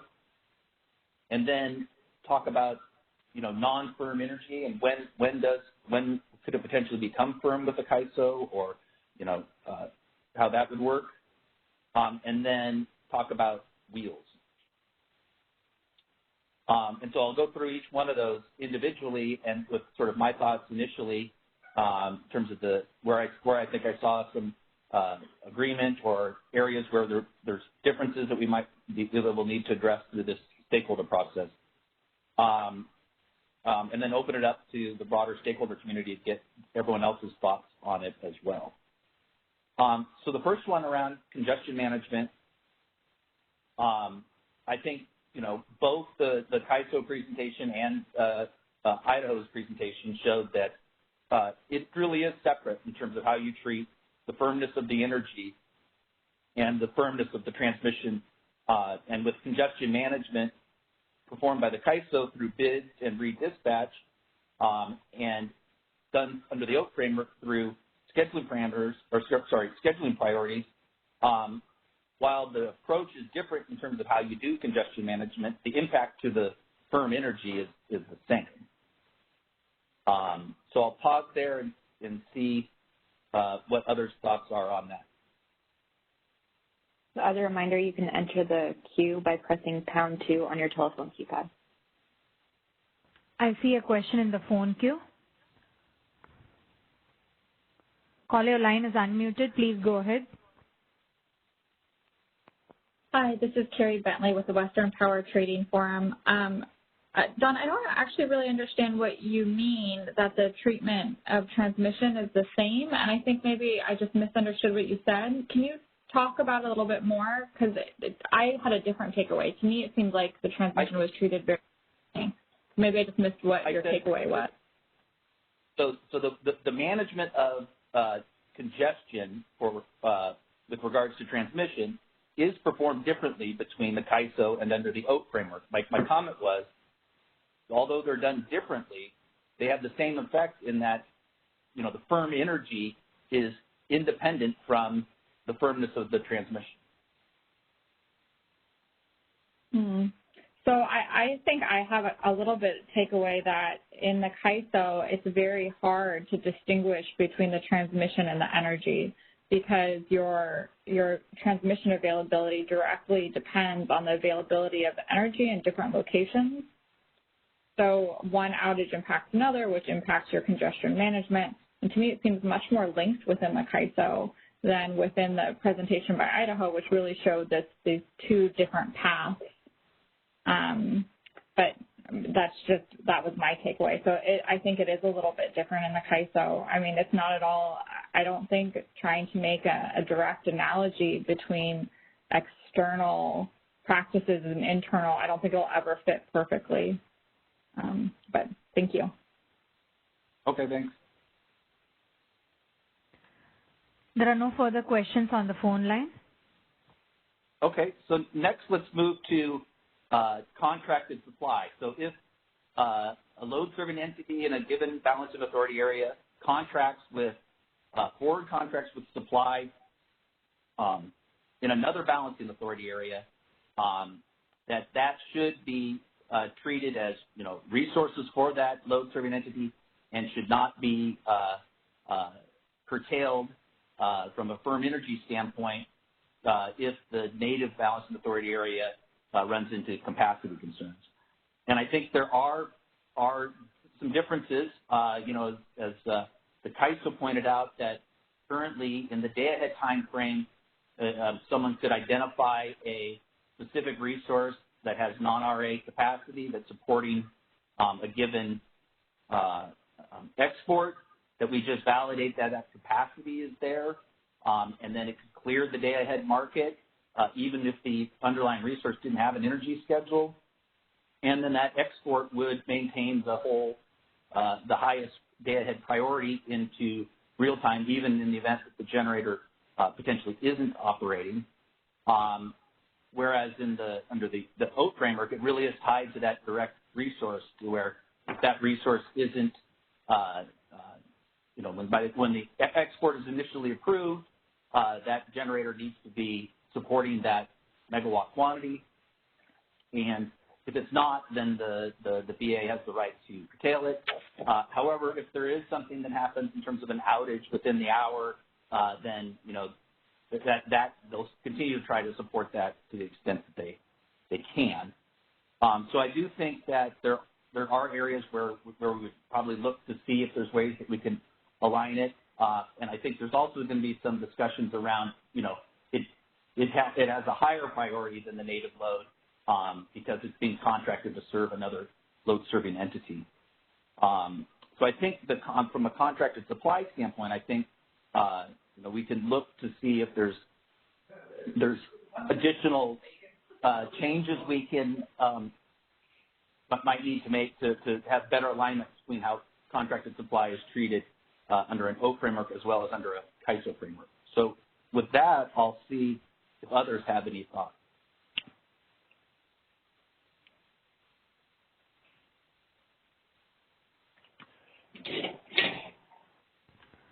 I see a couple of questions on the phone line. Moving on to the first caller. Caller, your line is unmuted. Please go ahead. Oh, this is Carrie Bentley again with the Western Power Trading Forum. I'm sorry, Don, I don't know if it's just because we're all coming back from lunch, but you lost me a little bit there. And I think it's hard because there isn't a slide kind of backing you up. But maybe once you answer the next question, a little bit more will be teased out. But in general, I just appreciate you going over your conclusions maybe a little bit slower. Thanks. Okay. Well, what I was really just trying to do was trying to sort of tee up the discussion item, and then hopefully others could chime in. I was looking for other people's inputs as well. Oh, I'm just saying I'm not sure what you're asking for input on. I'm not disagreeing with what you're saying or agreeing. I literally just am not sure what you're seeking. Could you maybe just go over it again a little slower? Okay. Well, I think what I'm trying to do is to facilitate a discussion around the potential changes that the CAISO would like to make to its scheduling priorities and treatment of exports and loads, so that we can see if there's changes we need to make to have a more comparable treatment between under the OAT framework and under what the CAISO is currently doing, beyond what we've done with regards to the changes we made on September 5th.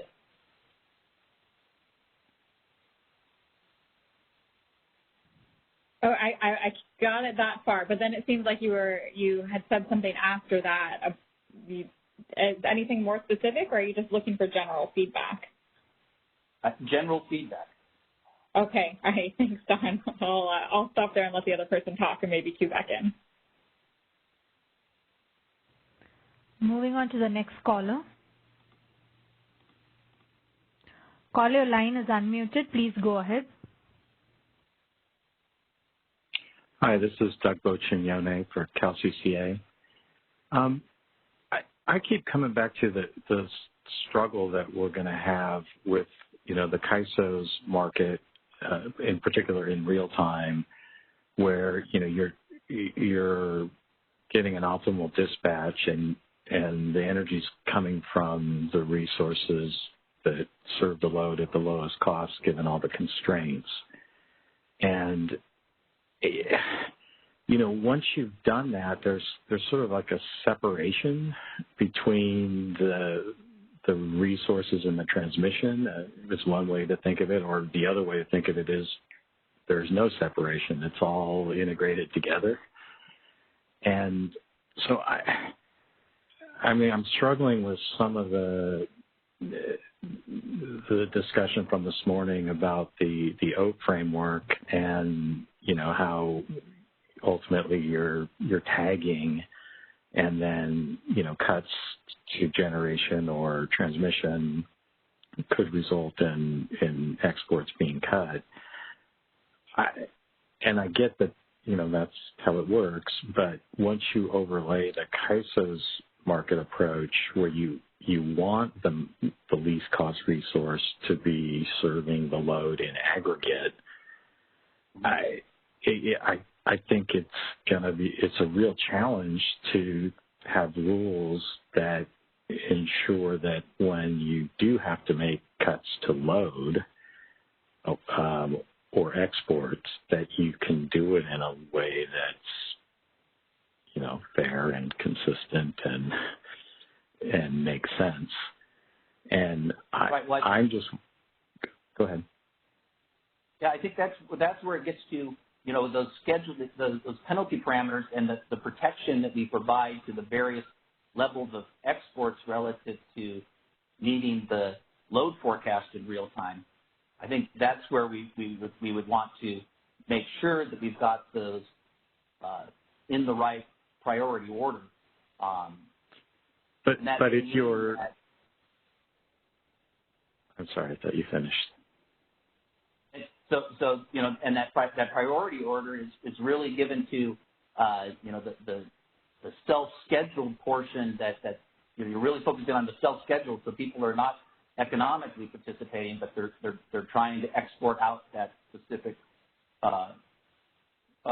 resource or the amount energy from that underlying capacity of the resource that they forward contracted with. How do we do that? Yeah, but I think that creates a tension, right? Because in order to get an efficient solution, you want people to bid and not self-schedule. And you're giving the highest priority to the self-schedules, but you're going to be clearing a portion of the demand based on the market, hopefully. And I think that then sets yourself up so that you'd actually sort of provide a higher priority to the exports that have been self-scheduled than you would to serving the load, even though you could have served those loads from that load from a slightly higher cost resource. You chose not to. You used the real-time market and the EIM to serve the load. And then, then you're back to, why would you be cutting the schedule to the internal resource in favor of an export, or vice versa, just based on how the market cleared?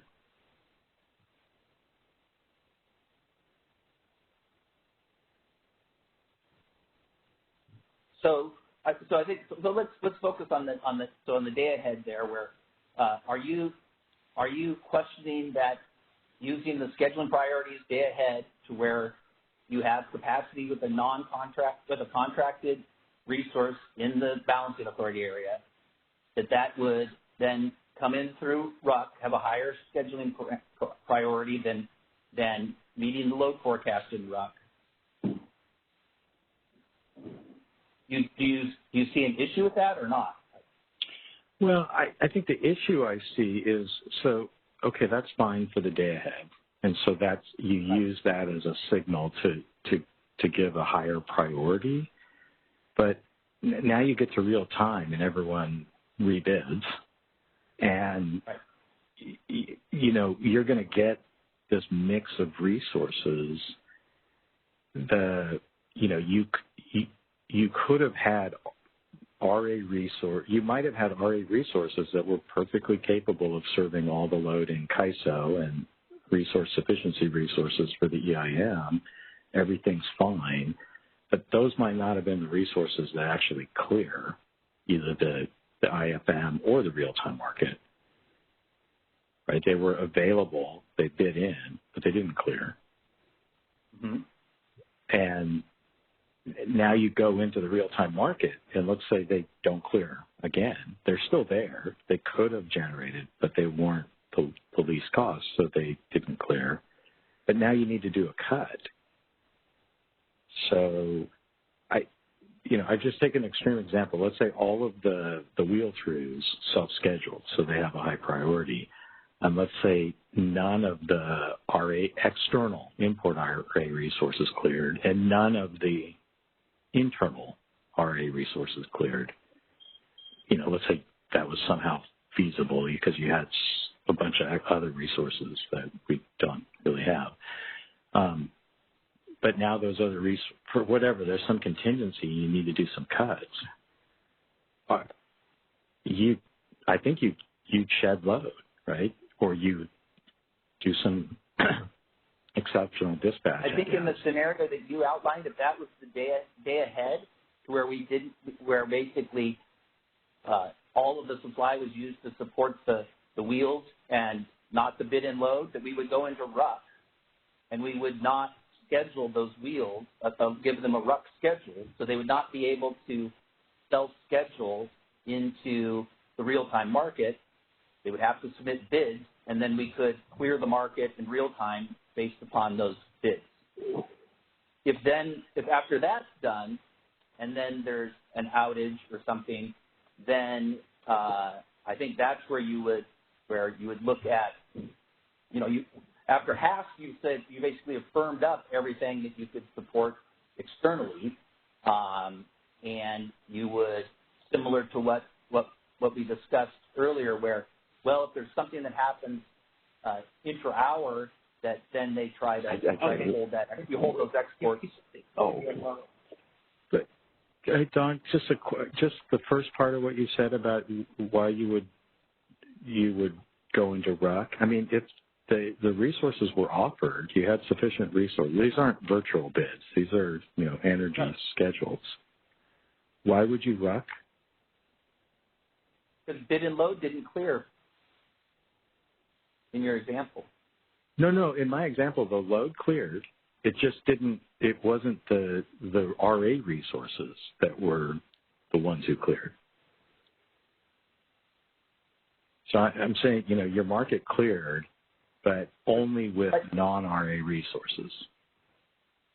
Well, then we're counting on that spot import to deliver into real time, and I think that gets to the discussion around when do you know that those are actually going to be real, and that's why I think the discussions around, well, once it's tagged day ahead, I've confirmed that those imports, even though they're not sourced from non-RA resources, are coming from unloaded capacity in a different balancing authority area because they haven't oversold their system. The problem is we don't know that when we're running the IFM or RUC. We know it the day ahead tagging deadline, whether that's the case. Hey, Don and Doug, this is Brad. I think I'm getting Doug's example, but I don't think it's possible. Like say, Doug, the internal demand is 10,000 megawatts, and there's 5,000 megawatts of exports bid in, and those 5,000 megawatts of exports all designate a non-RA resource. Well, even if non-RA clears, there's enough non-RA to serve the 10,000 megawatts of internal demand, that's not going to be linked to non-RA imports. So that's not going to get that highest priority in real time, all the.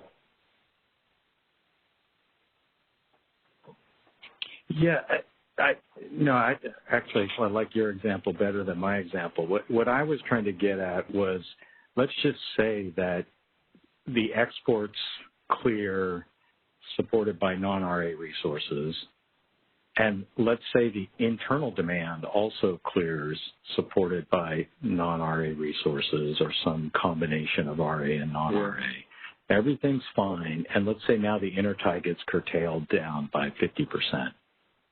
In intertie, where you were importing resources. I think, and what had cleared from the import schedules were all non-RA because they were less, more efficient, lower cost. I think by this, at least the direction I think you're going, you would keep the export schedules whole, and you would drop load or try to dispatch internal resources.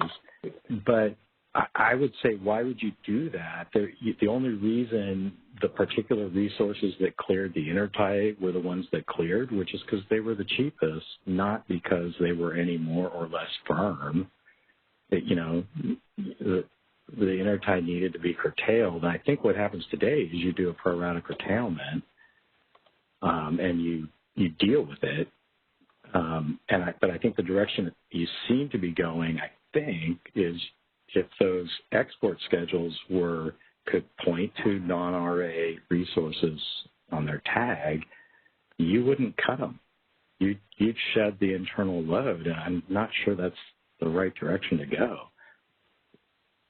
Yeah, I don't think it matters whether RA or non-RA imports clear, but let's set that aside for the moment. Let me rephrase your point a different way. The way I look at it, under the OAT framework, in Idaho Power's presentation, they clearly described how they have resources designated for their own load, and that to sell and import, they got to be sure they have extra capacity from those designated resources, and they're going to schedule those designated resources to serve their load, and the additional stuff is excess.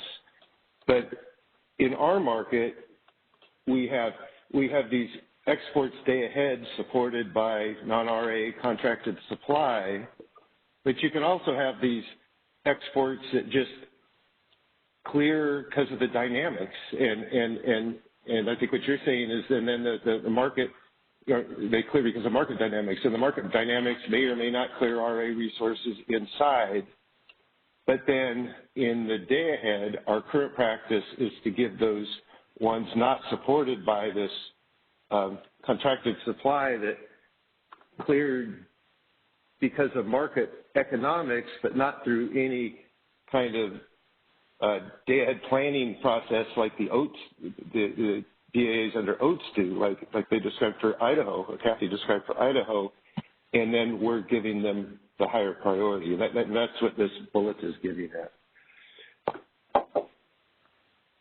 Yeah, exactly.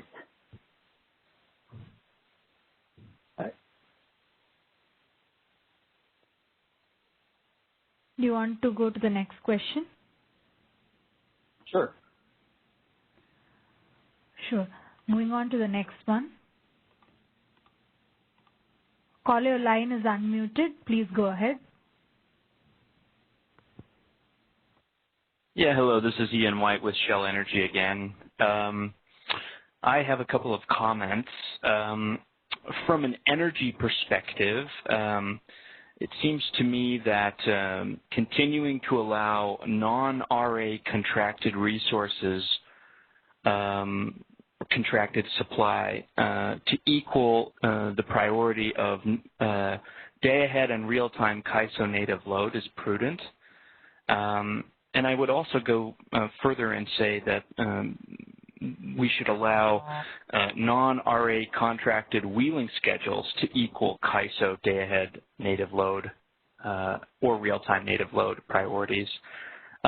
Based upon the tenet that the contract for an RA providing resource goes to the purchaser in that balancing authority, and if the RA is contracted to a CAISO entity to serve CAISO native load, then it makes perfect sense that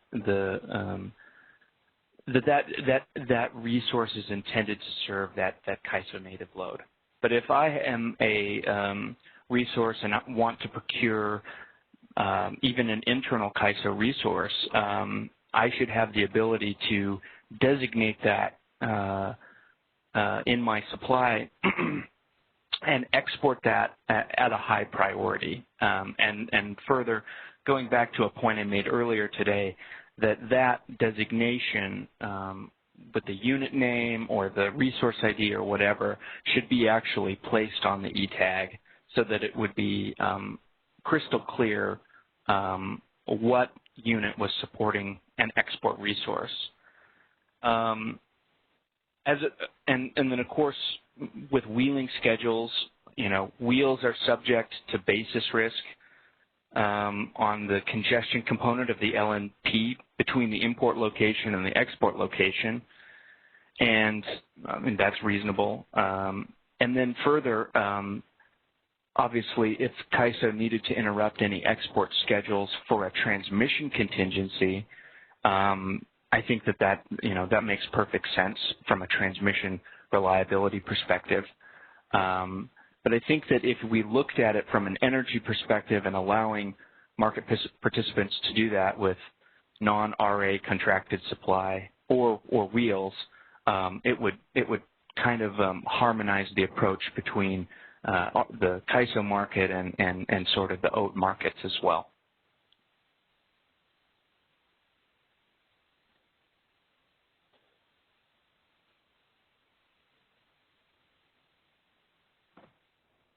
Okay, Don, I've got a question here. It's Dave Delpart, sorry. I might have missed something from Idaho's presentation, but didn't they say that they made sure that their transmission priority went to serving their load if it was a resource inside their VA?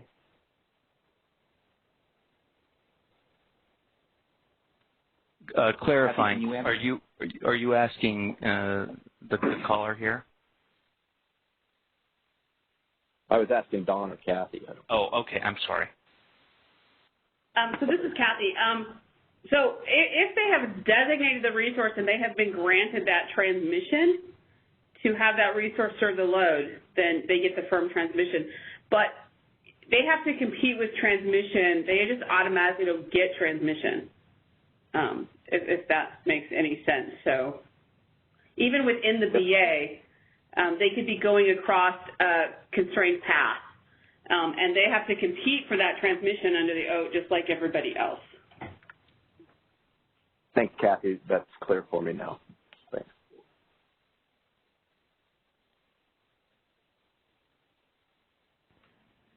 Can I move on to the next question? Yeah, go ahead. Moving on to the next caller. Caller, your line is unmuted. Please go ahead. Hi, John. It's Jeff Spires with PowerX. Just wanted to go back to the conversation with you and with Doug and Brad and others, because I think some of the questions Doug was raising are interesting and help to illustrate some of the challenges here. And, I've mentioned on this call earlier a couple of times around, from our perspective, the need to make sure that when we're talking about whether it's RA or spot market transactions, that the CAISO is competing. And I thought, just to try to help provide a bit more of an example over what the point I'm trying to make with that, I just wanted to give a numerical example as a way to help with the discussion on that. I think it's one thing when we're talking about resources that have been contracted for, RA resource as an example. It's one thing that once you've done that to say, okay, now that we have those resources, we will prioritize our own load, and that's logical given that's the purpose of arranging for those contracts in the first place. But I think where it gets into more difficult territory is when you are looking at, say, day-ahead transactions in which there is no contract for that supply. You're just looking at spot market non-RA imports as an example. So, you know, just as a simple numerical example to kind of illustrate that, imagine you have a single resource in the Northwest and there's no contract for that supply and they're willing to sell their output at, say, $50. And you have two potential buyers. You have a CAISO LSE that submits a bid for, say, $100, and you have another load serving entity in the Southwest that submits a bid as an export, say at Palo, for $150. And so there's no forward contract. The CAISO hasn't contracted for it, neither has the Southwest entity, but in effect you have one resource that's willing to sell and two potential buyers that are willing to pay different prices. And in this example, the CAISO LSE is willing to pay less than the desert LSE. And so the question is, where should that supply go? And I think if you look at the economics of that situation, then the competitive outcome would be that that supply would be delivered to the Southwest entity. And the concern with the curtailment priority is you can get into a situation where if the CAISO uses its RUC or its curtailment process to curtail that export, the outcome is that supply is diverted to the CAISO even though the load didn't submit a bid that was competitive with what the Southwest entity was willing to pay.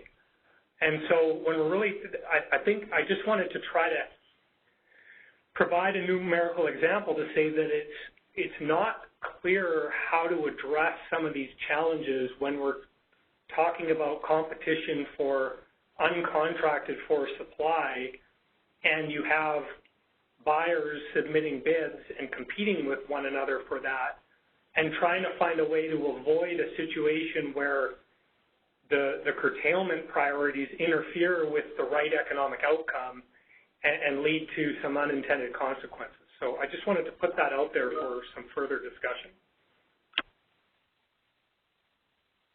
I think that's, you know, I think the spot imports issue is a good one because, you know, we don't know whether that will actually, you know, that spot import hasn't necessarily competed to procure all of its energy and transmission to get to our border so that it can flow through our system.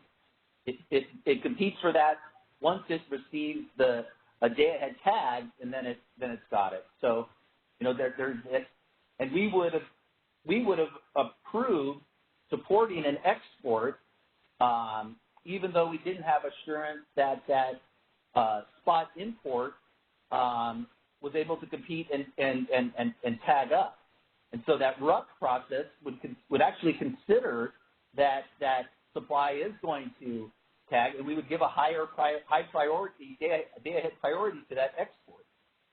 So I think that's another complicating thing in terms of that the market results sort of drive that spot import to CAISO to go now compete for supply to provide that so that it can be tagged day ahead. Now, I do get some assurance that the tags day ahead have, you know, it's only approved by the balancing authority to the extent that they undesignated supply so that they can then tag that export, and then that does flow through to real time with a priority to serve that import to CAISO.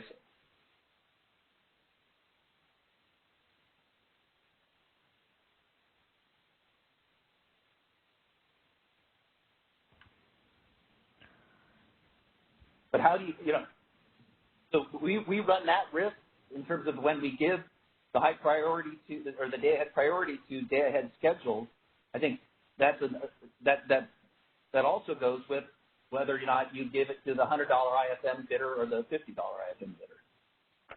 similar problem.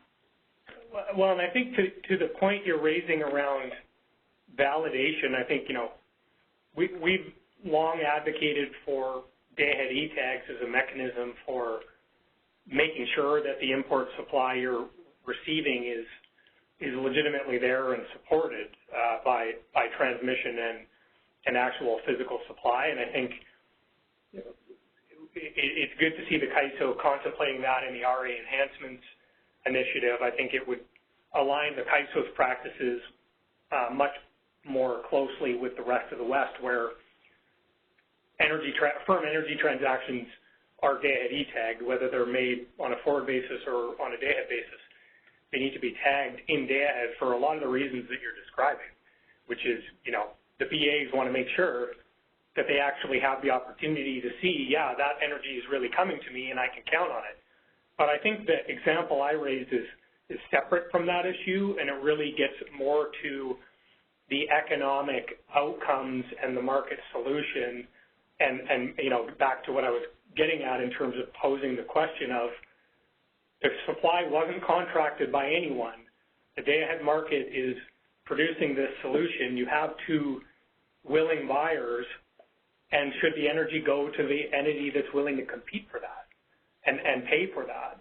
And how does that get modified by potentially rules that allow for the functions of the market operator to step in front of that outcome and alter it in a way that could provide an advantage for one LSE over another? And I think that's where we see some of the significant challenges, particularly with respect to uncontracted for supply, because as I mentioned before, I think if the contract has been arranged, if it's an RA resource, it's more of a clear-cut discussion, I think, but when we get into some more difficult territory when we're talking about these other situations.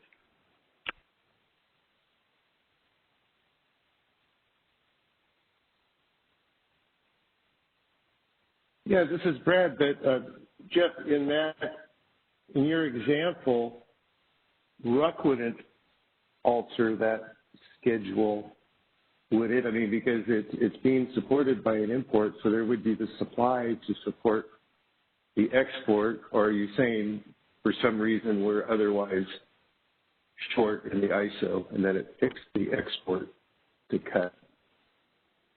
Yes, Brad, that's my example is, if the CAISO is short but didn't clear because the bid was only $100, and so then it falls to the RUC to address that, and the way it's addressed is cutting the export to the desert, then that's the situation where you have, in effect, a solution that has diverted the spot market supply to the CAISO LSE ahead of the entity that was actually willing to pay $150 in the Southwest. And I think that's really the illustration I'm trying to,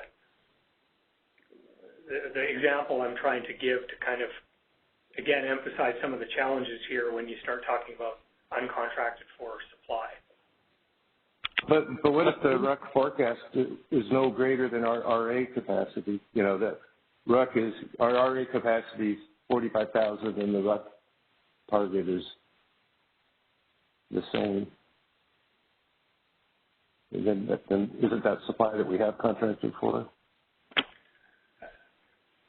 I mean, I guess at the highest level, just like anyone else, if you want to use your own contracted for resources to meet your own load, I think that makes a lot of sense. I think it gets a lot tougher, though, when you're dispatching non-contracted for imports, setting aside what the RUC level is, just conceptually to say, well, I'm bringing in uncontracted for spot market supply at the same time that I may be curtailing spot market exports.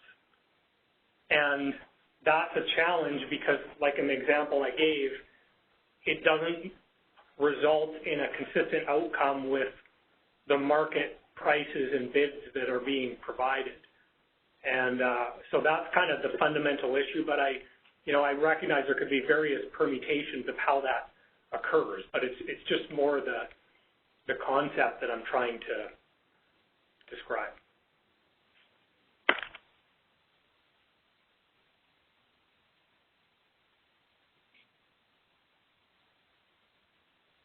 And I think the other example, Brad, is on the wheel-throughs. It's really the same idea, but I think Don earlier might have given an example of someone tries to submit a wheel-through schedule and then during RUC or through some curtailment finds that wheel-through isn't honored because that's being displaced by some kind of import or some other schedule that's needed to meet load in the CAISO. And I think it kind of calls into question the same issue around how do entities compete for the transmission service if they're trying to use the CAISO for wheeling transactions, and sort of similar topic and similar concerns around how does that work in some of these scenarios.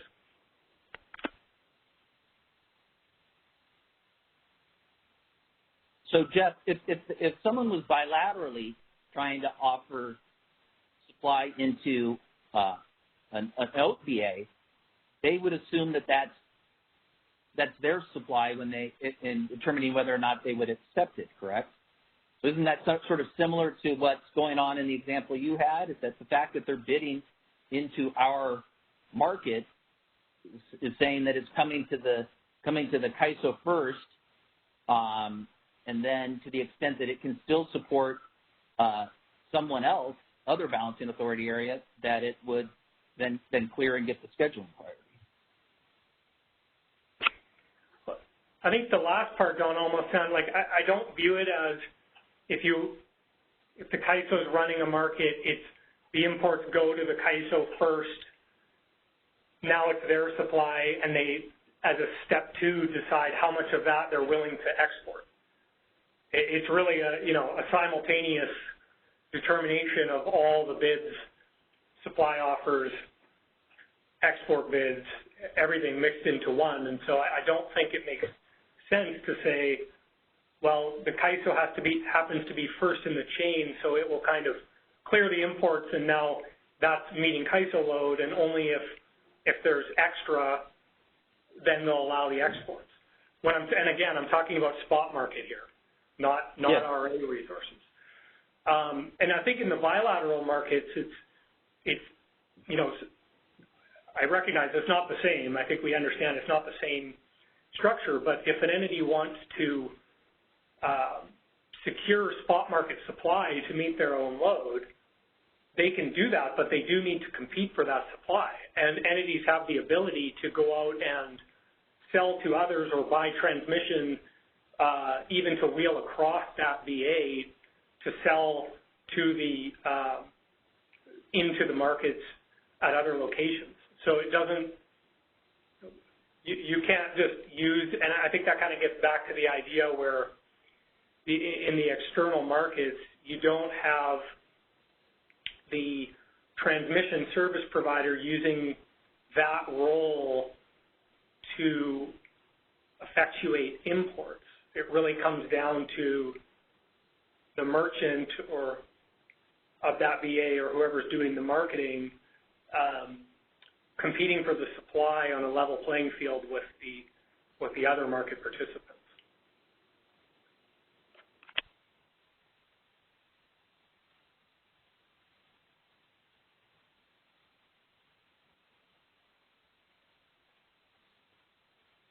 Okay, thanks. Any other thoughts? Moving on to the next question. Caller line is unmuted. Please go ahead. Hi, Don. It's Carrie Bentley with the Western Power Trading Forum. I had a couple of questions and some thoughts. The first question had to do with just general RA. It sounds like, the CAISO was equating RA to resources designated for its own load, kind of that concept externally. but I'm having a hard time kind of meshing that with the idea that you guys are also proposing to give up the real-time must-offer obligation for RA. So it's hard for me to understand what RA is, and I thought Jeff made a lot of good points, but one of them I disagreed with was that RA made it more clear-cut. Because to me, if you just happen, because of the market, to procure more non-RA than RA, let's say you just clear all non-RA in the day-ahead market, I'm not sure why that should impact the amount of exports you cut. I wonder if you could talk about the role of RA a little bit more. Well, so I think the key with RA is that you have forward contracted with supply in an external balancing authority area, and that should come in to serve your load. And should have treatment in that balancing authority area, similar to how the CAISO would treat someone who's trying to export out of our balancing authority area from a contracted non-RA resource. And so I think that's the case. Now, you're right. When you layer on the market, that doesn't mean that the RA is going to clear necessarily to serve CAISO load. It could be a spot import. And if it's a spot import, then we're counting on that to serve our load just like we were our RA resources. And so then if you did that, and then you also use that non-RA resources to and cleared additional non-RA resources and allow that to support exports that are don't have any supply associated with them, then what should be the priority on that? I think today we would assume that would clear RUC, and it would get a RUC schedule, because we would assume that spot import supply is going to check out day ahead. And it's still the same sort of role as RA. So basically, right. I think what you're saying then is the outcome of RUC is similar to resources designated for your own load externally. So basically, when our financial day-ahead market becomes physical is RUC, and that's the synonymous treatment that you're looking for. I think we're looking at RUC as, a similar approach where someone is determined so under the OAT framework where they go through a calculation to determine how much physical supply in excess of meeting their load they have, and then that's what they'll go trade bilaterally and honor through to real time. That's sort of the similar role that we're looking at RUC doing here. Is it saying, okay, let's figure out the additional physical supply above my load and use that to support exports and potentially give it the same scheduling priority as or higher priority into real time, because we've assured that we're using excess supply. That makes sense. And then I guess the next follow-up then is what happens if, for example, the load forecast was just very wrong in RUC and it ends up to be much higher in real time. And this gets to your question, what is the relative priority of CAISO load when, load shedding or near load shedding needs to occur, and it's due to CAISO not setting up their resources correctly. And should that be a different circumstance than an outage or something else happening? So I think that's why I said earlier on the call that in RUC, we want to make sure that we don't just cover the load forecast when determining whether or not to accept exports and giving them that day-ahead priority. We also need to cover the uncertainty. And today, that's done by increasing the RUC load forecast to cover that uncertainty. When we go to the day-ahead market enhancement, we're looking at, now adding the imbalance reserves to the day-ahead market so that we try to procure that there. But then we would still need to try to protect that coming into RUC so that we wouldn't want to, we don't need to protect as much, bias the RUC forecast as much because we've got those imbalance reserves to cover the uncertainty to real time. And so maybe you cleared less exports in IFM as a result of enforcing that new requirement. But I think we still need to find ways to make sure that you hold on to your physical supply that covers uncertainty and don't use that to cover an export that's that's not supported by their contracted supply. Yeah, I think that's challenging, and I can see how the DAME will help, but that's probably not quick enough for this summer. But maybe there's a gap. So we'll still have to do what we do today, where we bias up the residual unit commitment load forecast so that we cover not just the difference between cleared bid-in demand and replacing virtual supply, but also cover uncertainty in that load forecast. Yeah, I see there's a tension between the bias and the not wanting to cut exports. I wonder if a big policy change you could do is maybe not change the policy, but be much more transparent about it, and to really look at tuning the amount that you end up biasing RUC.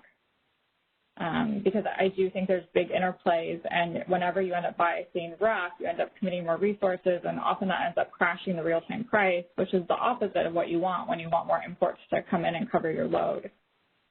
So I think that all makes sense to me, but I would say, a big thing that you could do before the summer is improve transparency around that process. And that would include things like, saying the amount of RUC cleared, even just the aggregate RUC schedules by intertie. I think data posted on that would be helpful and would give external BAs more security as well, so that they know what's going on entering in aggregate, overall entering into real time. Okay. Thanks. Moving on to the next caller. Caller, your line is unmuted. Please go ahead. Hey, Don. This is Bill Herr with SMUD. I just have a quick question that pertains to the second bullet on the slide there around non-RA supply. And my question is, if we have an export schedule that points to a non-RA resource in which we follow the correct protocol, is there anything that can happen, in the IFM, the RUC process, that would cause me to lose my scheduling priority relative to the ISO load? Is there anything that can happen in that process that makes me lose priority? So I think Guillermo outlined that there can be some instances in interplay with congestion that could potentially impact that. But in terms of when the market's doing the optimization, you would have the highest priority for the quantity that you scheduled. Right, and so I understand that part, but I guess I'm trying to think of situations or things that can happen, in the IFM or the RUC process. Once I schedule that correctly and appropriately, is there something that can happen in that, I don't want to call it, I guess it is an optimization process in the IFM and the RUC that ends up making me lose that priority. I think that's one thing that maybe would help, but I think folks like us understand a little bit better about those kind of rules. So Guillermo, if you want to add anything, but I think absent some congestion-related instance where that basically the cost of resolving that congestion is greater than your the penalty price associated with that high priority export would be the only instance where you wouldn't clear IFM or RUC. So okay. The anticipation is the way we set. Go ahead. The anticipation is the way that those penalty parameters have been laid out, that you should clear both IFM and RUC absent some extreme thing. Okay, so extreme congestion is only, I guess, for now, the only instances in which we would end up losing that scheduling priority.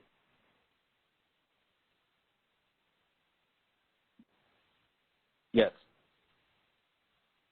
Okay, great. Thanks, Don. I do not see any further questions on the phone line. Okay.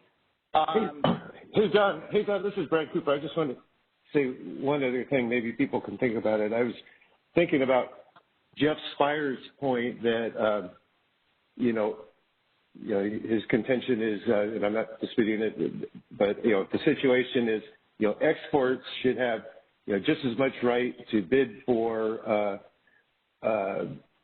energy at the border of our transmission system, and open access principles or rules, say we can't prioritize our transmission. I don't even want to say that. Our market doesn't prioritize RA imports in the use of transmission over non-RA imports. So like the situation he describes, we can have a bunch of RA imports bidding in at the north, and they don't clear, but then non-RA imports clear, and you can look at that as those RA imports are then flowing down and serving an export that outbid our load. But that's kind of the quandary we're in, or the difference than under an OAT framework, because a BAA under OAT has, they don't go by congestion management like we do. They go by transmission priorities, and don't they have mechanisms where the RA, their analogy to RA imports have this, forward firm transmission, and so they're assured of being scheduled. But because we don't schedule transmission separately than energy, we're kind of faced in this situation where we can have plenty of RA imports, but it doesn't clear, and non-RA imports clear. So I just maybe people can think about that some more and express their opinion, and maybe Jeff has some more thoughts on that. Well, and I would add. And that's kind of that's kind. Go ahead, Don. I would add to that under what Kathy described, they've made the calculation of the amount of excess supply they're willing to sell. They've also made a calculation on the amount of additional capacity they want to buy, and they do that. They make the confirmation that they can do that prior to finalizing and agreeing upon the transaction. We sort of do that first, where we don't agree. We sort of figure out what we're doing through the market, and then we wait and have to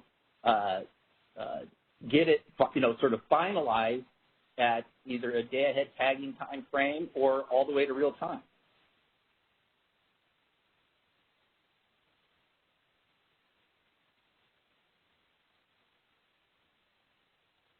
So did stakeholders have any thoughts on Brad's comments?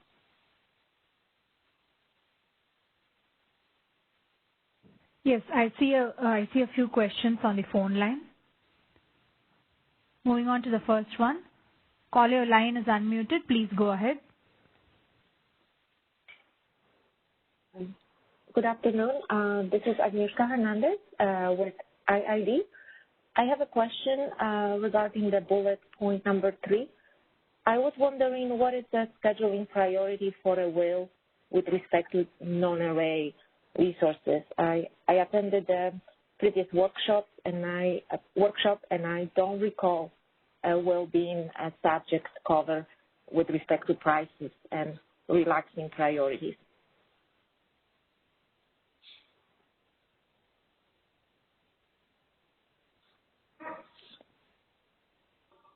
I think what we wanted to look at is to understand.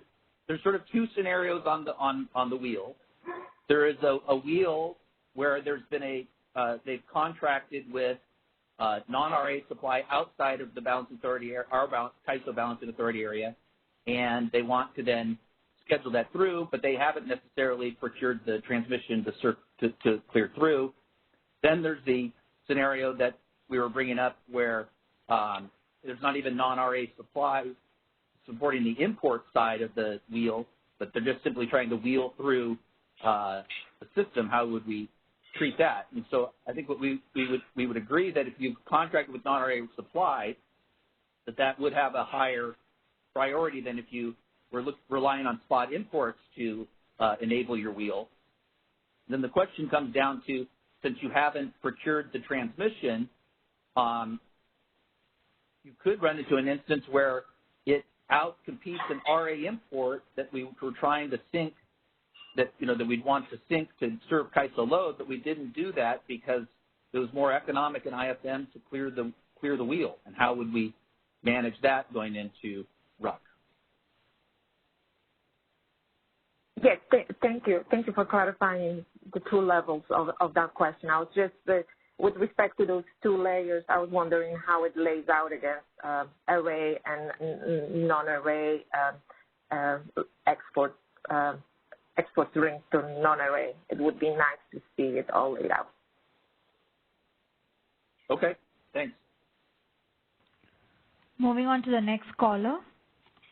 But hey, Doug, but currently we don't have any functionality to link non-RA imports to exports, do we? Isn't it just non-RA Cal ISO BAA internal generators to exports? I think we need to look into that. Yeah.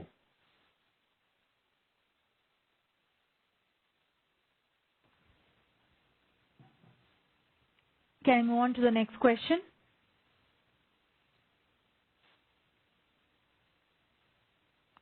Yeah, go ahead, Shrez. Sure. Caller, your line is unmuted. Please go ahead. Hey, this is Ian from Shell Energy again. The following comments are making about transmission access. Making a determination on which resources can access transmission based upon resource class or RA or non-RA providing units would be discriminatory and violate tenets of open access to transmission. In an RTO environment, a bid signals demand for and access to transmission service, not a resource class, resource type, or fuel type. So I want to caution into getting too far down the road of that line of thinking.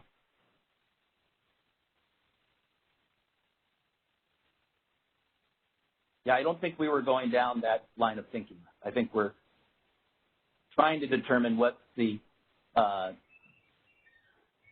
appropriate level of supply assurance you should give out of the RUC, based upon what about the physical supply that is in excess of what's needed to serve CAISO load. No, I understand that. Man, maybe I misunderstood. I just thought I heard a comment saying, if you have 100 megawatts of transmission capacity and a 100 megawatt wheel that clears to IFM that is not associated with an RA unit and 100 megawatts of RA that doesn't clear the market because of its bid, I thought I heard the discussion of, how do we ensure that the RA unit has access to the transmission before the wheel? And if I misunderstood that, that's my bad. Well, no, this is Brad. Brad Cooper. I was bringing up the point, like you say, is in our market we don't have any priorities. Well, in the market clearing we don't have priorities for transmission. Like you say, it's based on bids, but that poses a dilemma for us, for lack of a better word, in that under OAT frameworks, you do have different levels of transmission priority based on forward purchases of transmission. So an OAT BAA can reserve import capability to serve its load. But under our market, the situation Jeff Spires was pointing out where people are bidding in at the north and non-RA imports happen to clear, they can equally compete for the transmission every day, and then an export somewhere else outbids our load. Now we've released all the import transmission we have that in the planning time frame we were planning to have available to serve our load. That just seems like a key difference to me, and it's something we need to be conscious of when we're talking about this stuff. No, and I understand that definitely creates a situation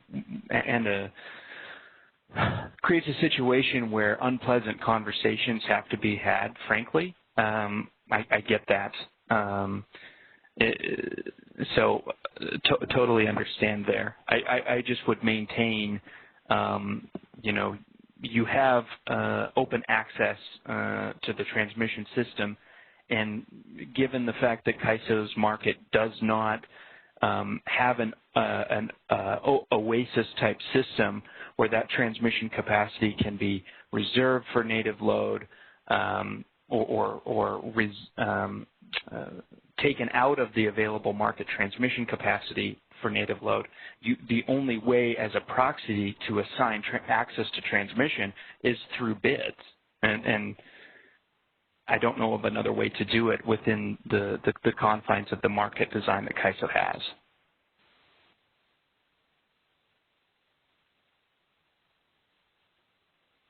So I think the key is it's through bids, but then there are those that are not necessarily submitting economic offers, but self-scheduling or meeting the CAISO load forecast, and those come in at various penalty prices to prioritize those to the extent that you run out of sufficient economic bids. And that's what we're trying to see if we get that right. Right. Yeah. No. That point is I understand.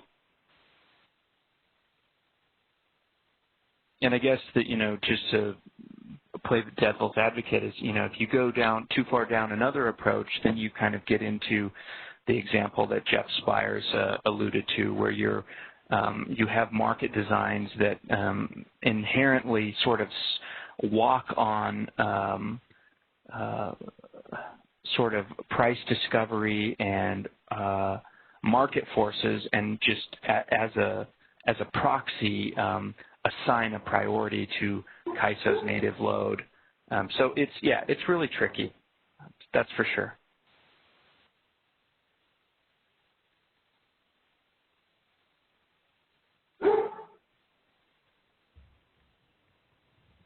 So this is I have a question for others. We had the discussion around non-firm, that people can identify that energy is non-firm.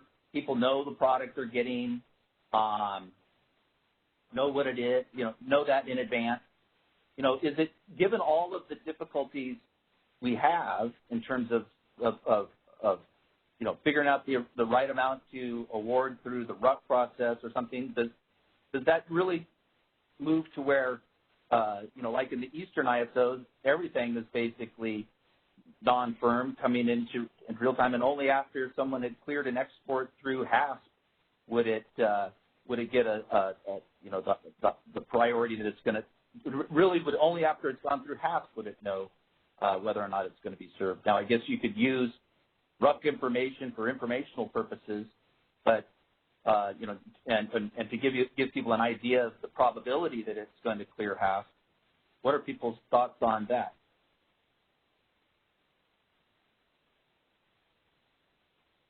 So am I still with you here?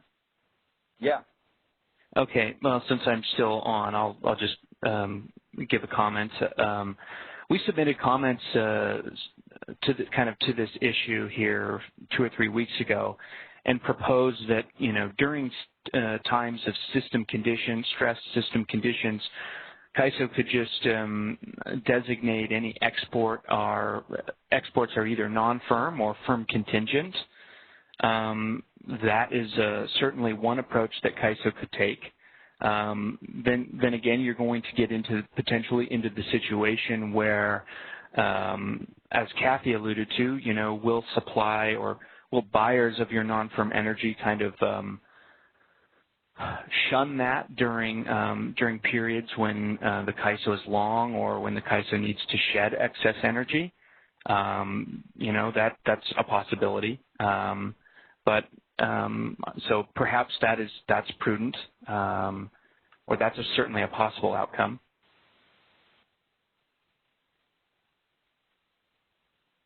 Thanks. Are there other stakeholders that have thoughts on that? Yes, I see 2 more callers in the queue. Caller, your line is unmuted. Please go ahead. Hi, John and Brad. It's Jeff Spiders again. I was intending to respond to some of the comments Brad made earlier. I think, though, since then the dialogue has been pretty good in terms of identifying the issues, and I think, Brad, your point's really well taken that, the CAISO doesn't have that opportunity ahead of the day-ahead market where there can be the competition for the transmission, and what do you do in light of that? And I think that's a pretty tough one to answer, and so I recognize that that's a challenging issue. To what Don just asked about the non-firm, the question of whether exports from the CAISO should be categorized as non-firm, that might be a solution. I think, that could be something the CAISO could contemplate specifically with respect to its RA resources. But again, I would just emphasize that I think if that's the approach, it needs to come with some specific exceptions that would have to include the treatment of non-RA resources to make sure that if you have a resource, for example, in the CAISO BA that wants to enter into a contract with an external entity, that they have a means to do that and that they can provide the reliability benefits to that external entity. So I think for non-RA resources, there would need to be the ability for those to be continue to be firm and to make sure that they're not misconstrued as being non-firm. And then the other one, I think that, sorry, go ahead. Can I just say, when I made that statement, I was contemplating that we would still have the ability for people to contract with non-RA supply, and if you did that, then you would get the high priority. So we would not eliminate that. It would just be for anybody who hasn't made that contract that you would then say any of those exports or wheels are non-firm until we firm them up in-house. So I do think there's still some complexity along the lines of what I referred to before about also having to consider non-RA imports in addition to non-RA internal supply. So I think there's some complexity there, but your point is taken. I think the other exception, though, would be on wheel-throughs as well, and that's kind of back to, I think, some of the issues Brad is raising. And it seems as though at a minimum, entities that are seeking wheel-through service should be on a level playing field with internal import deliveries, and that those should be firm. And so, maybe there is some framework or some solution that says RA resources are non-firm, but if it's a non-RA resource that's being exported, that has priority, and if it's a wheel-through, it has priority as well. And so there could be something along those lines. I think it's an interesting question. Jeff, how soon in advance do you think someone needs to in order to get a high priority wheel, that they need to make, that they've purchased their transmission? If I think of our out of balance in authority area load serving entity process, in order to get a CRR, you need to prepay the TAC for that month. And if you've done that, then you can get a CRR. Is there something parallel that if you did that, since again we're talking about longer term forward contracts here, not spot deals, is that something where you would, that's sort of the way you could make a showing, and then you could do, wheels in a similar manner as whether someone contracted with internal supply? Yeah, when you were saying that, Don, it almost made me think about like broadening the MIC allocation or something to basically become a means for a forward procurement of transmission.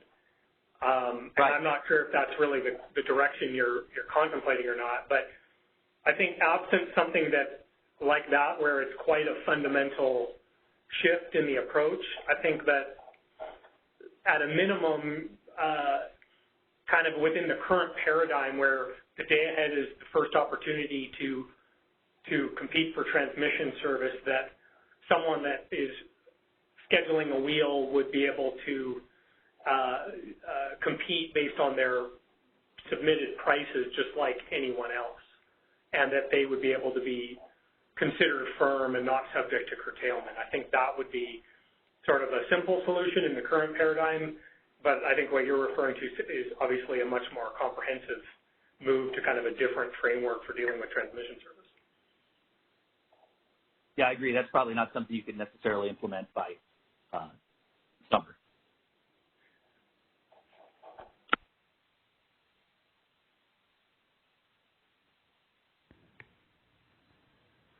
Can I move on to the next caller? Yes, there are a couple of callers in the queue. Great. Caller, line is unmuted. Please go ahead. Hi, this is Kathleen Colbert from Vistar Corporation. Can you hear me? Yes. Okay, great. I appreciate the dialogue and the back and forth, and it's certainly giving us a lot to think about. I don't have anything kind of from a normative perspective to offer, but I did want to throw two things out that I hope it will help for clarity. The first item is I would just note I hear a lot of OAT versus non-OAT, and as I think we all probably know in shorthand, the CAISO has an open access transmission tariff. It just happens to have different elements on file at FERC than the ones that we heard described by Idaho, so it might be simpler to just refer to it as CAISO's tariff versus Idaho's tariff when we're talking about it. It is a little confusing to try to imply that CAISO doesn't have an OAT on file, which it does. The second piece that I hope will be helpful is I heard you mention something about the eastern markets, and I do have some experience with at least PJM primarily, and I wanted to note that I thought I heard something that wasn't quite accurate and provide a little bit of a clarification and then maybe suggest as a follow-up to try and then talk with some of those markets in a little bit more detail might be beneficial as you work on your internal processing. I just want to clarify that I thought I heard you say that the eastern markets don't have a forward process for the transmission, and at least within PJM, and perhaps this is because it started as a pool and then it evolved, but it absolutely does do, you can separately procure transmission. There's a transmission service procurement process, or you can think of it like you're effectively buying transmission for the optionality to flow energy on that, whether that is an import, export, or wheel. And it has firm and non-firm priorities. For a point-to-point transmission that you can procure through PJM's OASIS, on a non-firm basis can go all the way from monthly, weekly, daily, and hourly. And to help kind of expedite this for you guys when you do some, if you want to look into it further, it's PJM's manual number 2 should be able to provide you the background that you're looking for on how that transmission service is done. I just wanted to clarify and make sure that we, that we were kind of level setting accurately. So I hope that helps. Thanks. And I just would note that the whether it was non-firm is really more around the energy in terms of that it doesn't become firm until after they've accepted it. So they would never, like what we're doing today, where we give a day-ahead priority, which is higher than our load, to any export that clears RUC, that they don't offer that same level of scheduling priority into real time. But that plays into, given the issues and the difficulties and the complexities we have of having a market layered over how we determine who gets the energy as well as who gets the transmission, is that, since we do that, does that really mean that the approach is, well, CAISO energy is non-firm. We can give you as much information as possible to allow you to assess, the likelihood that it'll actually flow, like giving you your RUC schedule, and maybe potentially other information. That's something we should look at. Are there additional callers in the queue? Yes, I do see a couple of callers.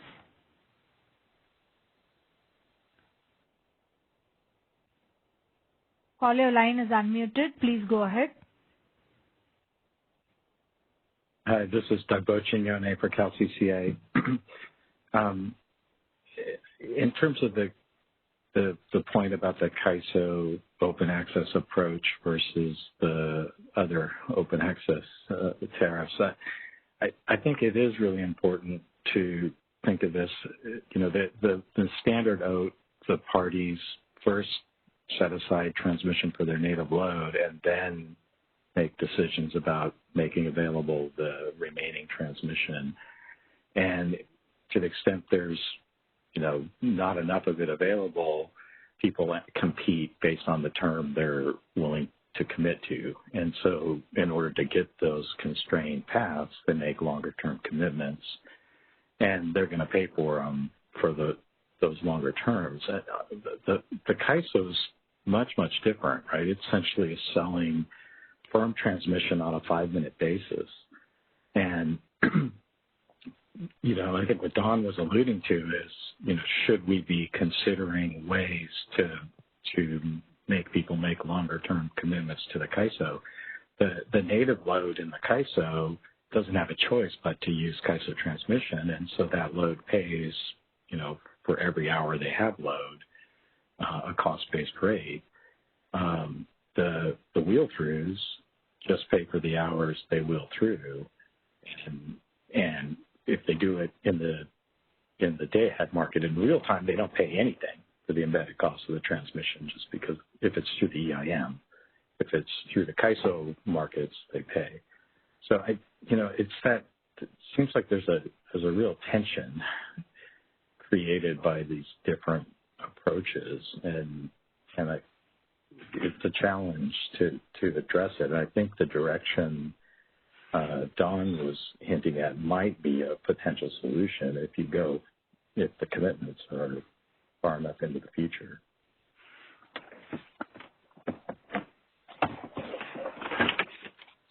Okay, thanks. Any additional comments from others? Yes. I request those who are not talking, can you please mute your devices?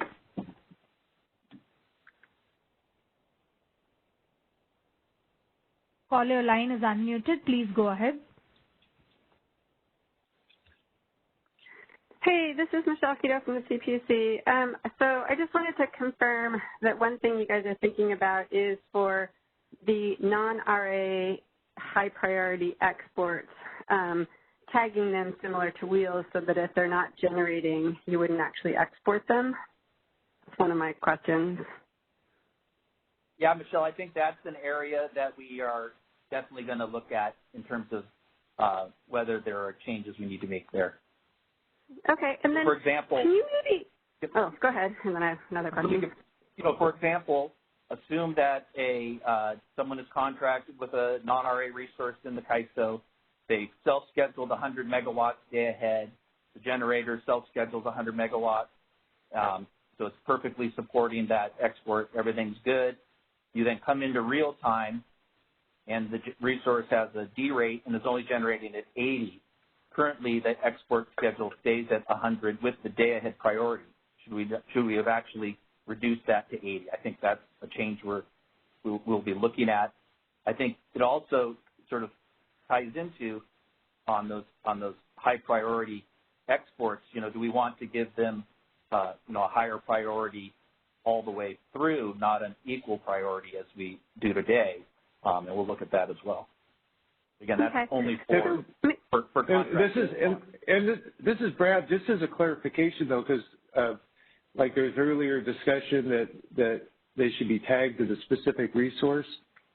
That's just a check in the day-ahead market. The non-RA resource is not, and the export clearing aren't linked together. So that I guess conceivably the non-RA resource might not even be scheduled It's just a check to make sure there is that additional non-RA capacity, but they're not linked explicitly in the day-ahead market.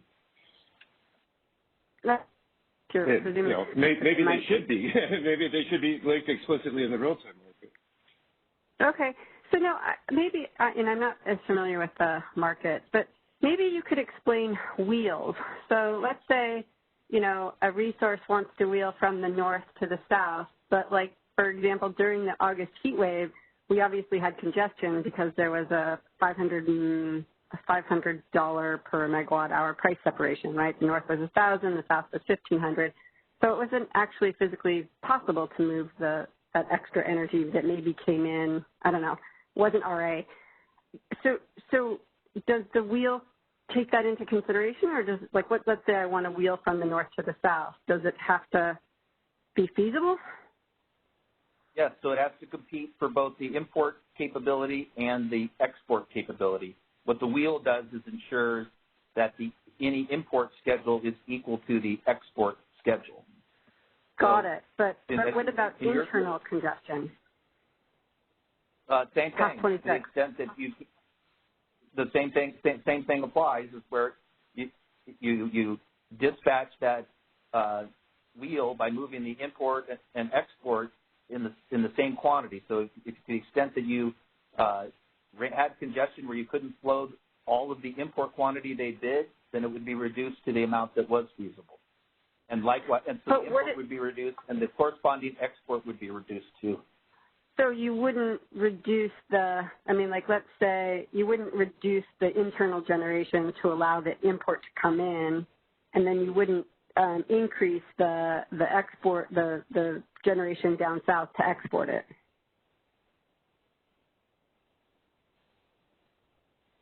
This is Brad. It depends on what they did. I think if you bid that you were willing to pay enough for that, it might be, the wheel's clear on the difference between the import and export bid prices. Okay, but not on the physical system. Okay. Well, the price differences are based on the physical system. Okay. So just imagine, we're in August. There's absolute price separation because you can't move anything from the north to the south. So then you get a wheel through, and they deck resources in the north to get the wheel in, and you ink resources in the south to get the wheel out. Doesn't seem like a great idea, but I guess your system would do that. No, I don't think decking resources in the north would let more imports in. It's also constrained by the intertie scheduling limit. Still competing against. Okay, well that's what we were doing though, right? We were taking resources from the north, and we were importing 4,000 from the north, right? And we were exporting to the south right? That's essentially what we've been doing. Or started importing from the north and exporting from the south, right? Correct, but that would be done to ensure, and it would ensure that it's transmission feasible from both the intertie scheduling limit as well as any internal paths to move that import quantity and an equal amount of the export quantity out. Okay. So that's in the wheel. If prices were 500 in the north and 1,500 in the south, if you were willing to pay $1,000 for that wheel, that maybe that would clear. Okay, now let's assume that it's not a wheel, it's just kind of what I was referring to earlier, like a pseudo wheel. Like basically I say my export is supported by that import contract. Right? Because isn't that what we were talking about? I have an export, it's a non-RA. I mean, you can support, I guess maybe this is a question. Can you support exports with quote unquote non-RA that are actually imports?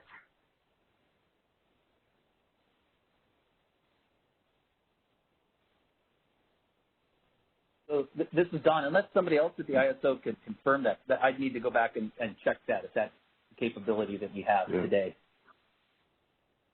Okay, because if it is, then my issue is that you could sort of do this pseudo wheel without having to check whether the path is feasible, right? You bid in at the north and you sell out of the south, and you say, hey, I've got a non-RA resource. You're not checking where it is, where the import's coming in, and whether it's physically feasible, right? Right, and that's why the previous discussion around the out of balance in authority area load serving entity, is that a way to, on a monthly basis, sort of determine whether that transmission is available or they get a share of the mix? So that would be similar treatment to what they would do to internal load, and then the congestion management would kick in, which applies equally to everybody to the extent that the transmission capability is less than what you assumed when you did your MIC allocation. Okay. Well, thanks. We appreciate that you're looking into this, and we definitely think it makes sense to consider prioritizing RA resources, and even above RA, you know, our issue that,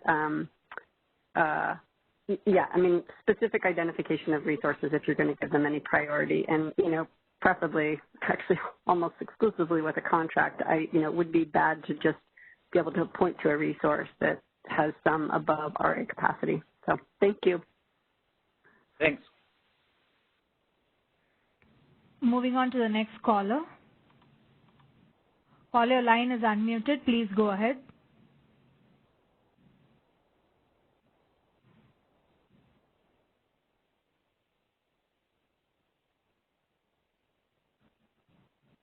Caller, can you please unmute the device and ask your question? Your line has been unmuted. I'm sorry, I was double muted. This is Jim Farrar at TID. Could you clarify for me what you were trying to say with respect to the non-RA generator would have to be generating in order to get the higher priority? Because I would think it should not have to be generating, it should just have to be available. I think so let's say that it was available day ahead. It was uneconomic, but it was available in bid, and that export cleared gets the day ahead priority. Okay. Then the question is, what if we come to real time and that resource is not available? Should that export still have that day ahead priority, or should it only have that priority to the extent that that resource is available in real time? Okay, maybe I misunderstood you. I thought you were saying that it needed to be generating, which I think would be a problem. I think that's understood, but I think that's another thing where we could look at is, do you need to do that or not? Or do you do it where it's simply, as long as the resource is bidding and available to support that export in real time, then it could clear against whatever the most economic supply is. And that to me makes more sense. The other thing, I'd like to respond to your question about exports being non-firm into the HASP market. It would seem to me that policy would make it very difficult, if not impossible, to achieve the economics that we're trying to get in the day-ahead market and in the EDAM. Because if you can't trust a commitment for the day ahead, then you're making all of your unit commitment decisions. You have to assume a non-firm export from the ISO is not going to be there if you're going to operate safely. So that's my comment. And I think Thank you. Let me just one comment on that. Under the EDAM framework, I think we would not have a non-firm rule. And in essence, that could actually be one of the benefits of joining an EDAM, is that since you're all collectively in and you've collectively done some day-ahead resource efficiency, that in that instance, then you would give high priority to any EDAM transfer that occurs. It would only be for exports to non-EDAM balancing authority areas that would be non-firm energy. I guess I'd say that's an interesting approach, but until we get the EDAM in place, I think there might be some efficiencies that we'll miss if I'm assuming an export from the ISO is non-firm. but at least I'm encouraged by that idea anyway, that for sure in the EDAM market, then it would be firm. So thank you. Moving on to the next caller. Caller, your line is unmuted. Please go ahead. Hey, sorry, this is Michelle Kido from the Energy Division. I'm confused. So if you have an export contract, are you saying it's an export capacity contract? Because I would think that you would be buying the energy off the resource. So I'm getting a little confused here. So you could have a resource that is contracted with an external entity, but they're buying the cheap energy out of CAISO if they can get a better price. It seems sort of like a heads I win, tails you lose kind of deal. And then in tight conditions, what guarantees that they'll actually provide, you know, the replacement power, you know, in the real time, you know? Yeah. So anyway. So Michelle, so let's assume that a resource submits 100 megawatts of economic bids into the day-ahead market, and the exports for 100 megawatts. And then the optimization determines it's better to actually schedule a different resource, and there's no need to schedule the resource that's shown to give that export the higher priority. Okay, that's okay. So but if we come into real time, the question is, does that contracted supply need to offer into real time also? Because if it didn't offer into real time, then and we needed to serve additional CAISO load, well then we would have already sold off our let's say our RA resource to support that export because it was economic day ahead. We actually need it real time. So you need a rule rather than just saying you have to self-schedule it, you could say you don't have to self-schedule 100 megawatts day ahead in real time. You can bid 100 megawatts day ahead. But you also have to bid 100 megawatts or up to your export schedule in real time as well. And would you call that, even though it's clearly non-RA, would you call it RA so that you could actually move it with an exceptional dispatch if you needed to?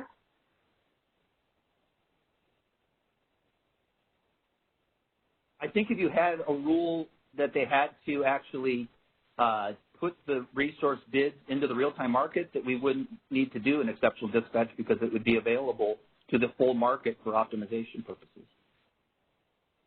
Okay, although, you know, lots of things happen out of market in, you know, lots of circumstances, right? So wouldn't you want that ability?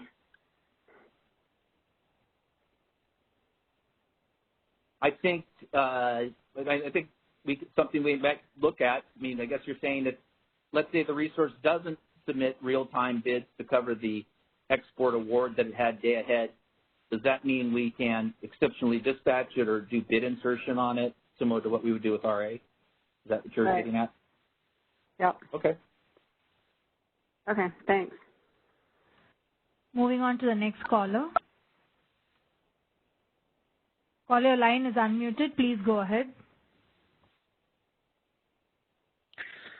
This is Ian White with Shell again. I wanted to just follow up on a question that was asked about if a non-RA providing resource that's under contract with an external entity, say at Palo, was not online and generating, can the resource then be interrupted? And to me, it would make sense that if I am a load-serving entity at Palo Verde and I have contracted with a generator or a wheel-through transaction at some other place on the grid, that I'm counting on that resource to be there and online and generating if I want my export to be considered firm. So I do think that that makes sense.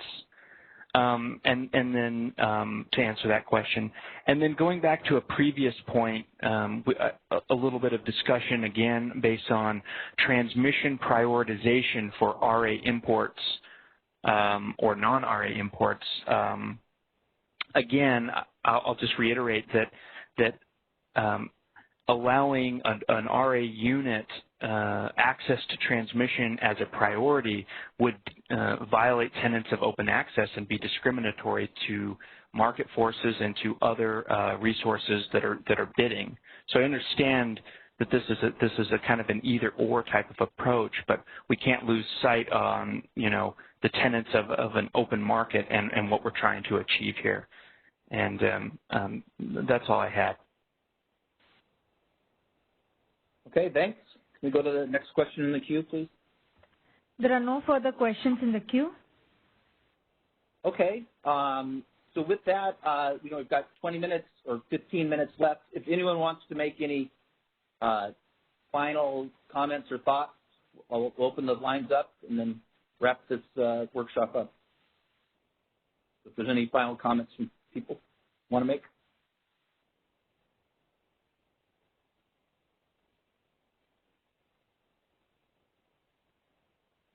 As a reminder, please press #2 on your telephone keypad if you want to make a comment.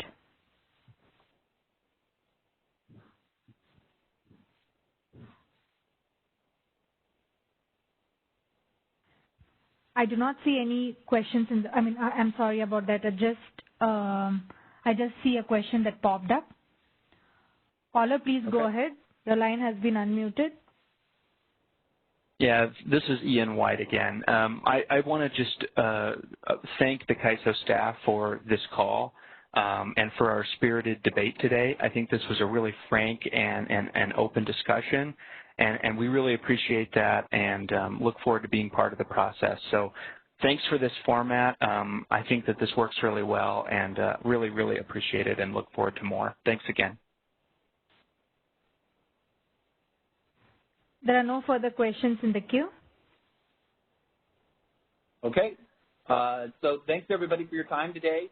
As a reminder, we've got another workshop tomorrow.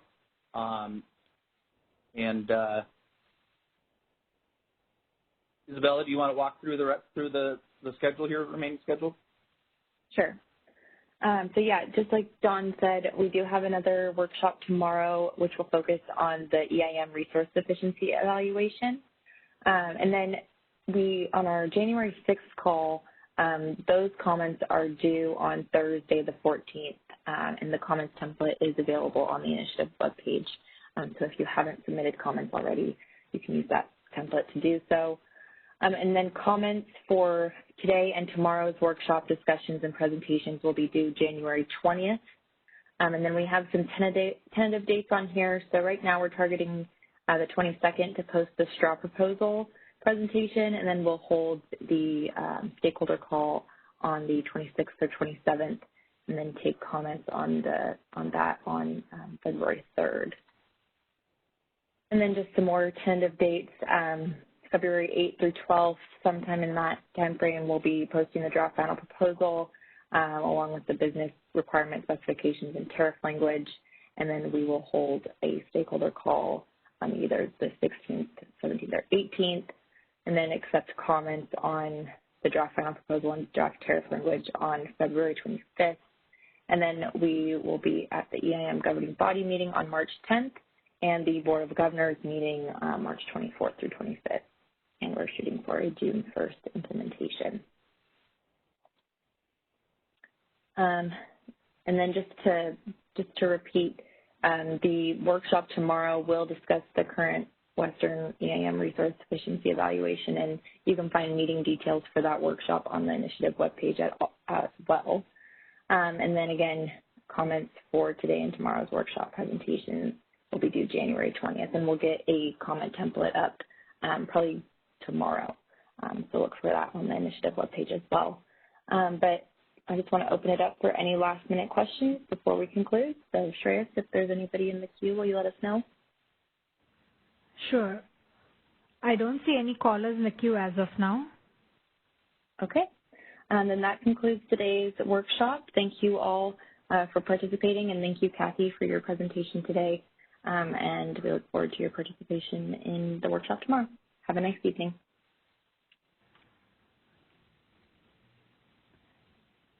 That concludes our conference. Thank you for using AT&T Event Services. You may now disconnect.